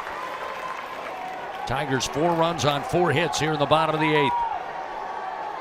Gators 9 runs, 14 hits, 1 error. Tigers 8 runs, 12 hits thus far. Arambidi at second, Braun at first. The pitch to Dardar, another breaking ball, low and inside, 2-1. Walls for Florida, transfer from Hawaii. Last year was the Big West Freshman Pitcher of the Year. He had a 3.73 ERA, 45 to 15 strikeout to walk ratio, and 60 and a third innings pitched. 2-1 pitch. Driven but foul down the right field line. Went a long way, but it's 2-2 now to Dardar.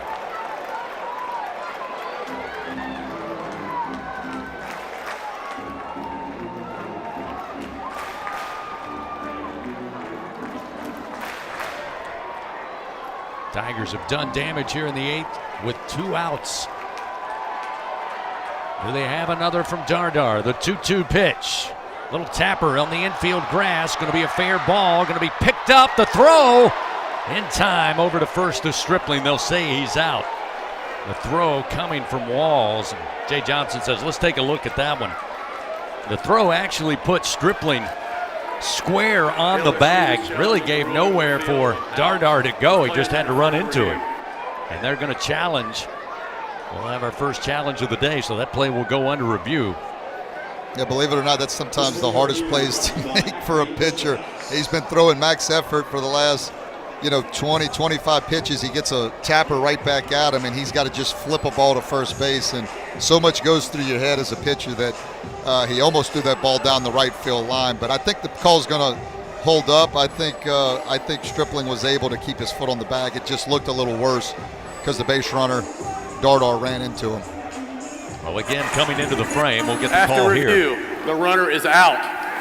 LSU loses the challenge. They have one remaining. So again, challenge unsuccessful will be the third out of the inning, but the Tigers came into the inning trailing 9-4. They put 4 up on the board to make it a one-run game as we head to the top of the ninth in the final game of the regular season. Florida coming to the plate. They'll have Strayer, Bowen, and Stripling 5, 6, and 7 when we come back on the LSU Sports Radio Network. Now's the time to get a great deal on select Kubota compact tractors. The Kubota L-Series is the #1 selling compact tractor in the U.S. They're designed for easy operation and feature performance meshed attachments. Right now, bring home select Kubota equipment with 0% financing available or save up to $6,000. Now through December 31st. See us or go to KubotaUSA.com for full disclaimer.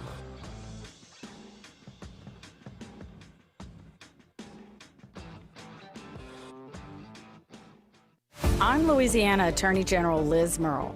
Knowing the facts is the key to winning a case in court and also winning in life. To be a champion, you have to make good decisions, and one of those is to not vape. Vaping can destroy your lungs with toxic metals and chemicals. Some devices contain lead and nickel and even formaldehyde. Vaping can cause severe health problems, so choose to be a champion. Stay vape-free. Paid for by the Louisiana Department of Justice. Game day starts local, just 2 miles from Tiger Stadium. Oxbow Rum Distillery is the official rum of LSU athletics. Handcrafted from Louisiana sugarcane grown right across the river. From cane to glass, every bottle is pure Louisiana pride. So, whether you're mixing up cocktails at your tailgate or joining us at the tasting room, make it a win for local flavor. Oxbow Rum Distillery, located downtown Baton Rouge. Go Tigers! Home of the Here we go. Champion LSU Fighting Tigers. This is the LSU Sports Radio Network, powered by People's Health. One-run game. We head to the final frame. Top of the ninth. 9-8 Florida leading. Tigers going to call upon Devin Shearing now on the mound for the Tigers with a pitching change powered by Sunshine. He will face expected Strayer, Bowen, and Stripling. That's 5, 6, and 7 in the order for the Gators. Those three so far today have been very effective at the plate. 5 hits among them. Strayer 1 for 4, Bowen 2 for 4, Stripling 2 for 4. Yeah, Sharon making his 19th appearance of the year. He's got a 3-2 record with a 4.01 ERA. 4 saves, 33 2/3 innings pitched this year. He's given up 26 hits, 15 runs, 17 walks, and 51 strikeouts in those 33 2/3 innings. It's a good fastball, 95 to 100 on the gun. First pitch to Strayer from Sheeran. Outside and high, that 97-mile-an-hour fastball gets out of the wickets of Aaron Beatty. It's 1 ball, no strikes. Yep, along with the good fastballs, got the curveball 80 to 84. Slider will be more upper 80s, and he'll work a split finger in there at times. 1-0, swing and a miss. 98 on the gun. Again, we talked about Sheeran. His deceptibility from the right side. It just kind of shot out of a cannon. He keeps the ball hidden for a long time with that large frame. This one fouled back with the heat, 1 and 2. Yeah, a guy, teammate of mine back in the day, didn't throw as hard as Sharon. Of course, nobody throws, I feel like, as hard as they do these days, but similar motion and mechanics to Lewis Coleman, who is SEC Pitcher of the Year in 09, but really threw across his body. Coleman even went more than Sharon, but he created that deceptiveness. 1-2, called strike 3. Off speed inside corner. Strayer down on strikes. Second strikeout for the freshman from Tampa on the day. And Devin Sheeran, his job is to keep it right there. 9-8. Good start. One away. Work left to do. Now he'll face Bowen, the catcher, who we told you is 2 for 4 on the day. A triple in the second inning, single in the fourth. Righty on righty as Sheeran fires. Outside corner strike, off speed. It's 0-1. Yep, Sharon will throw the bigger curveball, which that's the one we saw to Strayer strike him out, and then a slider, which was that last pitch to Bowen. Oh, this one got loose, and it's going to hit Bowen. And Sheeran knew it as soon as he released the baseball. So another hit by pitch, and Bowen doesn't look too happy about it. And he will head down to first. Runner aboard now for the Gators with one away. Well, the only silver lining for Bowen was it was an 82-mile-an-hour off-speed pitch, not a 98-mile-an-hour fastball at the arms and elbows. Landon Stripling, a couple of singles, one in the fourth, one in the sixth inning. Has struck out last time. Now Jay Johnson, though, calling for time, going to run out to the mound. Now, how about this for Florida? The 6, 7, 8, and 9 hole hitters, a combined 9 for 16 today against the Tigers. They've done some damage at the bottom of that lineup. Coach Johnson talking it over. Clearly the conversation between the skipper and Devin Sheeran. Now he'll talk to the rest of the infield and the meeting's over. So he certainly had a plan for Sheeran here to try to navigate, keep it a one-run game in the top of the ninth inning after hitting the batter to put a runner aboard. Yep, needs to stay there. I mean, they obviously scored 4 in the bottom of the 8th. It can be done, but you'd like to keep it to a one-run game where you can manufacture something if you have to. And, of course, if you get a couple runs, then you walk them off and you get the W.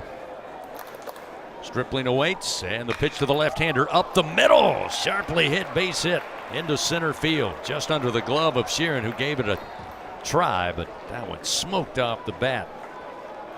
Stripling with his third hit of the day. Now runners first and second for the Gators and just one out. Florida continues to hit. A nice approach by Stripling. He knows it's kind of a veteran move. When the coach goes to talk to the pitcher, most of the time they're going to get right back in there with a strike. He was hunting a fastball. It was 97 miles an hour, but it caught a lot of the plate. Stripling was ready to hit, though. He didn't just sit back and take a strike. He drove it right back through the middle.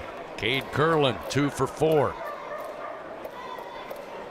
Including an RBI, or I should say a home run last time in that 8th inning. First pitch, a strike, off speed, and it's 0-1. Actually 2 home runs on the day. Solo shot in the third. Another solo in the 8th. Runners first and second, one out. Sheeran got to be careful here.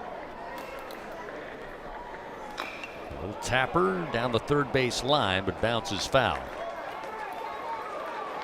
Yeah, Curlin, as you said, is a heavy swinger. Only 5 home runs on the year. He's batting just .272, but it is clear that when his bat makes contact, it's going to come off solid. Well, you're in a good spot here for Sharon. You just got to really focus and make the pitches. You went 2 sliders to start Curlin off, and he took the first one, was out in front of the second one. So I don't hate trying. If you go fastball, I like it out of the zone with 2 strikes. Maybe change the eye level a little bit. Runners first and second, the 0-2 from Sheeran. Goes off speed again, and Curlin drops down, swings, and fouls it off.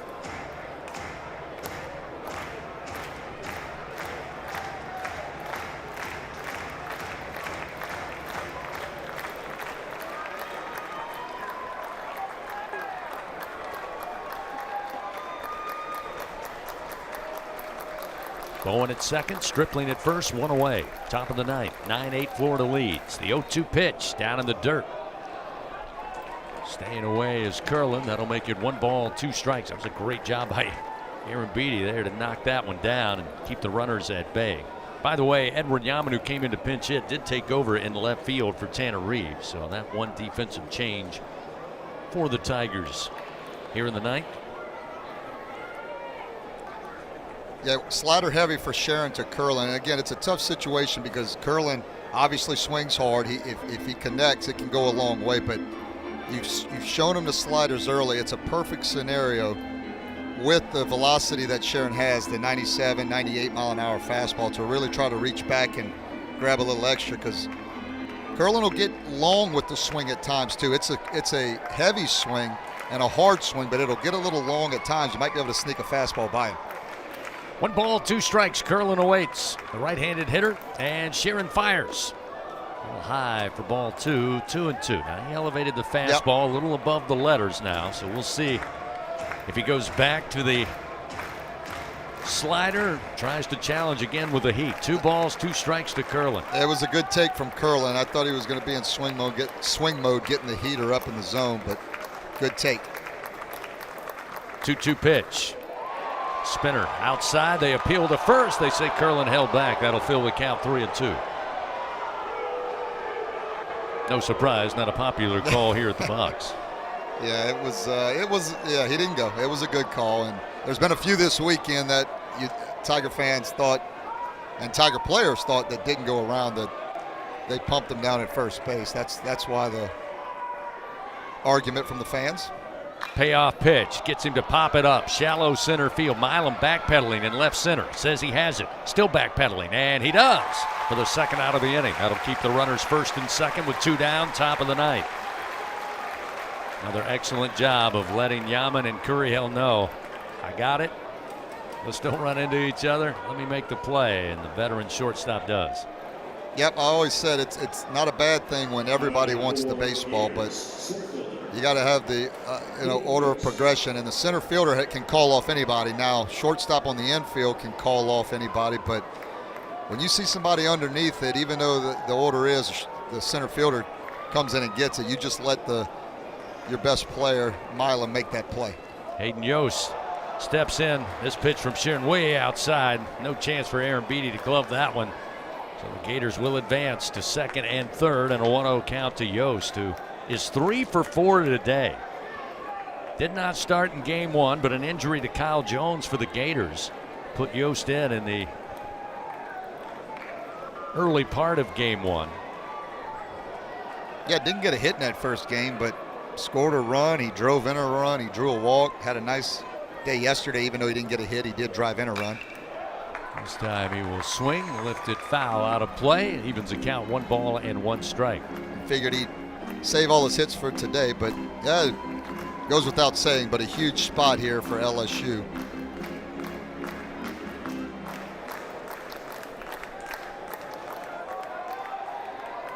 Again, Bowen at third, Stripling at second, a 9-8 Florida lead with 2 outs. A 1-1 count to Yost. Here's the pitch from Sheeran. Missing low, 2 balls, 1 strike. Pick your poison, though. Yost has been hot. He's in that 9 hole, but you've got Sear standing on deck, the leadoff hitter, who is 0 for today, but you feel like that's not going to last long. So I like trying to go at Yost and not get to the top of the lineup. 2-1 delivery, again missing outside. Now a 3-1 count with first base open. Again, Yost at the bottom of the order has been effective today. Yeah, the only silver lining, Chris, is Sear is a right-hander, so you go righty on righty, but you'd hate to get it to him. You know he's in that 1 hole for a reason. 3-1 pitch. Went around. Ball lost by Aaron Beatty. He can't find it, and he's going to come in and slide safely is Bowen. Aaron Beatty kind of held up. I think he was trying to get direction from the home plate umpire. He was a little slow getting to the ball, spinning right of home plate. Sheeran was there at the plate waiting for the throw, but just a little bit of hesitation there, and that'll allow Florida to extend the lead 10-8. Also puts Stripling down at third. I think he actually kind of kicked it. Yeah, he played a little hacky sack with it, did Aaron Beatty. I mean, didn't mean to, but ball just caromed away, and Bowen at third base, the heads-up play, getting down far enough and was able to read it was not going to be a play at home plate. The 3-2 absolutely belted to right field, and this one is gone. Yost with another home run, a 2-run variety, and Florida extends the lead and then some. It's now 12-8. Well, Yost, I guess, thought like we did that Sharon didn't want to get to Sear at the top of the lineup, and was hunting a fastball, and he got it. 97 miles an hour. I mean, it was a good one, but Yost just locked in today and had a heck of a game for Florida. Just put him up 12-8 in the top of the ninth. 384 feet for Yost on that last home run. Still 2 outs. Now top of the order in Sear. Pitch high for ball 1. That'll get Dax Tothy getting loose down in LSU's bullpen. 1-0 pitch. Missing outside. They appeal down to first. They say Sear did not go around. It's now 2-0.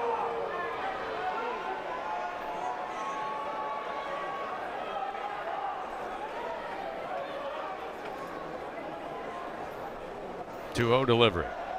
Missing low below the knees with a fastball. Now 3-0. Sheeran not happy with that, shaking his head.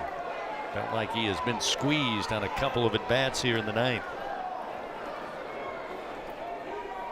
3-0 pitch on its way. Outside, ball 4. No question about that. Will put Sear aboard.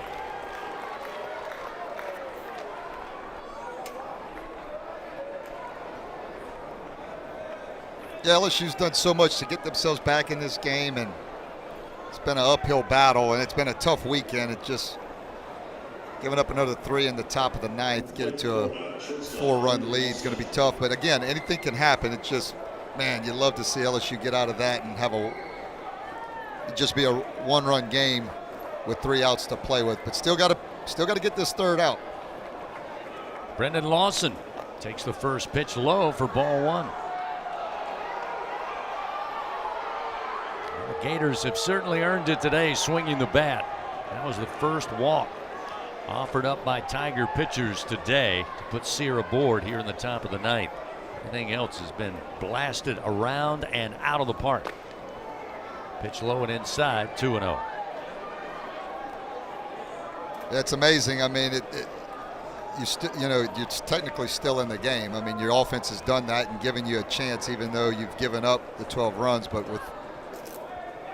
it's amazing to think what the score would be if LSU wouldn't have thrown the ball over the plate or been more competitive in that sense. There's a strike from Sheeran. We'll get a cheer from the crowd, not for Sheeran, but for the home plate umpire. It's 2-1 now to Lawson.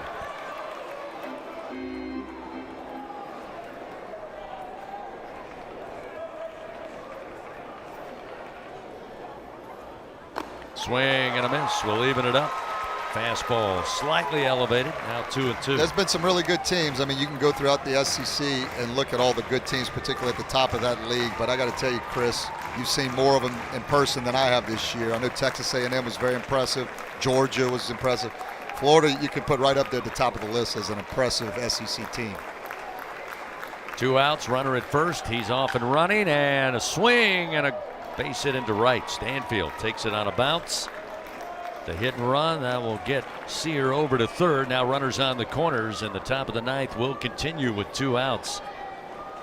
Serwick will get a chance to swing here. Oh, it's crazy. Every time somebody new comes up, you think, well, maybe we'll get to the next guy and he'll be an easier out. But the next guy is just as tough as out as the one before, and Serwick's going to be no different in this situation. Looks like that'll be all for Devin Sheeran. A slow walk out of the mound for Coach Jay Johnson.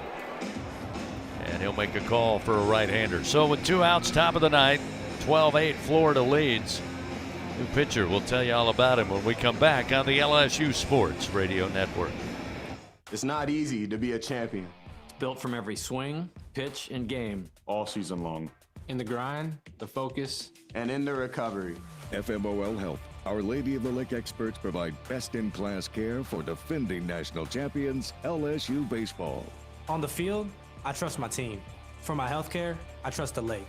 From championship athletes to everyday champions, trusted care starts here. Visit ololrmc.com/LSU. Ready, set, dash. Get ready, Louisiana, for your chance to experience the most thrilling 90 seconds of your life. Play the Ultimate Dash Scratch-Off from the lottery. You could win up to $100,000 instantly. Enter the second chance drawing for a chance to win an Ultimate Dash shopping spree and up to $500,000. Visit LouisianaLottery.com for more details. And pick up Ultimate Dash, the new fast play game. Win up to $25,000. Must be at least 21 to purchase. At Sunshine, your hometown John Deere dealer, we know you deserve value when you purchase equipment. Right now, take advantage of the powerful 3025E tractor for just $297 a month with 0% financing for 72 months. Tractor packages with a trailer also available. Whether you're tackling land, property... All right, coming back in here. Get your job done. Don't wait. This offer ends June 30th, 2026. Some restrictions apply. Visit sunequip.com or stop by a Sunshine location today. Home of the reigning champion LSU Fighting Tigers. This is the LSU Sports Radio Network, powered by People's Health. Well, the Florida Gators today have earned their way so far to a 12-8 lead. 12 runs, pounding out 17 hits, 1 error today for the Gators. Tigers 8 runs, 12 hits so far on the day. Dax Dothy, another senior that was honored before today's game, called upon now. He'll take over with 2 outs. Runners on the corners for the Gators. He'll face Surowiec when we get back to it. Well, Dax Dothy making his 12th appearance of the year. He has a 7.11 ERA. He's thrown 6 1/3. Giving up 5 hits, 5 runs, 4 walks, and 9 strikeouts. Native of Round Rock, Texas. Graduate of Angelo State University. Sear at third, Lawson aboard at first. Surowiec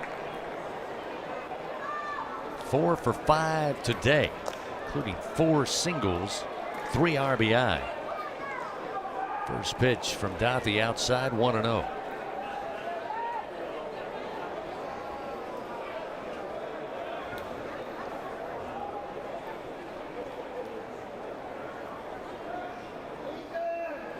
Dothy's 1-0 delivery.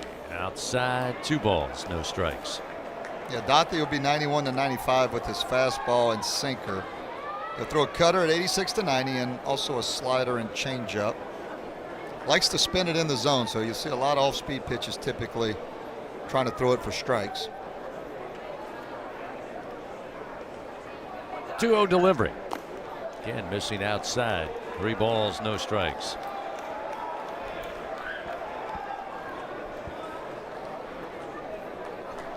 Florida winning the first 2 games on 8 hits in both contests. As we said, they got 17 of them today.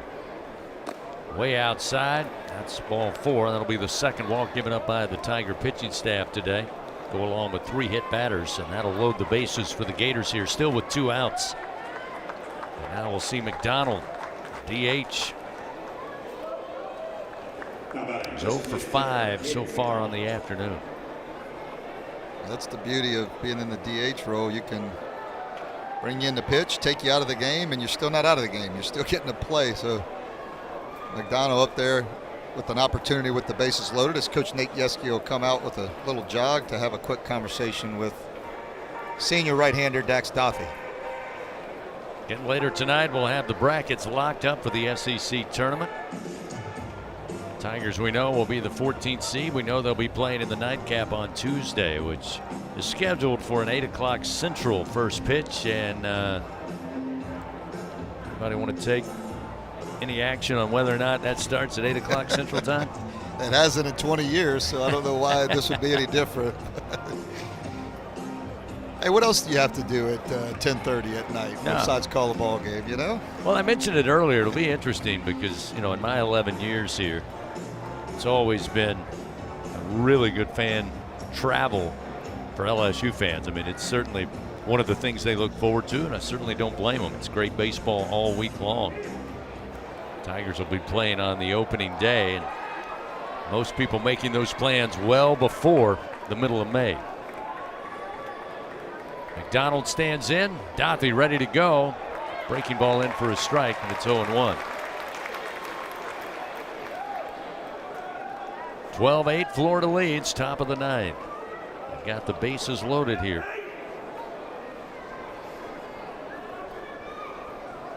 Dothy's 0-1 pitch. Late slider, they appeal down again. They say McDonald held back. Pretty good pitch by Dothy. Had a late break with that slider, but better take and control by McDonald, according to Jordan Farrell, our first base umpire. 1 ball, 1 strike. Douthy's pitch to the plate. Swing and a foul straight back. It's 1-2. Fans, you can help shape the future of medicine with Velocity Clinical Research. Participants can receive compensation, access new potential medicines, get free study-related exams. You can find a study near you. Just log on to velocitytrials.com. 1 ball, 2 strikes to Caden McDonald. 2 outs, bases loaded for the Gators. Douthy's 1-2 pitch, just a bit low. Aaron Beatty did all he could do to try to help, but that'll leave in the count 2-2. Yep, amazing. Florida typically, kind of a big swinging team. They'll swing and miss. They've been very good, very disciplined, taking really good pitches, really good 2-strike pitches from these LSU pitchers today. Douthy's 2-2 delivery. Way outside, Aaron Beatty lunging to get it. Now a full count, 3-2 with nowhere to put McDonald.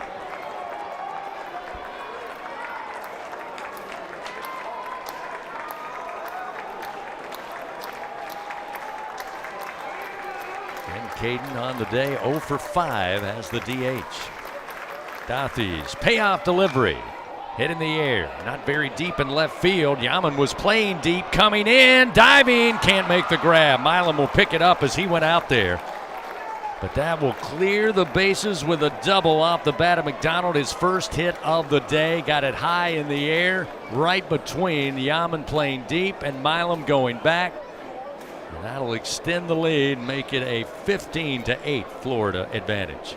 Well, Yaman was playing deep in left field. I mean, that ball hung up in the air a long time. It just took a long time for Yaman to get there. Milam, it felt like Milam had a good feel for that play, that he knew it was going to be a difficult play for Yaman to get to it, as Milam was busting his tail to try to get to it and make that play. Was going to obviously be a very difficult play for a shortstop as it was hit to left field. But another tough break for LSU, another tough break for, really a tough break for Dax Douthy, who made the pitch when he needed to. So they're going to intentionally walk Strayer here, get the force play on the diamond with runners first and second. Still 2 outs, 15 runs on 18 hits for the Gators. Carson Bowen now will have a chance to come to the plate here in the top of the 9th. You give credit to Florida. They're obviously one of the better teams in the SEC, but LSU scores a run in the bottom of the 3rd. They answer in the top of the 4th. They put 3 up in the bottom of the 6th. Florida comes back, answers 2 in the top of the 6th inning, and they're doing it again here. Breaking ball from Douthy, too far inside. 1 ball, no strikes to Bowen. I agree with you. You mentioned it earlier that look at the top of the SEC. Obviously, Georgia, the SEC champions. Seen some really good offenses. A&M, Mississippi State, obviously Georgia. This Florida team really good in all areas.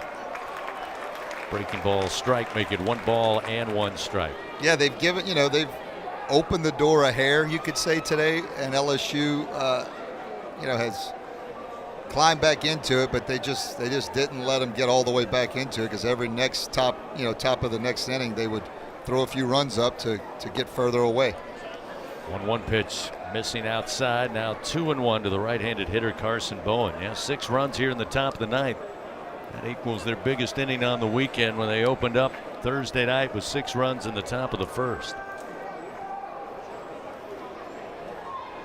2-1 pitch, swing and a miss. Nasty breaking ball. It almost was in the dirt at 80 miles an hour. Bowen couldn't hold back. 2-2 now the count.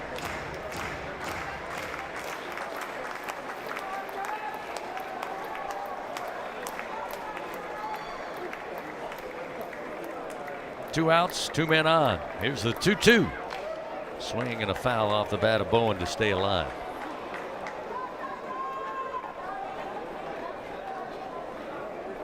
I'm impressed with Bowen behind the plate too. He's had a nice series, particularly behind the plate. You can tell, like I said, a transfer from TCU, and a guy that veteran presence back there. That's always good behind the plate when you're trying to make a run.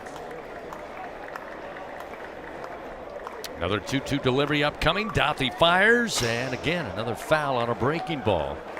Bowen just fighting it off. Still 2-2 the count.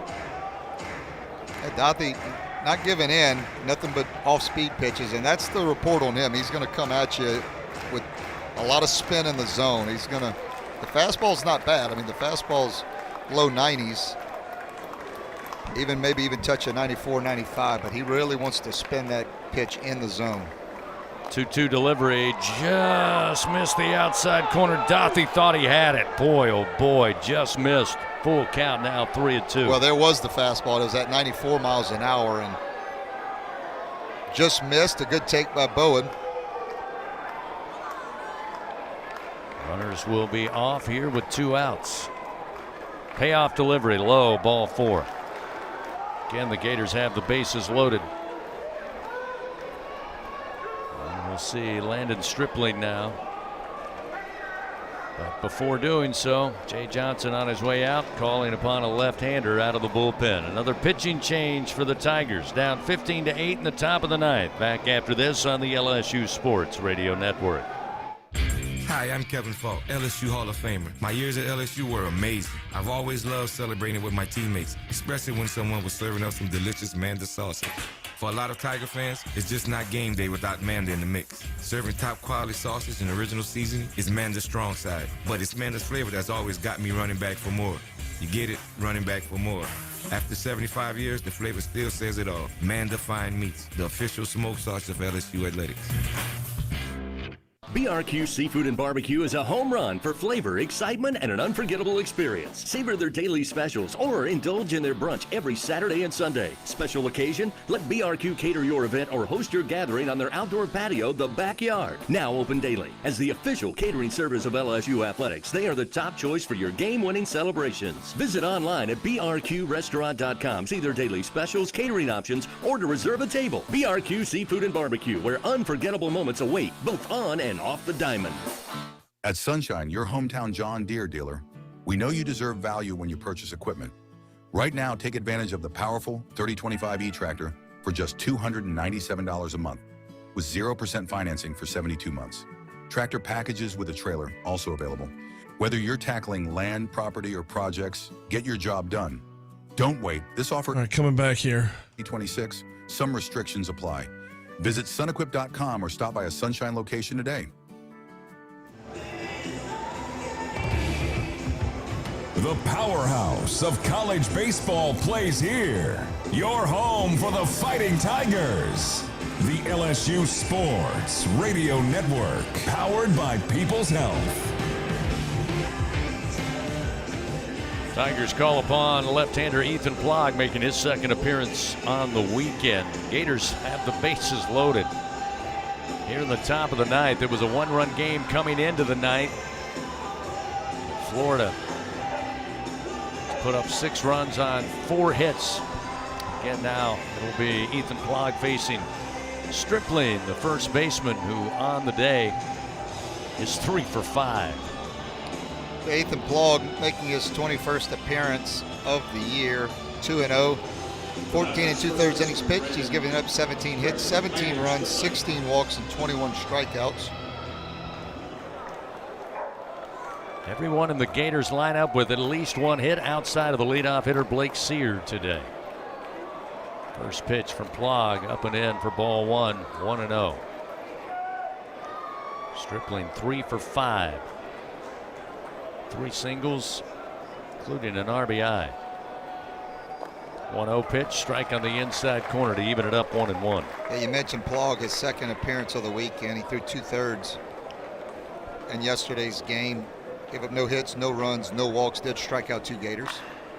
Fouled back. Look out. Into the dugout for the Gators. A couple of players having to jump out of the way. It's 1 ball, 2 strikes now to Stripling.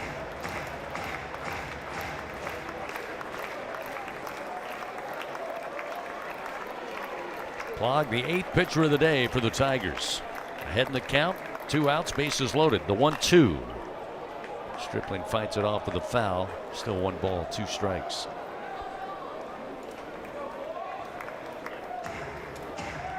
Yeah, been impressive by the bottom half of this Florida lineup.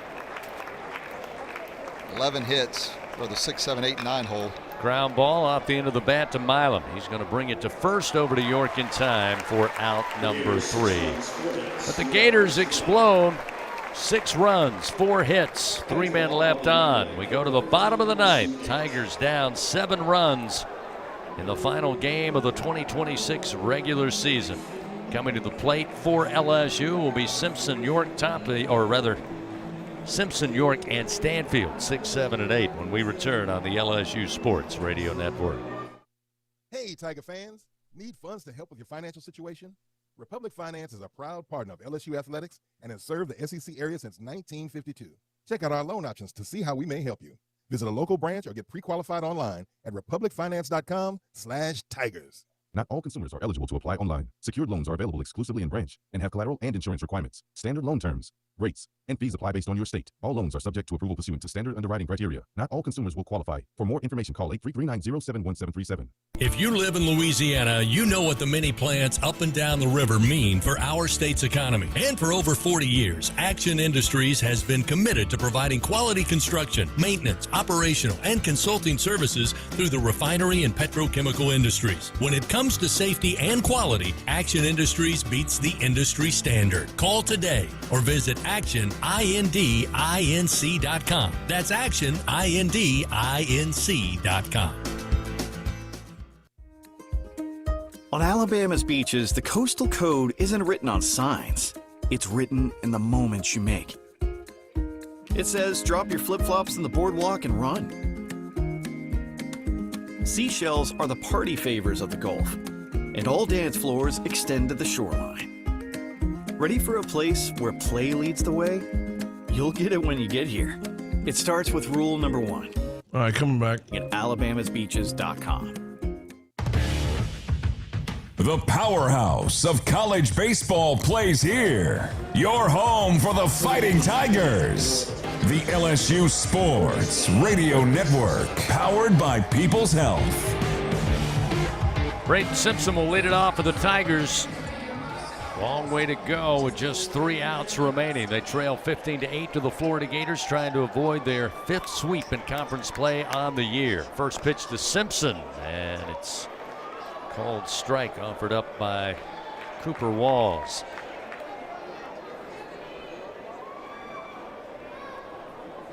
Here's the 0-1. Nice looping breaking ball. Gets him ahead 0-2. Simpson today 1 for 4. Had a double in that 8th inning. Tigers made it interesting, plating 4 runs.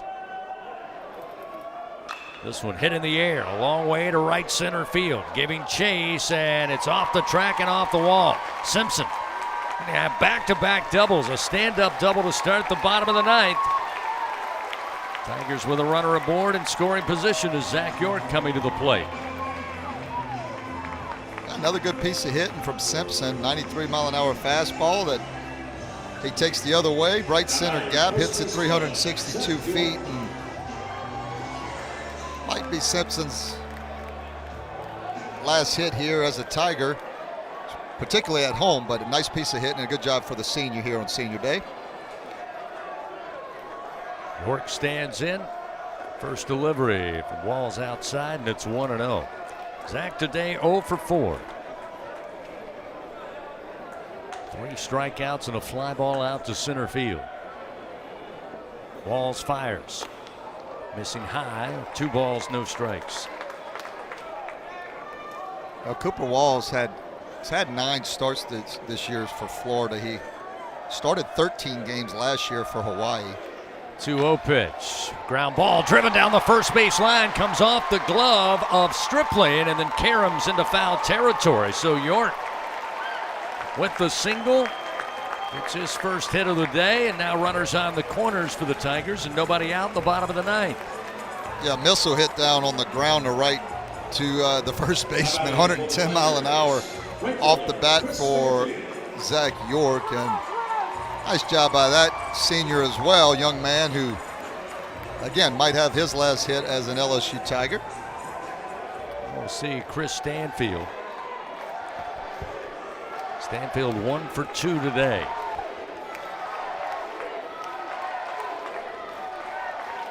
Walls leans in, now will come set. The right-hander fires. Stanfield swings. A bouncer down the third base line, but foul. Set him up 0-1 to start him off. Right-hander number 23, Billy Barlow, getting loose down in Florida's bullpen. Actually saw Barlow in Thursday night's game.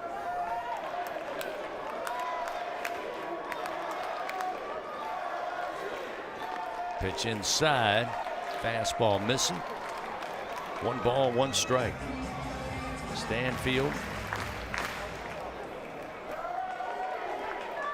looking to try to get the Tigers back in this one. Once again today, this pitch low and inside. Now 2-1 the count. Yeah, taller task now, being down 7 runs, but again, you never know. Get the next guy up and the home crowd maybe get back into it.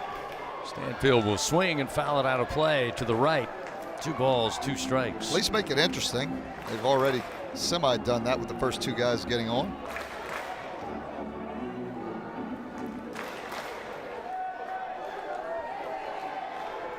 Simpson with a leadoff double now at third. York down at first. The 2-2 to Stanfield. Ground ball, but again foul. Third base side. Still 2-2.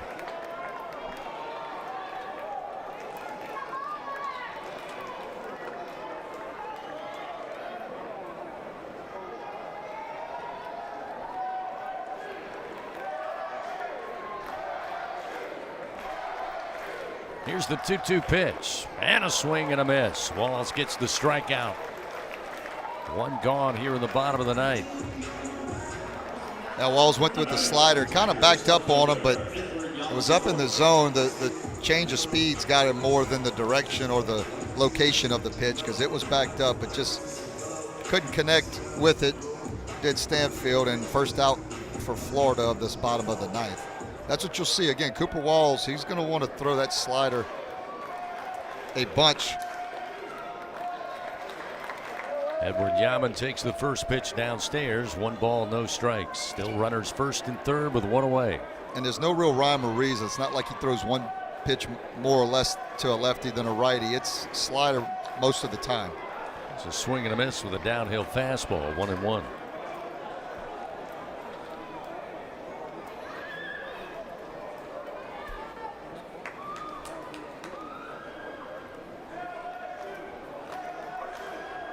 A 1-1 pitch to Yaman.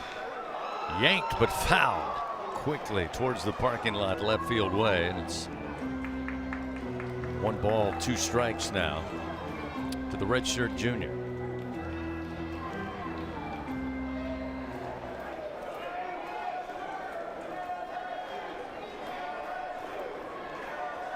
Here's the 1-2 pitch. Say it missed. They say Yaman held back. No appeal. It's now 2-2.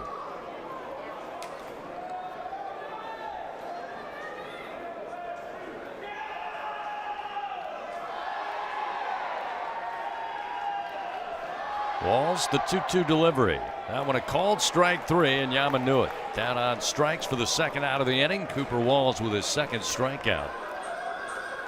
Now the Tigers with 1 out remaining here in the regular season of 2026. Yeah, At the just top of the order, Stephen Milam. Froze Yaman there with the 2 strikes, went to the slider. Again, that's the pitch he likes. I mean, Walls is going to throw that a ton, but might have caught Yaman guessing just a hair, as that caught a lot of the plate, middle of the plate. That's the one you want to rip, but see if Milam can't stay hot for the Tigers. 1 for 4 on the day. First pitch to Milam. Fastball strike. 0-1.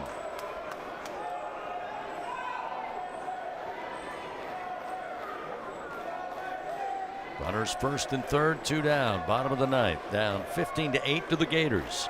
The 0-1. Off speed and out in front swinging. Milam fouls it down the first base line. So now 0-2. Yeah, good change up from Walls. You will see that. That is one of his pitches. He'll throw more to left-handers than he will right-handers. But pitch up in the zone just caught Milam out in front.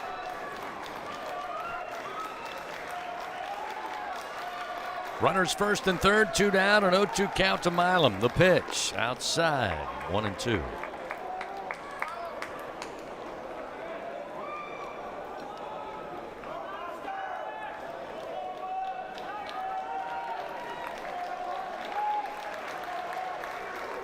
1 ball, 2 strikes with 2 outs. The pitch hammered down the line, right field way. Milam sends it out of here.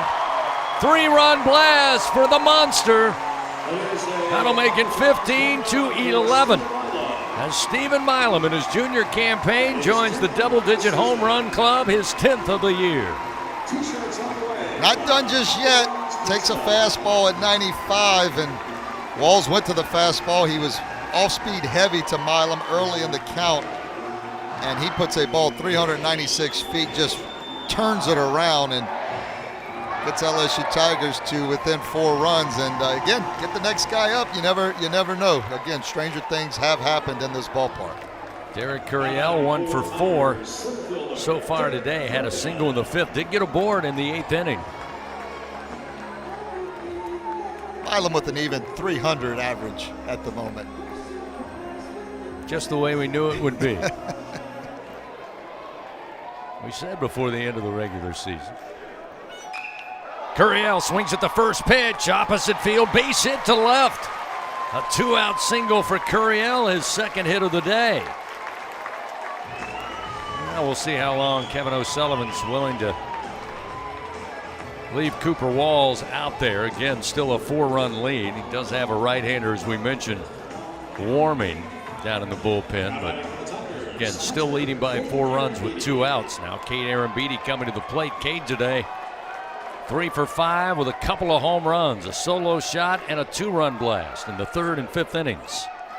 Pitch from Walls, a strike at the knees, and it's 0-1.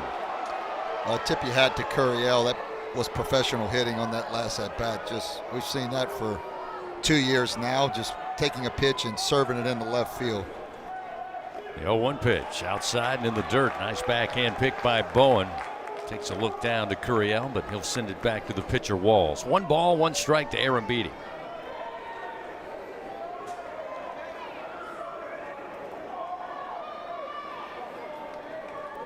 Walls will come set. Again, 2 outs, bottom of the 9th. Here's the 1-1. Swung on by Arambidi to left field. Sear going back, and he makes the grab shy of the track. And the Gators complete the clean sweep of the Tigers here in Baton Rouge with a win today, 15-11. Florida finishes the regular season 37-18, 18-12 in SEC play.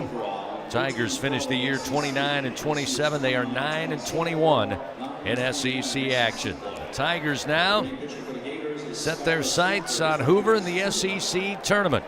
Brackets will be set later tonight. Gators also interested on how this will help their resume coming into Baton Rouge and getting the sweep. Final today on Saturday. Florida 15, LSU 11 on the LSU Sports Radio Network.